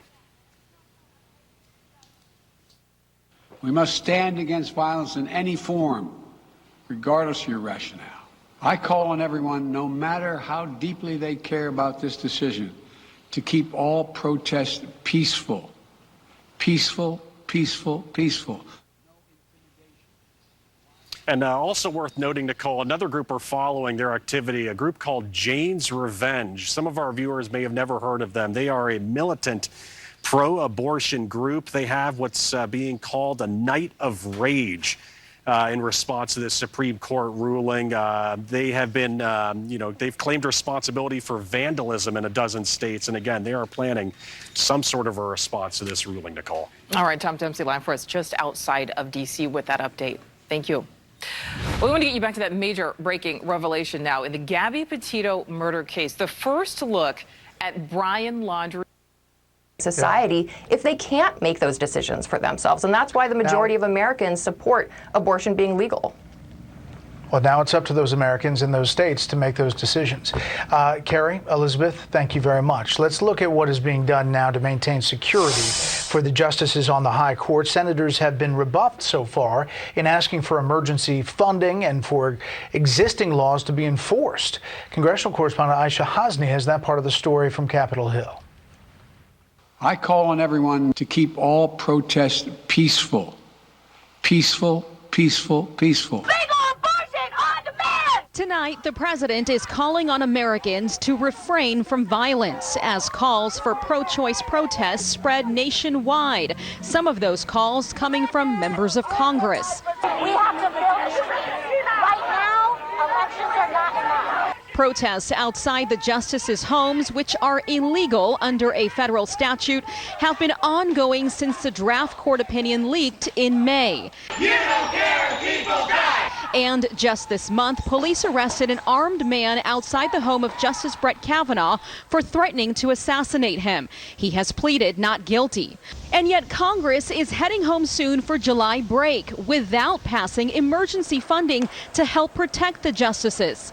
A bipartisan bill sponsored by Senators Bill Hagerty and Mark Warner passed unanimously in the Senate this week, but it has not been scheduled for a vote in the House yet. The bill would have delivered $10.3 million to the U.S. Marshals Service and $9.1 million to the Supreme Court to address unprecedented threats. If Congress doesn't immediately provide this funding, the court and marshal services may be forced to transfer funds from other critical functions. That's an unacceptable outcome. GOP aides tell Fox the court and the U.S. Marshals Service are currently spending money on security needs that were not planned, including overtime pay. Leader Mitch McConnell warned ahead of the Supreme Court ruling that time is running out, pointing to the pro-choice group Jane's Revenge and its upcoming plans. One activist group is promising that our cities will be submerged in, quote, listen to this, a night of rage. And Brett, the concerns about what might happen next are so great that Democratic Senator Mark Warner even used January 6th to essentially warn other colleagues in the House of what might happen if they do not prepare for threats. Brett? Aisha Hasni live on the Hill. Aisha, thanks. Coming up, we'll take a look at what is ahead for the states following today's landmark Roe versus Wade reversal. Plus, up next, big news in Washington about gun reform legislation. We'll tell you why history is being made there, too. Terrorism bulletin put out by DHS just a few weeks ago saying that in the light of these decisions, expecting this to come, that there needed to be heightened security around the Capitol, the Supreme Court, and across the country because of the emotion that could turn into protests and violence in the wake of this opinion. Julia Ainsley, with that crowd that's been gathering at the Supreme Court, our thanks to you. As mentioned, we are going to try to cover what is this significant and difficult day for many here in all the ways that we can. So we explain what happened, what the court did, how this affects you, where you live, as well as how people are taking this in. And with that in mind, here is just some of what we have been seeing unfolding here throughout today, brand new, in reaction to the ruling. In this historic decision, the Supreme Court has now overturned Roe v. Wade. This is a devastating day. The radical Supreme Court is eviscerating Americans' rights. A lot of us have been working for this for decades, so it's a wonderful day. There are other people who just came over from the Hill. It looks like staffers and members of Congress. We trust women. We won't go back. Folks from both sides of the issue have flooded in here. It's complete and utter joy that it was finally overturned. It feels like a betrayal. This is insane. How do they have the right to tell me or any woman what she can do with her body? I am spitting mad over this. We're going to have to fight a long road to get it back, but we're not going to give up. We can vote them out, and I hope that people take this seriously this November. We cannot organize over it. We have to get organized and just vote these people out. That's just some of what we're hearing in these first hours since the ruling came down. We're going to fit in our first break of the hour, and then I have our legal breakdown for you on what else you need to know about what's inside this decision. And we'll go to a state that voted for Biden where abortion stopped today because of a law that actually was first passed 170 years ago. And tonight, we'll hear from a top Democrat about vows to fight back. Stay with us.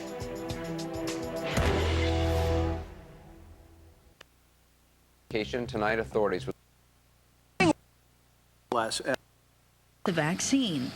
The young boy's mother, Bethany, is also a Sanford family medicine doctor. We've come a long way in our COVID journey, and it's really exciting to have this kind of be the next phase that we're breaking out into, and it just gives me really good hope that we can really kind of conquer this too. While Andrew still needs 2 more doses to finish the Pfizer series, he's on his way to more protection against COVID-19.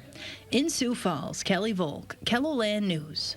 According to Avera's Assistant Vice President for Primary Care, they have been receiving supplies in their first shipments to Pfizer vaccine this week. They anticipate those vaccinations to begin early next week. The sale of Juul products is now banned across the U.S. The FDA ruling came down yesterday, but the leading e-cigarette company is already working to appeal the ban in federal court.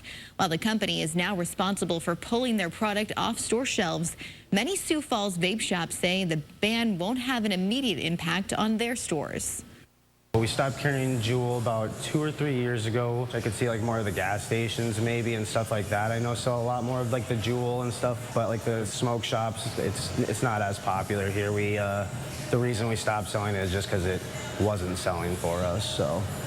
Why public health officials believe this announcement is still a big step in helping to prevent teen e-cigarette use. It's tonight's Your Money Matters at 10. It has been a warm one out there. Yeah, we're very humid, but I'm looking forward to the weekend. Yeah, the weekend does look nice, except for the wind. Jay's putting the 7-day forecast together, which includes the weekend. But first, here's a look at your local stocks. Anyone convicted of domestic violence will know.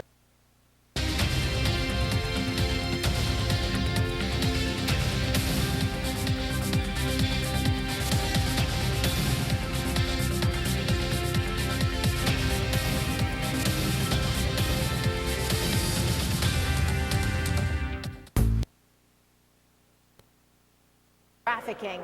So it's going to do a number of things, including incentivize states for crisis intervention programs, something like a red flag law, Wolf. So there's a lot here. We should also note quickly before I go, 14 House GOP members stepping forward to join their Democratic colleagues going against their leadership, who didn't just come out against this, but were actively whipping against the bill. But again, 14 House GOP members coming forward to support this legislation, which now heads to President Biden's desk.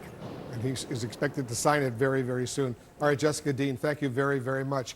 Let's discuss what's going on with the New York City Mayor, Eric Adams. He's joining us live. Mayor, thank you so much for joining us. As you know, we have a lot to discuss. But let's start with today's vote. This marks, as I noted, the first time in decades that Congress has been able to act on gun safety here in the United States. How far do you think this will go in helping curb gun violence in New York City? Well, it's clear, Wolf, that I state over and over again that there are many rivers that feed the sea of violence, and particularly gun violence. We dam one of those rivers today with this legislation, but there are more to go. They're on all different levels, on state, federal, and city levels. But let's continue to evolve to have a city and country free of this type of violence. This, of course, comes after yesterday's U.S. Supreme Court decision striking down a century-old New York state law, massively now expanding gun rights in New York. Does this put New Yorkers, from your perspective, Mayor, in greater danger? Without a doubt. And it's 2 days in a row that we saw our Chief Justice, our Supreme Court, really go after our safety. 2 days in a row, we've witnessed them go against the American people. And 2 days in a row, we saw them carry out politics over the true role that the Supreme Court can take. This is unimaginable when you think about how this impacts New York City. We are stating that one of the most difficult places to keep guns out of the hands of people who are dangerous. We are now stating that we're going to make it more difficult for police officers. And you're a former police officer yourself. I know you called today's U.S. Supreme Court ruling overturning Roe versus Wade a direct attack on women. But you also had a message that anyone seeking abortions around the country, in your words, is welcome to come to New York City. Do you see New York City as a safe haven, potentially, for abortion services? Yes, we do. And we made it clear when we first heard that this ruling was leaked, we started putting things in place that's going to protect women who are seeking a safe haven, a city that is going to allow them to have control over their bodies. We're going to make sure that there's counseling. We're going to utilize our website to give free information. And we're going to make sure that this is a place where our healthcare system are going to support those who want to make these important decisions. You shared something today very, very personal, that as a teenager, your then girlfriend decided to get an abortion. Why did you decide, Mayor, to open up about this today? Because this was a real moment, as many of my leaders in my administration, 5 of my deputy mayors are women, and some of them shared some very personal moments. And people need to know that every time an individual makes a decision, or woman makes a decision to terminate a pregnancy, there's a story behind it.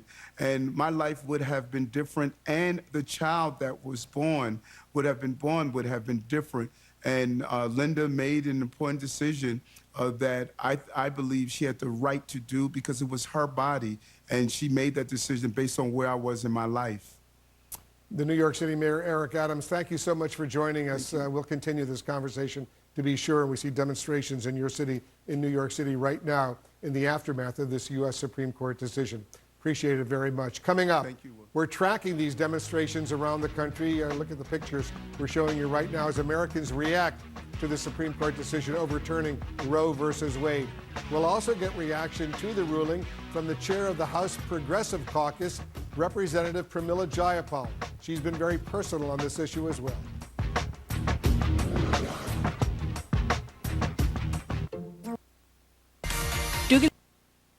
We felt that way too, and that's why we did something about it. Is what's important. But what if we're only saving, let's say, $3 or maybe $5 a fill-up? I mean, it's something, and yes, it adds up. But in the long run, is that $3 really going to make a big difference, Elaine? I think that $3 will make a big difference for many families right now. When you're looking at that $3 to $5, it does add up over time. And right now, many folks need a reprieve. They need some sort of relief. We have inflation. We're paying more for eggs. We're paying more for chicken. We're paying more for everything. And so if there's a way to give some reprieve to families right now, then we should definitely take it. And we're a smart country. We can figure out what we need to do over the long haul, especially as we're thinking about the infrastructure and so forth. You know, this is billions of dollars that's not going to be spent in one lump sum. So we can definitely figure out what to do in the long run in order to help families right now.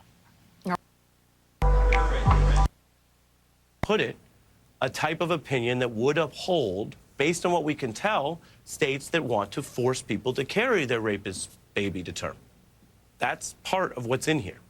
Now, Justice Alito asserts that all of this today, this new ruling and this change to law, is required by history, that it has nothing to do with a pro-life stance. Indeed, Alito insists on behalf of the court majority that they are neutral on the issue of abortion. Quote, "Our opinion is not based on any view about if and when prenatal life has rights."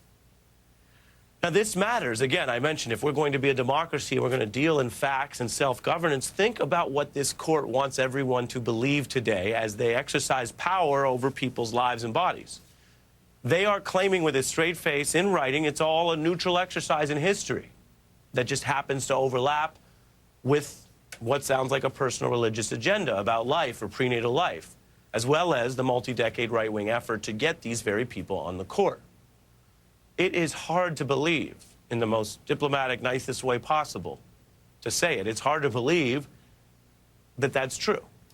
And by the way, it's certainly not what Justice Alito's fans believe. They think President Bush put him on the court for the same reason Trump put his 3 judges on, that they would be what they were today, ironclad pro-life votes, that they were just saying what they had to say when they talked about precedent at those confirmation hearings.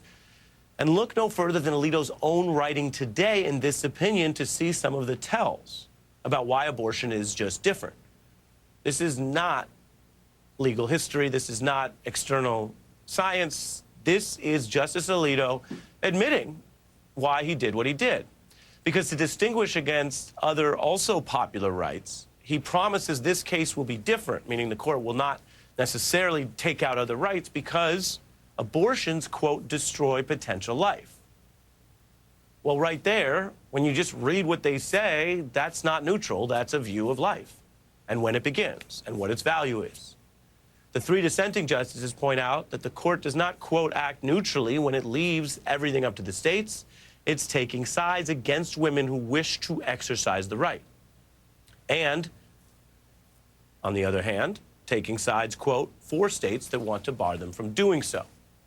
Now, Alito reasons that Roe is not constitutionally protected provision and that other rights would somehow be different, rights that have been accrued over the years.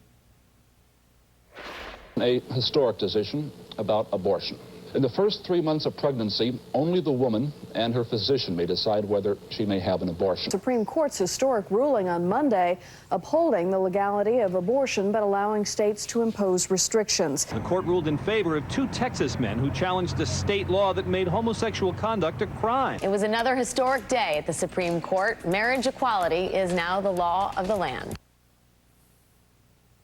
And that's true today. Marriage equality is the law of the land, and right now states cannot imprison people for who they have sex with because they have sex with someone of the same gender or however that's defined. You cannot be imprisoned for that in America, but that's only because of the case you just heard those newscasters refer to, that Texas case. But now those rights are also in danger here. They're at risk.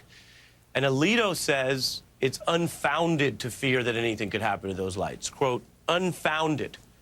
That somehow is a leap. He says the line is now at abortion. As court overturns Roe versus Wade, taking away the constitutional right to an abortion. Reaction tonight across America. The Supreme Court is illegitimate. Protests and celebrations at the Supreme Court and in every state after the groundbreaking decision. Tonight, the message from the President of the United States. Now, with Roe gone, Let's be very clear. The health and life of women in this nation are now at risk.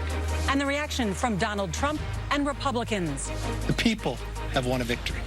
The voiceless will finally have a voice. As abortion rights become a central issue in the upcoming November midterms. The big picture tonight, the states where abortion will be banned. We're in Wisconsin, where one clinic turned away 70 women with abortion appointments. Driving more than 20 hours for an abortion. We're in a so-called surge state where they expect a nearly 400% increase in patients. Why the head of Planned Parenthood calls it a healthcare crisis. And finally, what all parties agree on, that the fight is not over. The part of Justice Thomas's concurring opinion that has critics worried that access to contraception and same-sex marriage is next. This is the CBS Evening News with Norah O'Donnell, reporting tonight from the Supreme Court. Good evening, and thank you for joining us on this Friday night on a day that changed America. We're outside the Supreme Court after the landmark decision that overturned Roe versus Wade and ended a woman's constitutional right to an abortion. As you can see behind me, demonstrators both for and against the court's decision were quick to react here in Washington and across the country. More than 100 cities have already seen protests or plan to over the weekend. Also reacting, some of the nation's largest companies announcing they will cover employee travel expenses for abortions if they are not available where they live. Some of those companies include Nike, Uber, Alaska Airlines, Citigroup, Condé Nast, Disney, JP Morgan, Microsoft, Warner Brothers, and CBS's parent company, Paramount Global. And we also heard from presidents past and present. President Obama called the ruling devastating. Michelle Obama called it horrifying. And President Donald Trump said this gives the rights back to the states as it should have been long ago. We have a team of correspondents across the country tonight covering every angle of this story. We'll start tonight with our chief legal correspondent, CBS's Jan Crawford. Jan, this has been quite a remarkable day. Well, Nora, I mean, Roe versus Wade is one of the few decisions most Americans know by name. And today, the Supreme Court said it's history. When the crowd heard the court had overturned Roe versus Wade, there were cheers. It took every single one of us, people across the political and ideological spectrums, to make this a reality. A reality that for abortion rights supporters was hard to believe. This is a nightmare. I'm 21 and I'm terrified. In the 5-4 vote, the justices overturned the landmark 1973 ruling that guaranteed a woman's right to abortion, sending the issue back to the states to set their own policies. Roe was egregiously wrong from the start. Its reasoning was exceptionally weak, and the decision has had damaging consequences, wrote Justice Samuel Alito in a decision joined by 4 other conservatives. It is time to heed the Constitution and return the issue of abortion to the people's elected representatives. 26 states had asked the court to overturn Roe. 13 already have laws on the books that would ban abortion almost immediately. The others are poised to ban or greatly restrict it. Today, the Supreme Court of the United States expressly took away a constitutional right from the American people. President Biden blasted the decision. It's a sad day for the court and for the country. On Capitol Hill, Democratic lawmakers marched to the court, while Republicans said the ruling was overdue. Hallelujah. I woke up this morning praying for this, and I never thought that it would happen. Good evening. In a landmark ruling, the Supreme Court today legalized abortions. It took almost 50 years of annual marches for life, political muscle, and justices with a strong conservative legal ideology. Chief Justice John Roberts voted to uphold the 15-week Mississippi abortion ban, but refused to join the majority decision to overturn Roe or a subsequent 1992 opinion.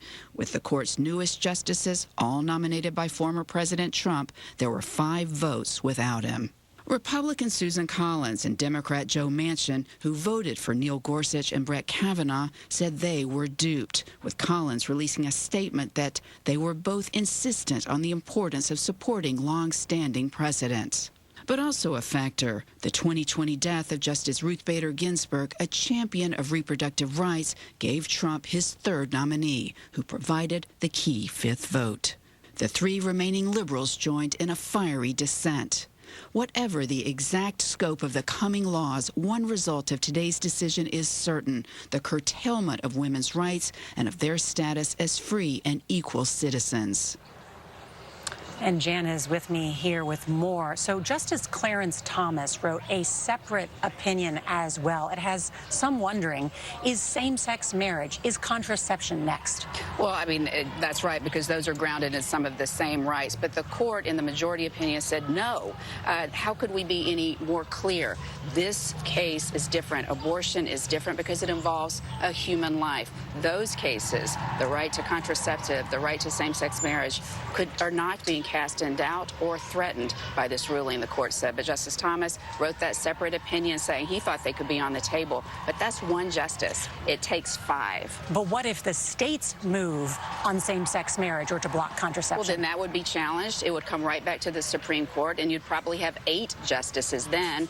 Thomas might be here saying, get out of here. All right, Jan Crawford, thank you.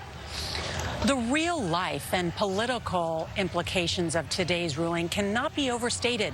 President Biden called it a sad day for the court and for the country.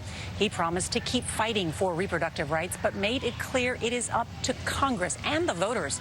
CBS's Nancy Cordes joins us now from the White House. And Nancy, interesting to hear from the president, but what's he planning to do? Well, he's taken a couple of steps already, Nora, and we're told there could be more to come. Here's what he has done already. First, he has directed the Department of Justice to protect women from being punished by their home states if they seek an abortion out of state. Second, he has directed the Department of Health and Human Services to expand access to FDA-approved medications that are used to terminate an early pregnancy. Some states are already trying to ban those pills, and there's sure to be legal fights over that, Nora. But Nancy, the president seemed to make clear to even to his supporters that he can't do much on this on his own, right? Exactly. In fact, he argued today that the only way at this point to restore a woman's right to choose is for Congress to pass a federal law codifying that right. And he said they're only going to have the numbers to do that if voters elect more pro-abortion rights candidates this fall, setting up a key election message that we are already hearing, Nora, from Democrats up and down the ballot tonight. Nancy Cordes, thank you so much. Well, tonight, the national abortion landscape is rapidly changing, with at least 13 states set to ban the procedure through so-called trigger laws within 30 days or sooner. And today, we learned some clinics are already canceling patient appointments. We get more now from CBS's Omar Villafranca. For the second time in almost 50 years, Roe versus Wade, the landmark abortion case originally filed in Texas, has sent shockwaves across the country. Today in Dallas, windows were boarded up around the federal building in anticipation of unrest, while Texas abortion providers prepared for a new reality. I am heartbroken as I sit here today thinking about all the people who need access to essential health care, to abortion, who will be denied that care because of this opinion. Today, Arkansas's Attorney General was elated. It's almost as if we had a crystal ball, and I'm so glad that we had that wisdom and guidance to have this ready. Effective immediately, abortion is now illegal in at least 7 states, including Oklahoma, where medical staff performing abortions could face prison time. And at least 8 of the trigger law states do not have exceptions for rape or incest. In Louisiana, the last abortion clinics shut their doors today. Meanwhile, in Wisconsin, an age-old law banning abortions never went away. I'm Lana Zach, outside of the Capitol in Madison, Wisconsin. Planned Parenthood here had proactively decided that they were going to stop scheduling appointments as of tomorrow. But with today's Supreme Court decision, it means that all the women with scheduled procedures have now been turned away based off of an 1849 law that the doctors I spoke with called overly broad and antiquated. I am scared because of the way our criminal ban in Wisconsin is written, that there is no exception to physical health. I am scared that some people will be allowed to get to the point where it does risk their life, and that maybe people will lose their lives because of this ban. Back here in Texas, the trigger law will now ban nearly all abortions from the moment of fertilization, except when it's needed to save the life of the mother. To give you an idea of what this ruling means, if a woman here in Dallas, Texas wanted to get an abortion, to get to the nearest place, she would have to travel more than 350 miles, 2 states away, to Wichita, Kansas. Nora? That puts it in perspective. Omar Villafranca, thank you. Well, we want to go now to the front lines of a pending border battle between states on opposite sides of abortion. Washington state has recently expanded abortion rights, while neighboring Idaho is ready to impose one of the nation's strictest bans in the country. Here's CBS's Jamie Yukas. Abortion is healthcare. This is the scene across the West in states that share a common border but have opposite views on abortion rights. Today's decision is expected to embolden those who already protest the clinic in Spokane, Washington. We stand for the unborn, for the preborn. They're here nearly every day. They're constantly trying to intimidate and badger our employees. We've had protesters follow staff home. Washington state now has 40 abortion clinics. Idaho, just 3. In a statement, Idaho's governor praised the Supreme Court for defending preborn babies who deserve protection. We are going to fight like hell to keep Washington a pro-choice state. Washington state is expecting a nearly 400% increase in abortion patients.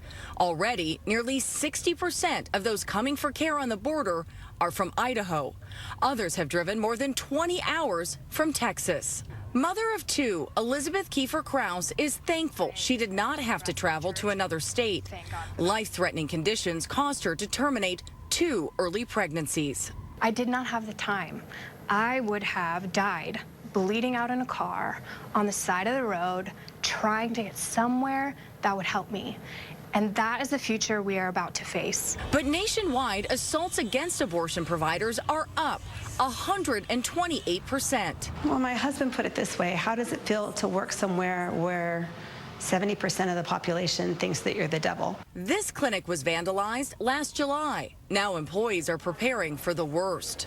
Do you put them through training? Absolutely. We have our own local security director. We work with a national security team. We have contract security on site, and we absolutely do drills. It very much feels like there's a doomsday clock ticking somewhere, and we just don't know when it's going to go off. This is a young crowd here to support not only women's rights, but also protections, they tell me, for same-sex couples. Those I talked to in the crowd say they are concerned about their friends and family across the country, and that this is motivating them to vote in the midterm election. Nora? Really interesting, Jamie Yukas, thank you. At this hour, tens of thousands have taken to the streets, both for and against today's ruling, making their voices heard at rallies coast to coast. CBS's Elaine Quijano joins us from one of the nation's largest protests in New York City. Good evening, Elaine.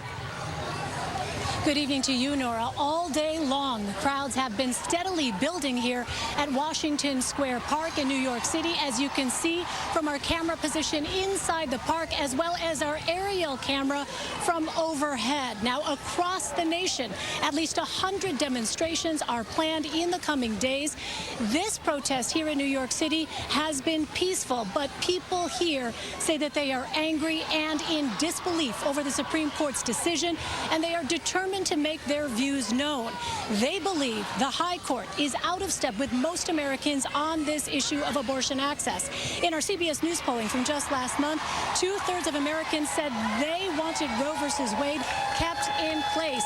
In the meantime, these demonstrators say they will continue to make their voices heard. The NYPD and police departments in other cities across the country are preparing for more demonstrations throughout the weekend. Nora? Wow, many people having their voices heard. All right, Elaine Quijano, thank you. Earlier, we spoke with Alexis McGill-Johnson. She's the president of Planned Parenthood, the leading provider of abortions in America. The organization also provides preventative care like birth control, testing, and treatment for STDs and cancer screening. We began by asking her which women will be most impacted by today's decision. It affects people with low incomes, Black, brown, indigenous, people of color, folks who already are living at the margins. Those are going to be the people who are most harmed. How many clinics across America from Planned Parenthood will be closed. What I can tell you right now is happening is that affiliates or health centers are fighting to get every single patient in that they can see right now before the state issues an injunction. What I can tell you is the devastation that every provider, every frontline staff member, the call center staff, the calls that they are getting in from the patients, the tears that they are hearing is absolutely overwhelming. How many women do you think will be denied abortion services and will have to perhaps try and travel to another state? Hundreds of thousands of women will be living in states that will be seeking access to abortion. They won't be able to get the care in the state that they need. Justice Alito and the other conservatives wrote today in their majority opinion that this will not affect contraceptive rights. In the opinion, he said abortion rights are, quote, inherently different from rights regarding, quote, contraception and same-sex relationships. Is that how you see it? No, not at all. We see state after state introducing incredibly extreme and harmful legislation related to criminalizing IVF, criminalizing IUDs, criminalizing emergency contraception. Wait, so you're saying you already see some state legislatures introducing these kinds of laws, yes. To make it criminal to travel to another state to get an abortion? Yes. What would be the effect of that? We are seeing, people spying on each other, neighbors spying on each other, all to deny people the right to make decisions about their own bodies. And so the increased criminalization that can happen, and again, I'm not sure how they will enforce these kinds of laws, but these are the kinds of things that are being contemplated, and we have to be very alarmed about this. There has also been international reaction, with countries around the world condemning today's decision. Canadian Prime Minister Justin Trudeau called it horrific, while French President Emmanuel Macron said abortion is a fundamental right for all women. British Prime Minister Boris Johnson called it a big step backwards. The United Nations said it was a huge blow to women's human rights and gender equality. The Vatican, however, praised the decision, saying it is a powerful invitation to reflect, and it challenges the whole world. Still ahead on tonight's CBS Evening News. Nice enough, we can get. And that is why he's already stressing the importance of the upcoming midterms. David. All right, Mary Bruce live at the White House. Mary, thank you. And one more note on this tonight. The dividing line's clear across this nation, sometimes opposing views within the same family, between mothers and daughters. ABC's Deborah Roberts tonight. Tonight, across this country, the nation divided. Some considering today a victory 50 years in the making. Others outraged that a decision between a woman and her doctor is taken away. In some cases, the bitter divide within the same family. Nicole and Kathleen, a tight-knit mom and daughter from the Midwest. Mom Nicole considered aborting Kathleen, but didn't. Now the grown daughter disagreeing with her mother, firmly believing in a woman's right to choose. They disagree, but it's complicated. Your mom has equated abortion to murder at one point, no? At a certain point, yes. If it's a viable child that could live outside the womb, yeah. And why is this so important for you to try to change her mind? I have the right to control my own body, my own life, my own future, my own destiny. The idea that now that there are so many states that are starting to enact laws that are prohibiting abortion, what was your reaction to those moves? I have to say a little bit of fear. Fear? Yeah, because as much as I don't really agree with it for me, it's a huge change. And anytime you lose a freedom, even one that is controversial, that's frightening to me. Any freedom lost is a little frightening to me.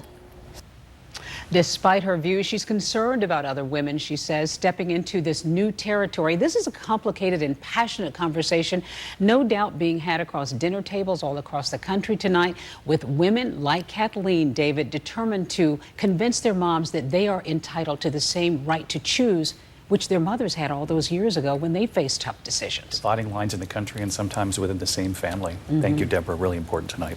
When we come back here, the major headline from the war in Ukraine tonight, where the Ukrainians are now pulling out tonight. And later, the shipwreck discovered the images of the U.S. Navy destroyer coming in now.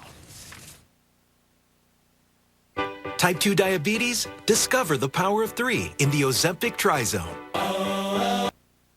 Have to go to work and they don't have that option. Should all people kind of have to do the same thing, or is that a ridiculous way to think?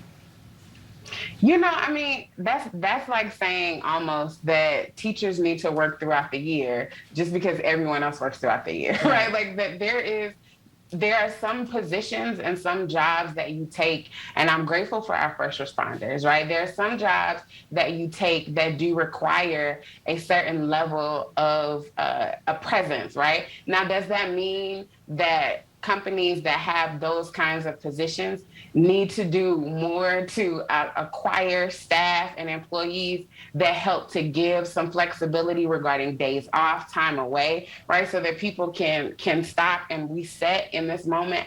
Absolutely, right? Like this is a moment where the companies that are making billions of dollars that are giving CEOs their beautiful lump sums that we get to talk about on the socials every year when tax time comes around. This is a time for companies to invest in their employees, get creative about strategies that say at the end of the day, we are here for the people who work for us. All right, so Jason, should companies have to do it?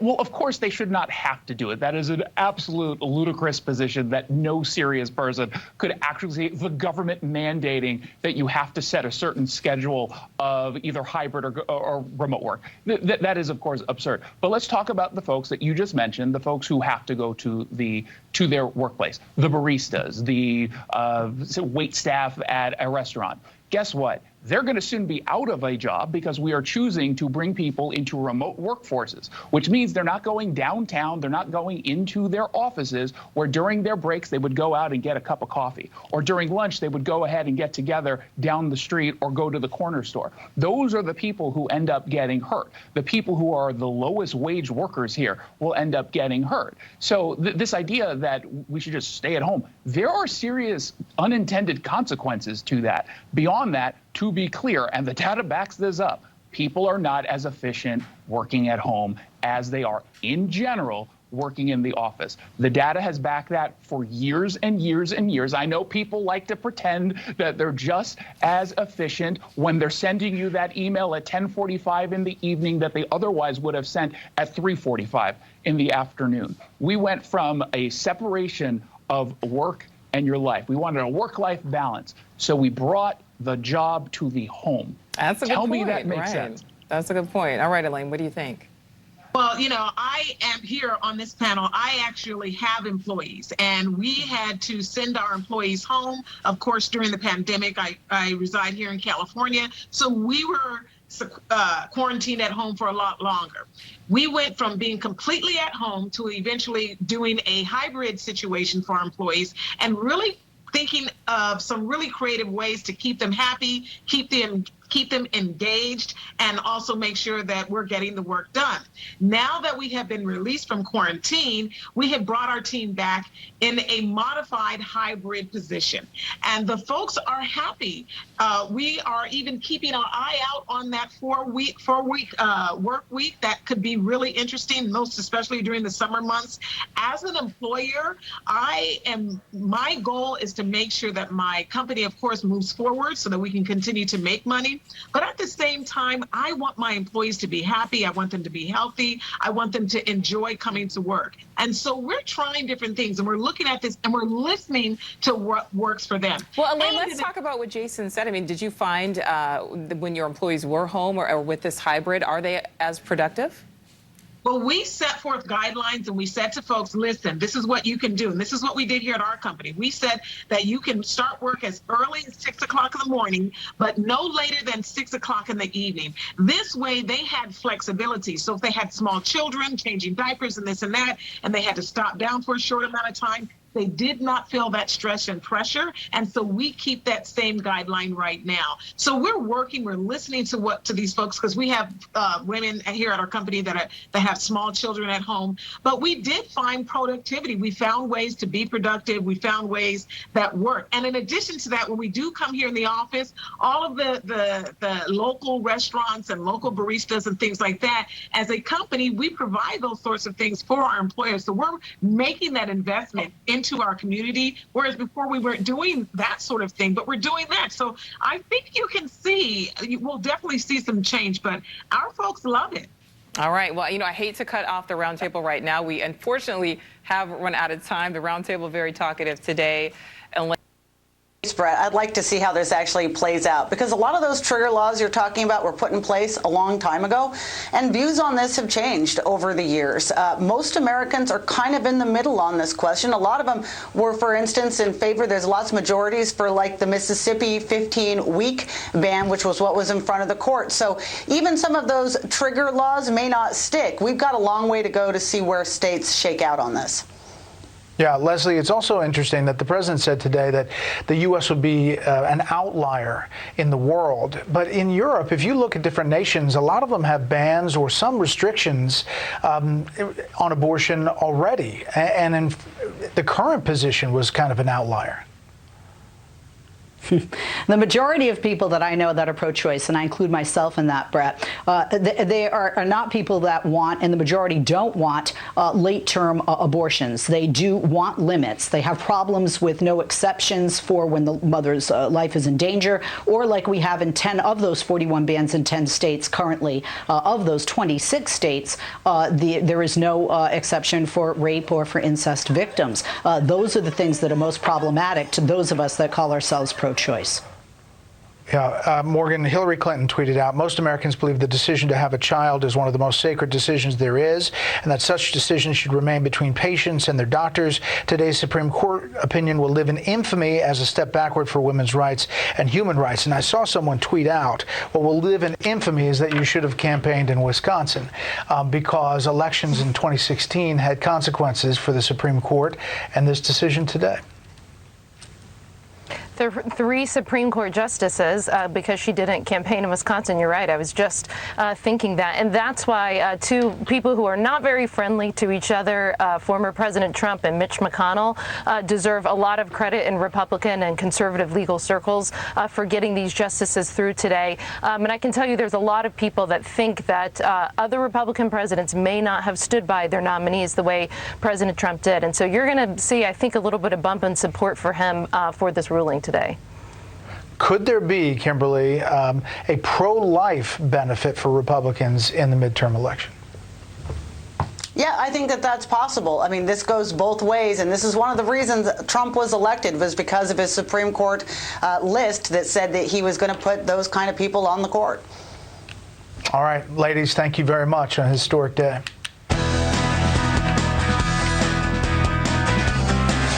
It is Friday. You know what that means. Time for Notable Quotables.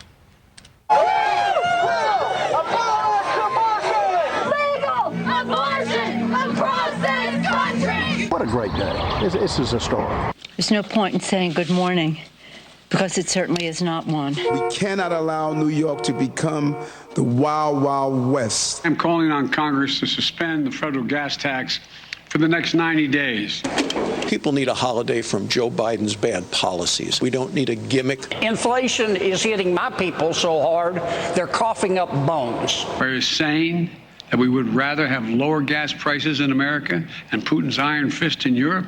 Would you say that the war in Ukraine is the primary driver of inflation in America? No, inflation was high before. We're going to see a majority of parents ending up getting their children protected with these vaccines.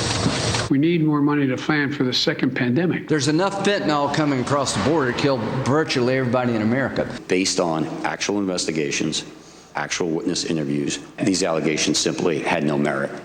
We are not introducing a national red flag law. This bill will strengthen our red flag laws. The result is a product I'm proud to support. I was getting off the bike. It got stuck. This has been a newsy week.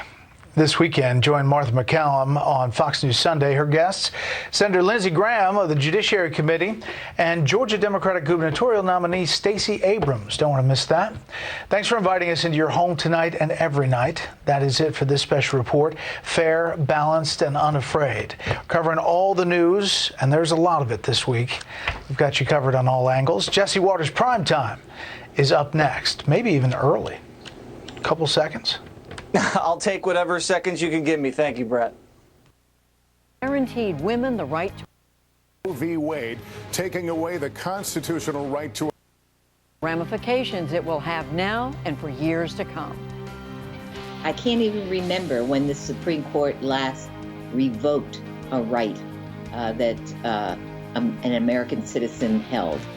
And it's Friday. Jonathan Capehart and Michael Gerson weigh by Justice Samuel Alito, saying Roe was egregiously wrong from the start. The three liberal justices in their dissent warning millions of American women have lost a fundamental constitutional protection.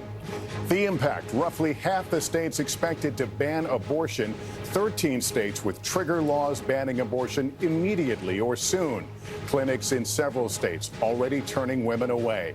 President Biden calling this a sad day for America, framing the upcoming midterms as an all-out battle for abortion rights.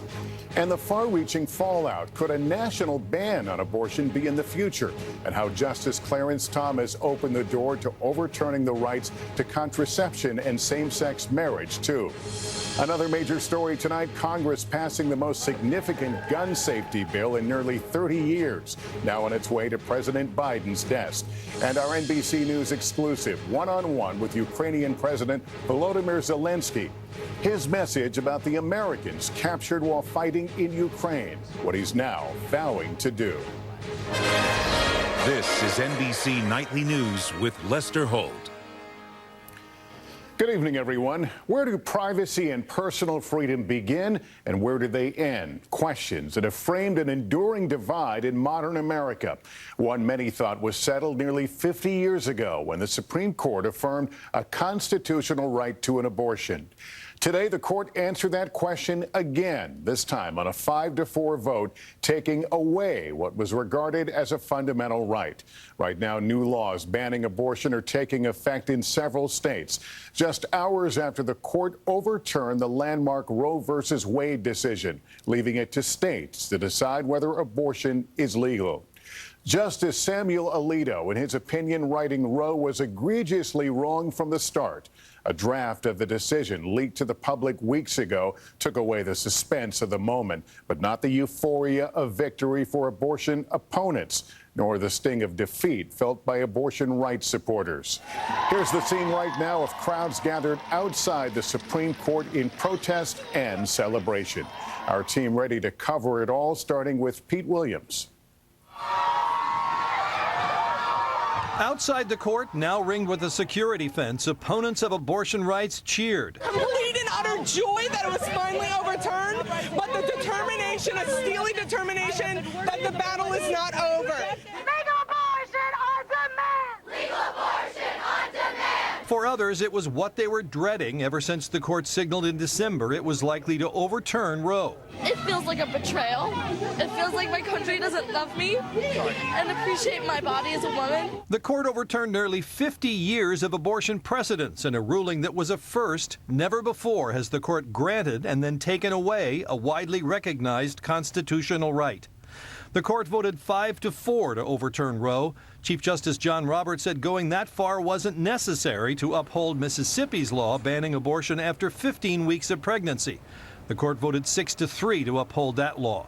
The majority opinion overturning Roe tracked closely with the version that leaked in May, touching off nationwide protest, including at the homes of some of the court's conservatives.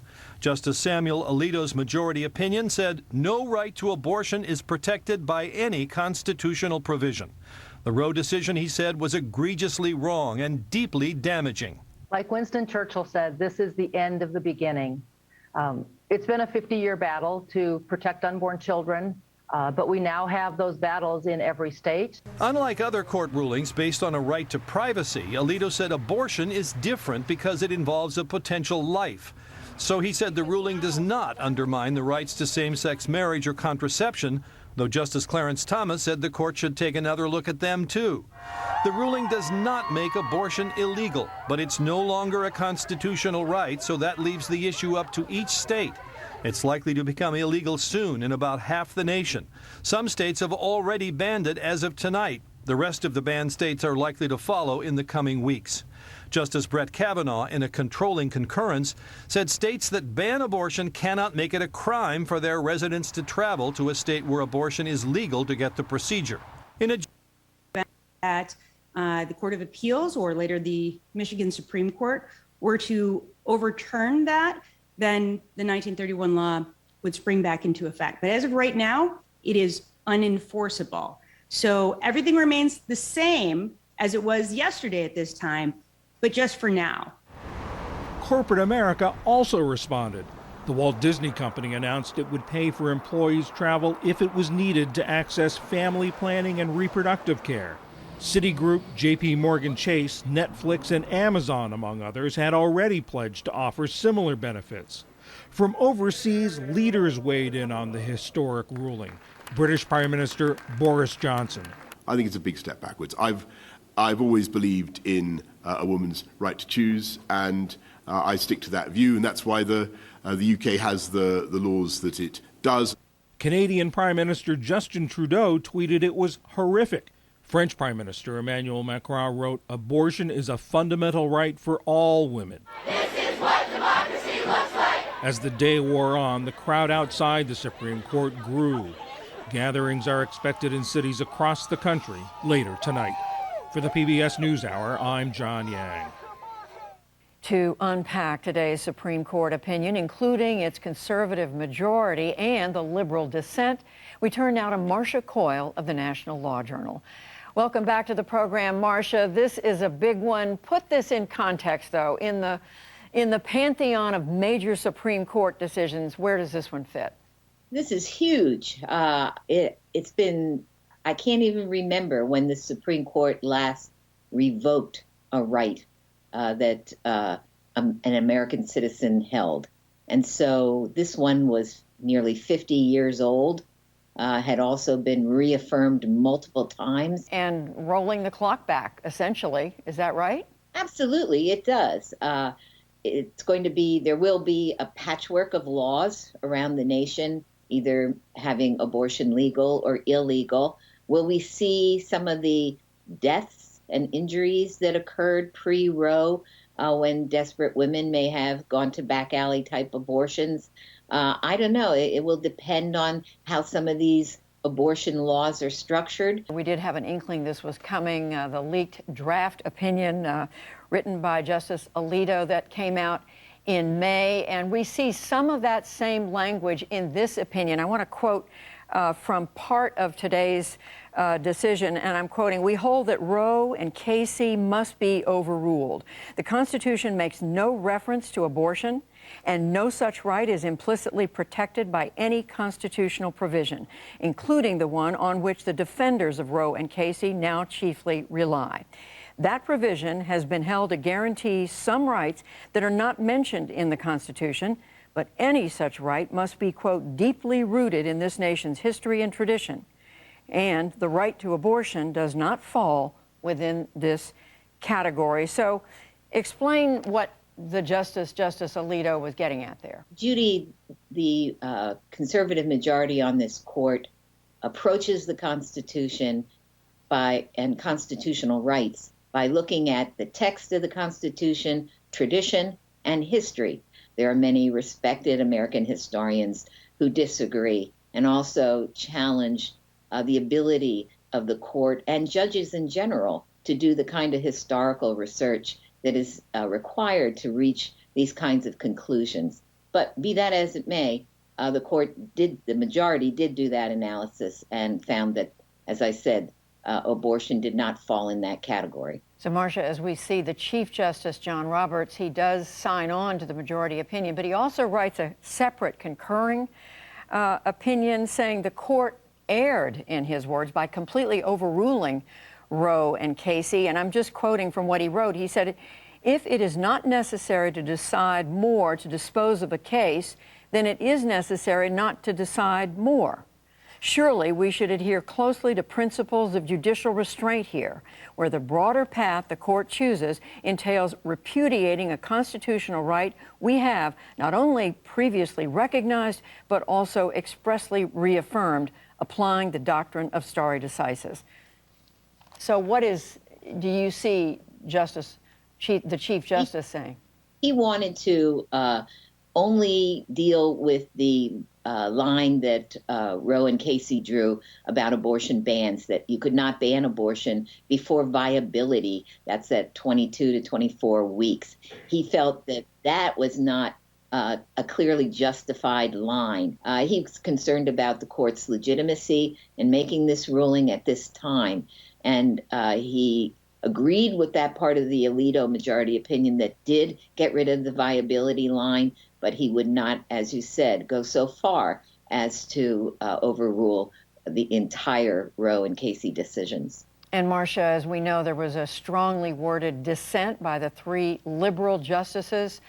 Here is part of what they wrote in today's opinion. As a matter of constitutional substance, the majority's opinion has all the flaws its method would suggest, because laws in 1868 deprived women of any control over their bodies. The majority approves states doing so today. Today's decision strips women of agency over what even the majority agrees is a contested and contestable moral issue.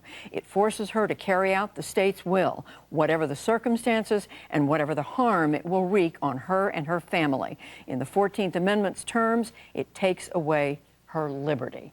Judy, the dissent had a lot of problems, obviously, with the majority opinion. First, the history. The point Justice Breyer, Kagan, and Sotomayor made very clearly was that the history that the majority relied upon, the laws at the time that they looked at, were all made by men. Women at the time did not have rights, basically any rights at all. So that was one flaw. The other flaw, very important flaw they felt, was that the majority failed to stand by old precedents, and that's known as stare decisis. The dissent felt the majority did not properly apply the factors that the court has generally applied when determining whether to overrule an earlier precedent, factors like reliance and workability. And so I think those were the 2 main takeaways. One other thing I would add about the majority opinion, Judy, that I think is kind of important, is that going forward, how will courts judge abortion regulations and restrictions? And the majority opinion says that all a state has to do is justify that regulation by a rational, reasonable basis. And that is considered the easiest form of constitutional scrutiny. So what does that mean for these state courts? It means state and federal courts will be probably upholding many more abortion regulations and restrictions than they have done in the past. Marcia Coyle, beginning to digest this most historic and significant decision handed down today by the Supreme Court. Marcia, thank you. My pleasure, Judy. Today's decision is set to reshape where women may be able to access abortion services. John Yang has more now on how potential future legal battles could. Perez leads the New Jersey Generals into a playoff showdown with the Philadelphia Stars. Oh, what a hit. With a berth in the title game on the line, it's about to go down in Canton. All the way to the house. The USFL semifinal Saturday, tomorrow at 3 Eastern on Fox. Country back. He and his fellow 18th century acolytes here, they do want to set the country back to the way it was in the 19th century, when women had no voice, no say at all. It was all men. And it is striking to me that it is men, by and large, other than Amy Coney Barrett, who are handing this down. Your Attorney General, his name is Eric Schmidt, issued an opinion within minutes of this decision to the Missouri Reviser of States that triggers parts of that 2019 law ending abortion in that state, in your state. And here are the consequences of that. Healthcare providers who violate the law can be found guilty of a Class B felony, which can result in 5 to 15 years in prison. Healthcare providers will have their medical licenses suspended or revoked. That is the law that has been triggered. Under this law, I don't read any exceptions here. You yourself in this situation you've talked about on this show would be forced to give birth. This is pure forced birth in the state of Missouri. Other than if you can't afford to leave the state, what are people supposed to do?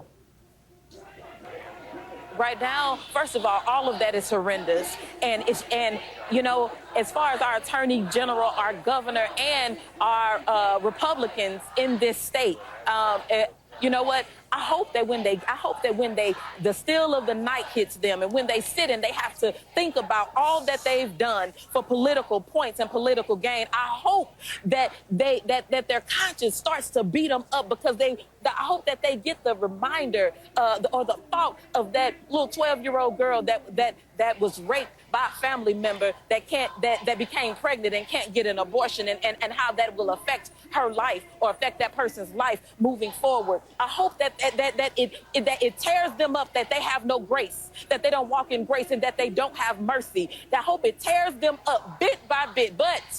But also, we're telling people you still have care. Secretary Vcr the Secretary of the Department of Health and Human Services was right here at this location, at this Planned Parenthood today. We were together with advocates and health and abortion providers when that decision was announced. And what he said was care is care. What we're saying is make sure we let people know that you can still access services. So whether it's by mail-in, so if we have to mail you the abortion pill, if we have to get it to you, if we have to have telehealth appointments, you still have the ability to have care. So don't let anybody tell you can't get care. We're going to make sure that however we can, because providers still need to provide care as well. It's not just on the people calling, providers as well. So we're going to make sure, Call your local reproductive health clinic. Call your local abortion clinic. Call our office. Call your Congress member's office, especially if they're a Democrat. You can call my office. We'll steer you in the right place to go, because you deserve health care. I think what we've learned today, having two women who are advocates for their constituents on the show to start the show, I'm glad we did it. Elect people who give a damn about you. Elect people who actually care about you. Don't elect people because they have a party label that you like, or you think that they are governing out of the Bible. Because trust me, as a church girl, that ain't the Bible that they're using. They are using the book of power. Be governed by people who give a damn about you. Like the lady who's sitting right here on the screen with me right now, Congressman Cori Bush. Thank you. Thank you for the fight. Appreciate you. Coming up next. Legal system to ensure that justice is blind and we're all equal under the law. It's not perfect, but we strive to make it perfect because Americans know deep down the difference between right and wrong. But this sense of fairness is being destroyed, and it's being destroyed right in front of our eyes, and nobody's doing anything about it. If you've been watching Primetime, you know all about the cover-up we're seeing in Napa County with Nancy Pelosi's husband. Some of you may be saying, let it go, Waters. You sound... On Sunday, mostly sunny, not quite as windy. No humidity, though. Temperatures will be in the upper 70s for daytime highs. Sioux Falls will see temperatures warm back to the low 90s by the middle part of next week. Maybe another shot of thunder Thursday. 87 for Friday, the first. Can't have the state make the decision on concealed carry. But obviously it would appear very inconsistent here in terms of the states' rights points. Obviously, at the core of this, Professor, is the question of privacy, right? Which is the shadow of the Constitution, the right that Roe was based upon. The majority opinion says that other rulings based upon the concept of privacy are not at risk. They say, we have stated unequivocally that nothing in this opinion should be understood to cast doubt on precedents that do not concern abortion. Okay, that's the majority. However, Justice Thomas released an opinion, and he argued, quote, in future cases, we should reconsider all of this court's substantive due process precedents, including Griswold, Lawrence, and Oberfeld. Now, those specific cases involve privacy in the context of contraception, same-sex marriage, and same-sex relationships. Do you believe, again, the majority opinion said, explicitly tried to say, don't worry about those things. He explicitly said, oh, yeah, you should worry. So are those freedoms in danger now? They're all in danger, and Justice Thomas is much more candid than Justice Alito. Alito must have his fingers crossed. He can't prevent this decision, which approaches the law in a very new way, a way that we haven't really seen for 50 years. He can't pretend that it has no implications for other rights that are not mentioned in the Constitution and that some would say don't have deep historical roots. The right to same-sex marriage, the right to sexual intimacy between consenting adults, the right, Justice Thomas, for racial intermarriage, not part of our ancient history. The fact is that this country is based on a whole sea of rights that are not listed in the Constitution. The court is now saying we're going to rip the underpinning out from under those rights by eliminating the method that allowed this court over time to recognize them. But don't worry, it's not going to affect you. That is nonsense. Well, and of course, it's important to note, right, in that sentence I read, he didn't include interracial marriage. He, of course, is in an interracial marriage. He listed the other rights, not the one that obviously pertained to him personally. CNN learned today, Professor, that there are ongoing legal debates inside the White House on what the executive branch can do now. Phil Mattingly was reporting on some of those. Could they, for example, use federal resources to fund women's travel to cross state lines to states that will maintain the right to an abortion, like California or New York? Can they allow abortion providers to use federal property to perform abortions in states where abortion will actually be fully illegal? I know the White House has consulted with you. Do you think any of these options are legally doable? I can't give the White House advice on national television. It's not the way it works. There are things that the federal government can do, but they're quite limited. The main lesson is that the executive branch has very limited authority. It's the legislative branch, it's Congress, that now needs to enact a national law making Roe versus Wade the law of the land. Then federal resources can be unleashed. But even without that, there's something that the people can do. They can make Roe a voting issue. Roe is on the ballot this November. And with a Congress that believes in making women masters of their own destiny, we can make again Roe the law of the land. Right. Of course, as you point out, this is going to become a huge political issue, which we're going to tackle next, because right now, of course, they do not have those votes in Congress. Thank you so much, Professor. I always appreciate your time. Americans answered to come here and fight for Ukraine's democracy. They were captured. The Kremlin won't rule out that they could face the death penalty. Is there something you would like to say directly to the families of those two Americans? They're heroes. And for me, they're the same like Ukrainians, because they give and they gave the main things they had, their lives. But I'm sure that we'll fight for them and we'll get them back. And of course, they will come back to your families, to their children. We spoke just moments after Ukrainian troops, under heavy Russian fire for weeks, were forced to withdraw from the city of Severodonetsk in the east, giving Russia a new strategic foothold. It seems like there's small advances from each side every day and huge numbers of casualties. Can you continue in this? How do you change the stalemate? Their military outnumbers ours by 10 to 1. No matter how strong we are, they outnumber us by 10 to 1. It is very difficult. Are you worried that the West will lose interest in Ukraine, become exhausted from this war, focus on other things, and that you'll be increasingly isolated over time? I am worried about this thing indeed. The war has no boundaries. The war is currently happening in Ukraine, but that means that the war is happening everywhere in the world. I'm sure about that.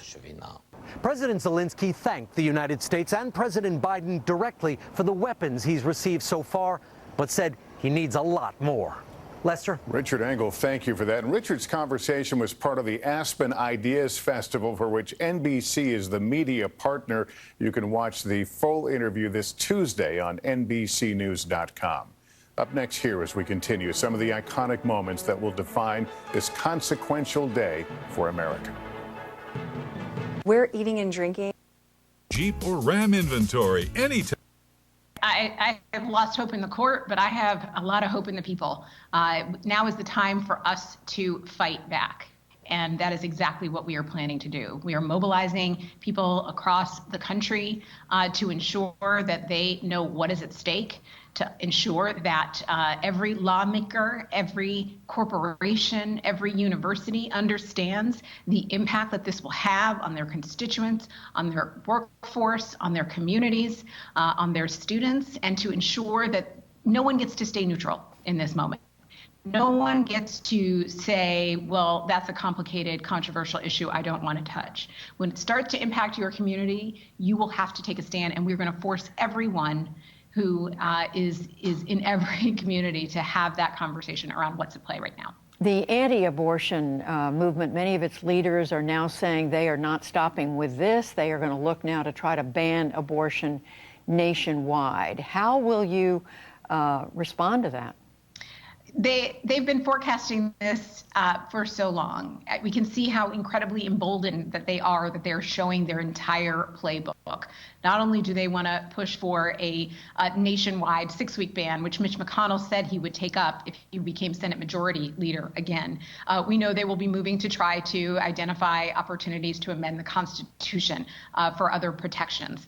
So we have to fight back and be just as relentless to fight their extremism. And that is exactly what we are going to do. And finally, Alexis McGill-Johnson, what is your message to young women, to families who are out there listening to this, listening to you right now, who are questioning what it means for them and what they should do now? What is your message? You know, my message is the same message I gave to my daughter. I have a 13-year-old daughter, 10-year-old daughter, both of whom are going to grow up with less rights than I have enjoyed for the last 49 years of my life. And I told them, we are going to fight this at every turn. Now is the time to be engaged in the fight. Now is the time to make sure that future generations continue to maintain and hold rights. We have to make sure that every movement understands that we have to make it relevant for every single generation. And we want young women to grow up in a world where they are able to pursue their own freedom, their own imagination. And we are going to continue to fight with them and for them until they take the baton so they can fight along with us. Alexis McGill-Johnson, the president of the Planned Parenthood Action Fund. Thank you very much. Thank you for having me. And for an even closer look at how this decision impacts Americans and how organizations are responding on the ground, we turn to Amna Nawaz. That's right, Judy. We'll get two perspectives. I'm joined first by Michael Gonidakis. He's president of the group Ohio Right to Life. He's been with the organization for more than 14 years. Michael, welcome to the NewsHour. Thank you for making the time. There have been people working towards this decision for 50 years. You have been working towards it for 14. Just help me understand, what is this moment like for you? It's historic. You know, never in my lifetime did I believe it would come to this, and here we are today. And we have a monumental task ahead of us. Our work is not done; it's just begun. We need to ensure that we have the greatest social service safety net here in the state of Ohio to help all women, especially women who find themselves in an unintended pregnancy. Well, let me ask you about that work ahead and your resources there, because women in Ohio, like a lot of women around the country, lived through a pandemic. They were disproportionately affected when it comes to workforce participation. I saw in Ohio, rental prices have been soaring like they've been everywhere else. We're living with record inflation. You're a nonprofit, how can you support these women? Do you have the funding and resources you need? Well, we don't as an organization to help every single woman in Ohio, of course, but we do have our tax dollars through the legislature and our governor, who's pro-life as well, Mike DeWine. And what we've done from budget upon budget is find extra dollars or take dollars that we currently have and send them to help with WIC, help with SNAP, help with different programs that help women, whether it be for prenatal care or their own health care. We supported Medicaid expansion in Ohio and still do today. We think every woman should have access to a doctor no matter what. And we believe if we continue these common sense approaches approaches at our city, county, and state level, the resources are there to ensure every woman who finds themselves in unintended pregnancy will have everything they need to have a healthy baby and raise their child or place their child for adoption. You're confident those resources are already there, or they will be there? They are already there. We have a $7 billion rainy day fund too, and our coffers are full, and we are spending the money now. Our governor continues to provide extra money for women, for diapers, formulas, for parenting classes, and the like, and he's doing a great job. We should mention, too, in Ohio, the governor back in 2019 signed a so-called heartbeat bill, right, which effectively ban abortions at around 6 weeks or so. It's been held up in a court. It's likely to go into place. But even with that, if a woman in Ohio becomes pregnant, she can still travel out of state. She could still order in medication abortion. How does your group approach that? Yeah, you know, we're at a new frontier here. You know, we're dealing with issues that we're seeing for the first time here. Of course, there is no law, nor would there be a law that would restrict someone's ability to cross state lines for any reason whatsoever. I'll tell you, on the heartbeat bill, breaking news, the federal judge just lifted the injunction. So 10 minutes ago now, the law in Ohio is the heartbeat standard as of 10 minutes ago. And as it relates to mail order prescriptions, you know, we can't regulate the internet at this time, of course, not a state or the federal government. So we're going to have to sit down and tackle these issues together as a nation, as a state, on how we ensure that women aren't ordering unsafe drugs from China or Mexico or wherever else. Well, let me ask you about that briefly in just a few seconds. We know that outlawing abortion doesn't end abortion. How worried are you women will turn to increasingly dangerous means to end pregnancies? Well, we think with the right type of care that I've spoke about already, and ways, whether it be our church or it be other types of opportunities to help women and demonstrate to them that they have the care they need, the health care, the prenatal care, and every county, all 88 counties of Ohio, that they're going to have that access, and it's there today. That is Mike Gonadakis. He's president of the group Ohio Right to Life. Michael, thank you so much for your time. Thank you. And joining me now to talk about how her group will respond to today's decision is Kelly Davis. She's executive director for the New Voices for Reproductive Justice. That's a nonprofit working in Ohio and Pennsylvania to help Black women, girls, and trans people. Kelly Davis, welcome to the NewsHour. Thank you for joining us. Tell me about what this decision means specifically for the people you serve, and what are they telling you today? Well, today is a devastating day, but if you're surprised you haven't been paying attention, as we've heard throughout today's broadcast, folks have been working in concert across this nation to limit folks' human rights, including access to comprehensive sexual and reproductive health care, which includes abortion. Across the 2 states that we represent, we know that those that are most impacted by abortion restrictions are Black women and gender expansive folks. So let me ask you about Ohio and Pennsylvania, where you also work, because a lot of folks predict now, because of the tightening rules in Ohio, and as you just heard, that so-called heartbeat bill just going into effect there, Pennsylvania providers will see a surge of women coming in from Ohio, from West Virginia, from elsewhere. Can you handle that? Can other providers handle that? Do you have the resources you need?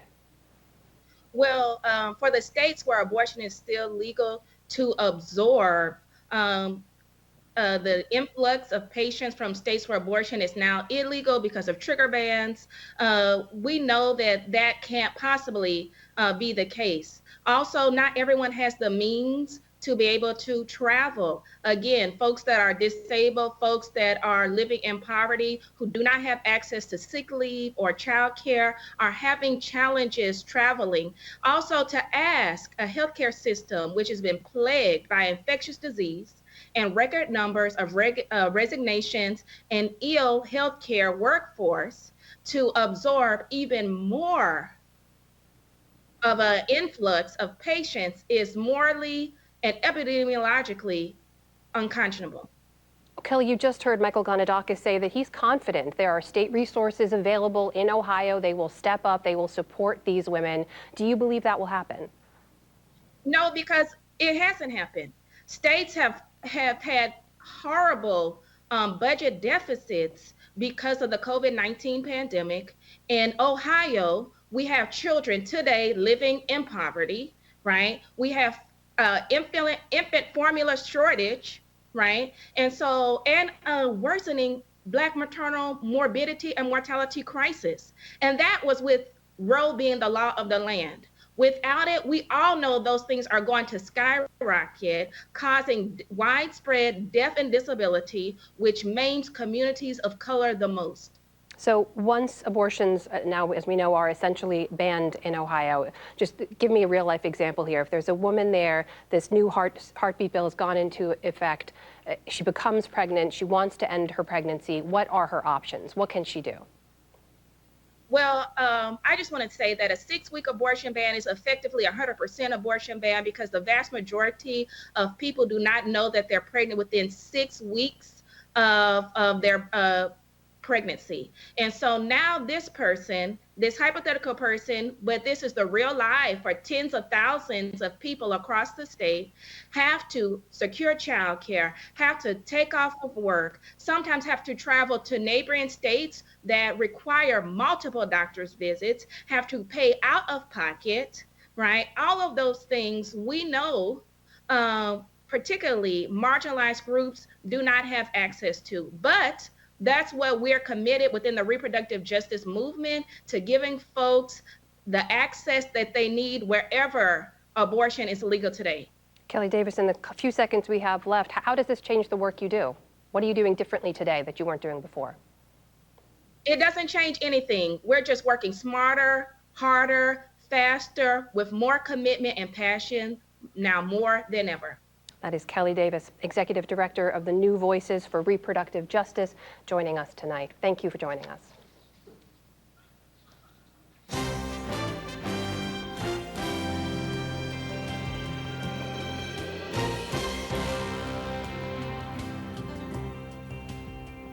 In the day's other news, the U.S. House of Representatives gave final approval to a $15 billion gun violence bill, the first of its kind in nearly 3 decades. It had passed the Senate last night, with 15 Republicans joining all 50 Democrats. Today's debate and vote in the House was much more down party lines. To the members who lack the courage to join in this work, to those who lack the courage to join in this work, I say your political survival is insignificant compared to the survival of our children. Congress is moving full steam ahead to restrict the right to self-defense for law-abiding gun owners and the right to due process for all Americans. This legislation is the wrong approach, and we ought to oppose it.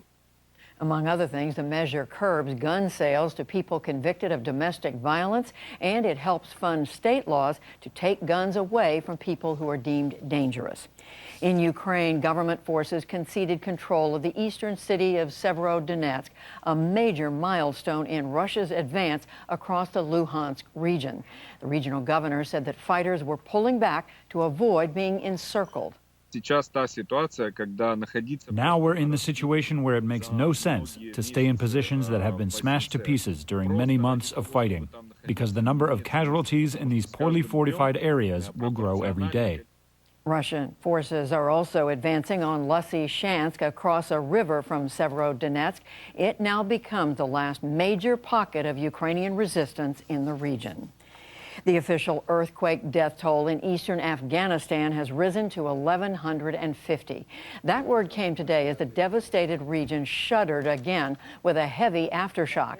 Survivors struggled to find food and shelter and waited for aid that is slowly trickling in. The UN Human Rights Office today blamed Israeli troops for the death of Shireen Abu Akleh, a Palestinian-American journalist. She was shot dead last month during unrest in the occupied West Bank.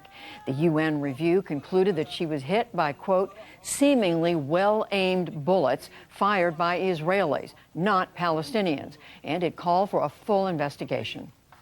More than 6 weeks after the killing of journalist Shireen Abu Akleh and the injury of her colleague Ali Samoudi in Jenin on the 11th of May 2022, it is deeply disturbing that Israeli authorities have not conducted a criminal investigation. Israel has denied that its soldiers targeted Abu Akleh. It also called again for the Palestinians to share access to the fatal bullet. The Palestinians have refused, saying they do not trust the Israelis to conduct a legitimate investigation. Record-breaking heat has hit more highs today all around the northern hemisphere. Cities in northern China had readings of 107 degrees. In the Russian Arctic, it was nearly 90 on Thursday, and 15 states across the U.S. had highs of 100 degrees. Scientists say the extreme heat this early in the year is likely linked to climate change. The people of Surfside, Florida marked 1 year today since 98 people were killed when a condominium tower collapsed. First Lady Jill Biden was among those honoring the victims at the now cleared site where the 12-story building once stood. The cause of the collapse is still under investigation. And Wall Street closed out a week that recouped much of last week's losses. Stocks rose on hopes that interest rates won't need to rise so much if the economy cools. The Dow Jones Industrial Average gained 823 points on the day, 2.7%, to close at 31,500. The Nasdaq rose 375 points, 3.3%. The S&P 500 was up 3%. This is not only meeting your goals, but crushing them, then setting new ones. Deanne. Big five. Fever, sweats, chills, muscle aches, or coughs, or if you plan to or recently received a vaccine. About Skyrizi. Learn how AbbVie could help you save. What if you could use retirement accounts to invest in crypto with iTrust? For the Washington Supreme Court Justice. By the Bosley Guarantee. And right now, they've got an incredible free offer for you. If you send that text down below, they're going to give you the completely free Bosley info kit. You're also going to get a $200. Hello. Tell us what you're seeing out there, Matt. Yeah, so there's a lot of protesters out here. There's a lot of Democrats out here screaming at a black man's house, basically. Tensions are pretty high. And, yeah, I mean, compared to what I saw earlier at the Supreme Court, I'm kind of surprised there aren't more people here. There's like a medium to small size crowd, but there might be more coming later, I'm thinking. When you said tensions are high, what do you mean by that? There's people, you know, there were people fighting, pro-lifers and pro-choice people, screaming at each other. Here it's mostly pro-choice, pro-abortion activists yelling at Clarence Thomas's house. Earlier today, we saw a lot of just face-offs, screaming matches, even some stuff that got physical. So yeah, just a lot of nasty words being thrown back and forth and a lot of anger. Now, how far away are the protesters from Clarence Thomas's home?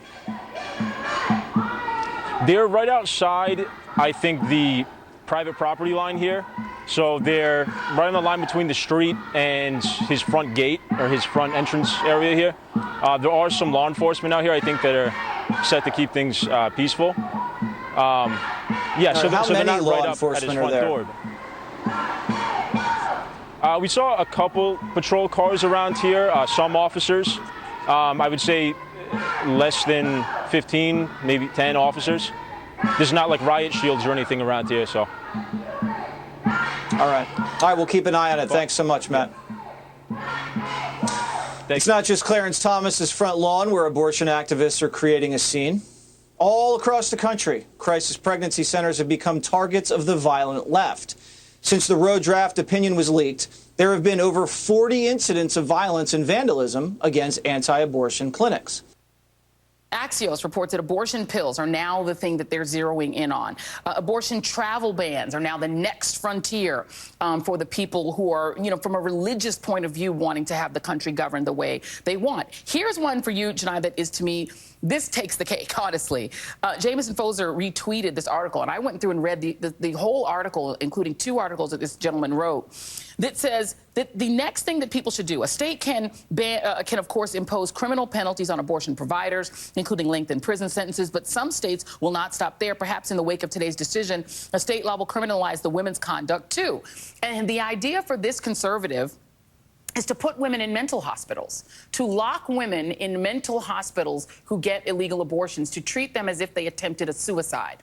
So this is somebody who wrote not once but twice articles saying that the way to be compassionate toward women is not to incarcerate them in prison, but to incarcerate them in a mental hospital. Is that where we're headed, Janai? Listen, Joy, we are right now in the precursor to The Handmaid's Tale. This is real. This is not a show. This is not entertainment. This is actually happening to women across this country. We are being threatened in ways that we haven't seen in over 2 generations. And yes, I don't put it past any one of these extremists to propose such a possibility for women. Women are already being criminalized. People who have conversations with women about their reproductive health may be criminalized. Yeah. This is what we're dealing with. But fortunately, we already have seen 82 prosecutors sign a letter saying they would not prosecute women who run afoul of what I believe are patently unlawful laws. Yep. So we need to encourage more district attorneys, more prosecutors to step forward and stand up for women and women's reproductive rights.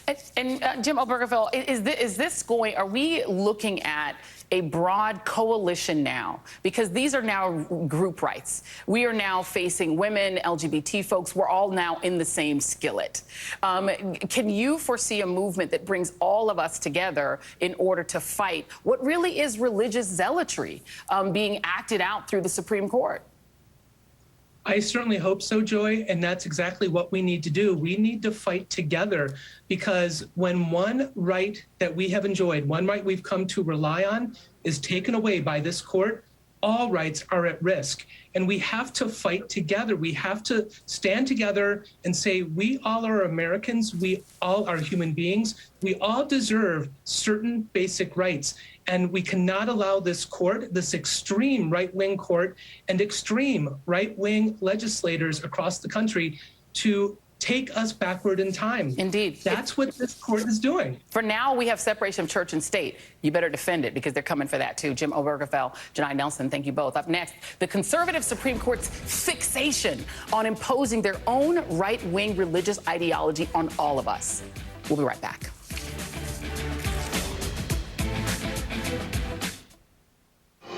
Your dry eyes deserve better. New preserve proceedings, and so these are long-running crimes that he can help fill in.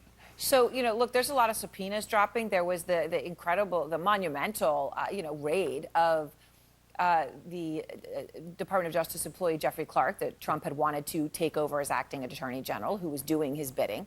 And I just mentioned a moment ago Kelly Ward, the Arizona Republican chair, and her husband. They both were issued subpoenas, we now know, as part of the DOJ probe into the fake elector push that was coming out of Trump's inner circle. So when you see this, more subpoenas coming out about that, how key do you think the fake elector scheme is to the criminal investigation at the DOJ right now? And tying to the point that I made a little bit earlier, Aaron, about the advanced planning that went into January 6th, the fake elector scheme is at the center of that, because you don't have the violence on January 6th without those fake electors and without that scheme to send fake electors to Washington. So yes, that is very, very significant. And also, as evidence, this fake electors thing is very valuable because it involves people's signatures and people's names on them and so on. So there's plenty more to come on the fake elector scheme. Elliot, thank you very much for your context. Next, Congress passing the first bipartisan gun safety legislation in decades, what the bill actually does. Plus, if you want to live, leave. That is the dire warning tonight from the mayor of a city in southern Ukraine.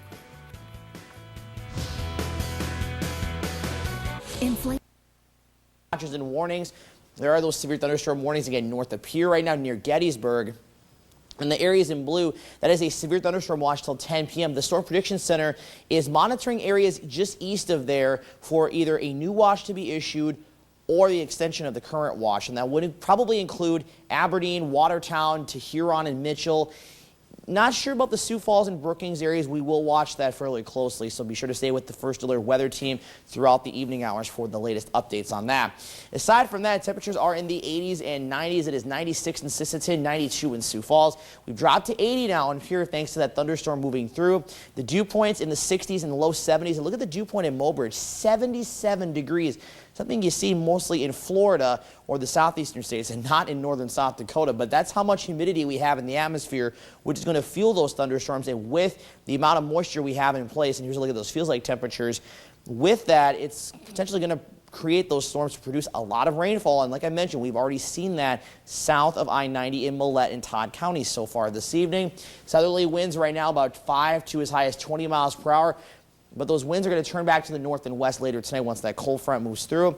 Level 2 risk for those areas in yellow for severe storms tonight. The main concern is going to be in this level 3 area. It's a enhanced risk, which means numerous severe thunderstorms are expected. The hazards could be hail up to tennis ball size and damaging winds that could be upwards of 80 miles per hour, likely about 60 to 70 with some isolated gusts up to 80, and a very low risk for an isolated tornado. So Futurecast is going to show the storms continuing to develop and push east throughout the night. Again, the cold front's going to slowly move east. Storm movement is going to be north and east. So again, we may see storms go over the same areas over and over, which could lead to that risk for a little bit of some flash flooding. But they won't reach the I-29 corridor to potentially after midnight. But once we get past that into tomorrow is looking to be a much nicer day. It will be breezy though, but it will be cooler and less humid as well. And good chance, too, to give those air conditioners a break. And here's that 10-day forecast for Sioux Falls. It does warm back up, though, into the 90s again by Tuesday and Wednesday of next week. And we'll be turning muggy once again as well, with only slight chances of showers and thunderstorms towards the 4th of July weekend. Aberdeen, here's your 10-day forecast. 76 tomorrow, 79 on Sunday. Back to the 90s, though, by Wednesday, and then 80s for 4th of July weekend. And finally, in Pierre, temperatures here in the mid-70s tomorrow. Back to the 80s, though, by Sunday, upper 80s Monday, Tuesday, and near 100 by Wednesday. Stick with us. We'll be right back. The I-Team digs deeper into local and national news that impacts your life. The I-Team, only on Dakota News Now. Out of that, showbiz. Negating New York's regulations on who can carry guns out in the open. That came down from the court at the same time Congress has now passed the first anything close to gun control legislation in decades. Where are we on guns in this country given all that? Well, Americans have every right to be confused with the courts coming down strongly in favor of state legislatures when it comes to abortion, and undermining a 100-year-old law in the New York legislature was a perfectly reasonable law. Okay, but it relates to the earlier question. I do think that there is a concern on Robert's part of a judicial activism on the right. Okay, so whatever the favored right is, the right has found ways to do this. But I also don't want to downplay what the Congress did on this measure. This was the first of its type in 30 years. Right. And the reality is that it was a demonstration to some extent of the way, Congress should work. I mean, you make compromises and you have incremental reform. That's what American democracy does, okay? And so, I think there's a lot to praise there, and that included some Republicans, even though a lot of them not coming back or are not running in the next year, But it was, I think, well done. But you do have, and Jonathan, you've got the court going in one direction on guns, and the Congress, in this instance, going in another direction. Well, the Congress is reacting to real-time horrors. Uvalde, Buffalo, plus the 200-plus other mass shootings that have happened in this country since the beginning of the year. And so the fact that they were able to do something as incremental as it is, it's the first time it's been done, as Michael said, in 30 years. And so this should be celebrated and should also be recognized as an opportunity. If Congress shows the ability to pass something on guns, they can do it again. And so, but when it comes to the court's decision, it's another thing that worries me. This idea of a reliance on ordinary self-defense. Ordinary self-defense is very subjective. And when you are a person of color, do you get the presumption of self-defense? We've seen many instances where the answer is no. A lot still to interpret on that one. Jonathan Capehart, Michael Gerson, thank you for being with us on this historic evening. Yeah, thank you. Thank you.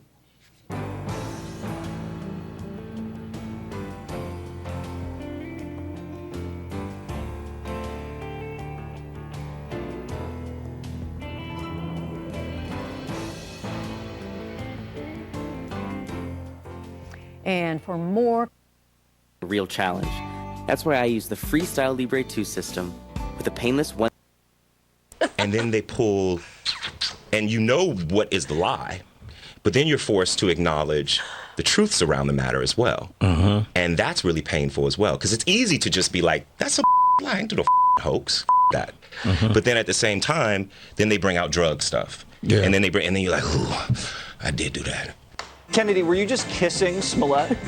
I was helping him. You were helping him. He needs a lot of help. He does. All right, Ashley, you're... I'm going to say that, you know, it is, we are separate. I doubt, right? There is a case that a rabbi is bringing in Florida who says, hold on a second, in Judaism, life doesn't begin at conception, and we believe abortion should be legal. Don't you agree that if that case were ever to get to the Supreme Court, suddenly there would be a total separation of church and state? This ain't about religion. It's just this one version of Christianity. That guy, if he gets all the way to the Supreme Court, will lose. There's no firm, like, legal theory here. It's just we're Christian right people, and we want that to govern America. As Gandalf might say, arguments are of no more use here. The Supreme Court does not care about its own hypocrisy because they have the votes and they have the will to power to do what they want to do. So, yes, I think that we should bring that lawsuit from those people. I think that we should pass congressional legislation codifying Roe v. Wade. But there's a line between hope and foolishness, and we have to be realistic about what this Supreme Court is willing to do. If you pass those laws, if you bring those cases, this Supreme Court will strike them down before breakfast. And so I say again, the only actual solution, it might sound hard, it might sound radical, the only actual solution is to expand the court with people who believe in secular government as opposed to religious theocracy. And the only way to do that, and I'm going to sound like a broken record, you need 54 senators, y'all. You got at least like 8 good races. Focus on getting 54 senators. It's the only way you're going to ever expand the court. Elie Mystal, thank you very much. We'll be right back. As someone with hearing loss, I know what a confusing and frustrating experience getting hearing aids can be. Rates with a credit card consolidation loan from Lightstream. Isn't easy. Season. All our heart, crafting each meal with care. Believing a smile makes everything taste better. And it's a tradition we bring with us yet today, from our hometown to yours. Welcome to Delicious. 1,060.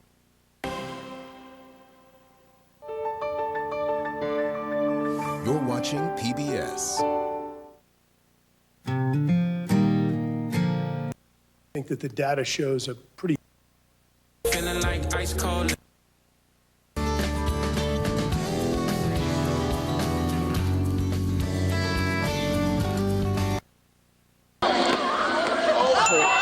It's one. Get the knees into it. 2. Overlooking shot.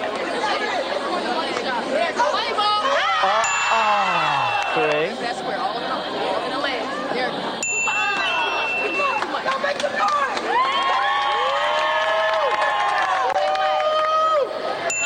This is going to go on forever here. How many? 5 in a row. Kennedy? Yes! You've done it again. You are the winner, Kennedy, of Johnny, my assistant for the day. What? Okay? I can't. By ordering online at plexidermtrial.com or by calling the number on your screen. Zoe for Azo here. I've been taking Azo Bladder Control every day. It has clinically studied ingredients. Right here in Pasadena, the Civic Auditorium. Tuberculosis, lymphoma, other cancers, nervous system and blood disorders, and allergic.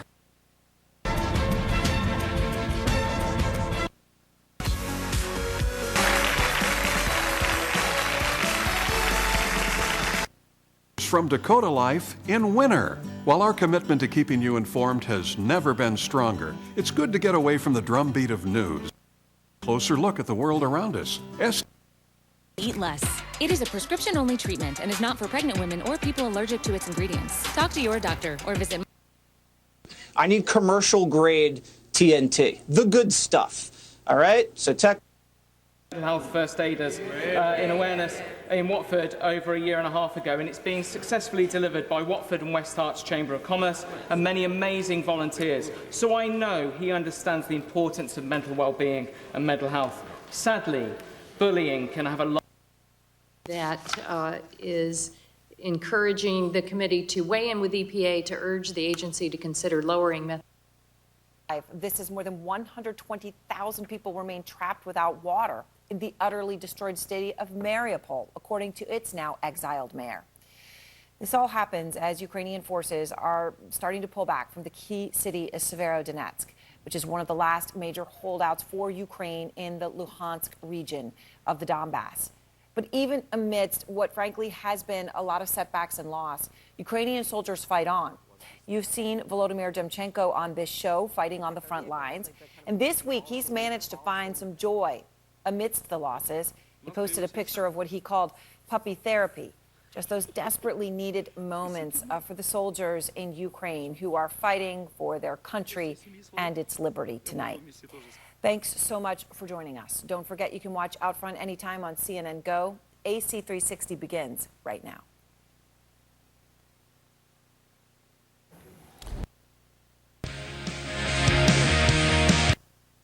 Day starts now.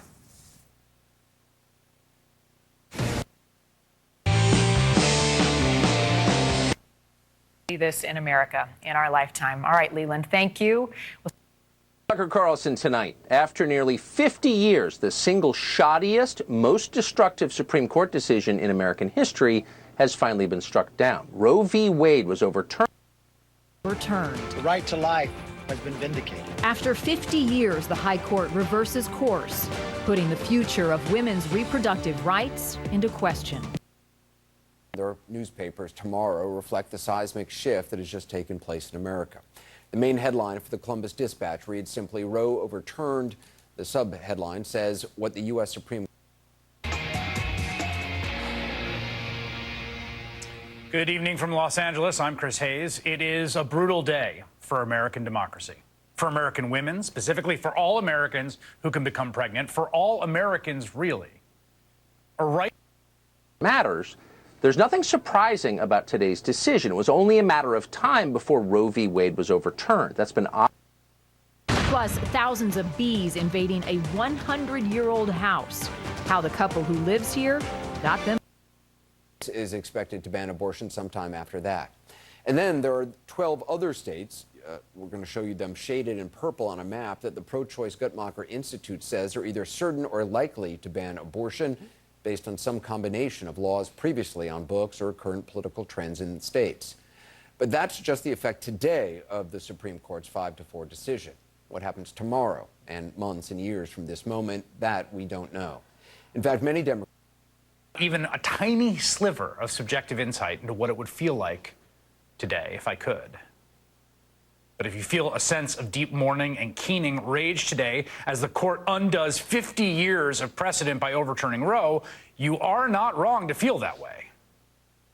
Democracy and wanted democracy to continue, you would demand that all laws in the United States be passed by elected legislatures. Again, no matter how you feel about abortion or any other specific issue. In a democracy, voters have the final word on how they are governed. To talk more about other major cases that may be next.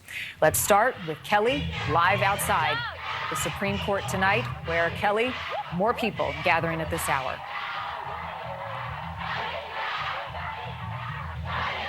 Well, Marnie, like you said, there are people celebrating this decision and those that are against it. A majority of this crowd here behind me against this decision. The sun set on the Supreme Court tonight.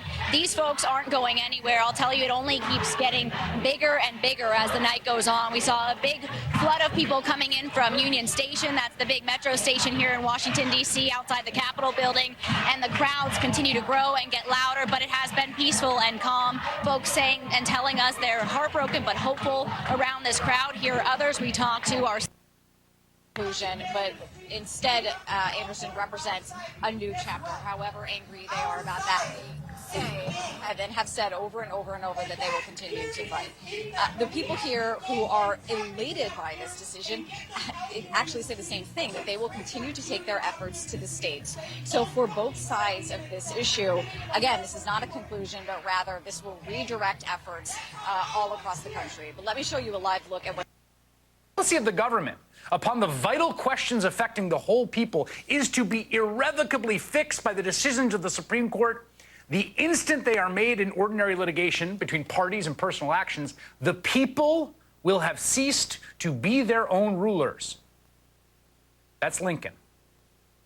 In other words, if the court is going to settle all the matters as grave and fundamental as this, and we've been given up being a free people who could determine our own lives, again, particularly when the question at issue there was citizenship.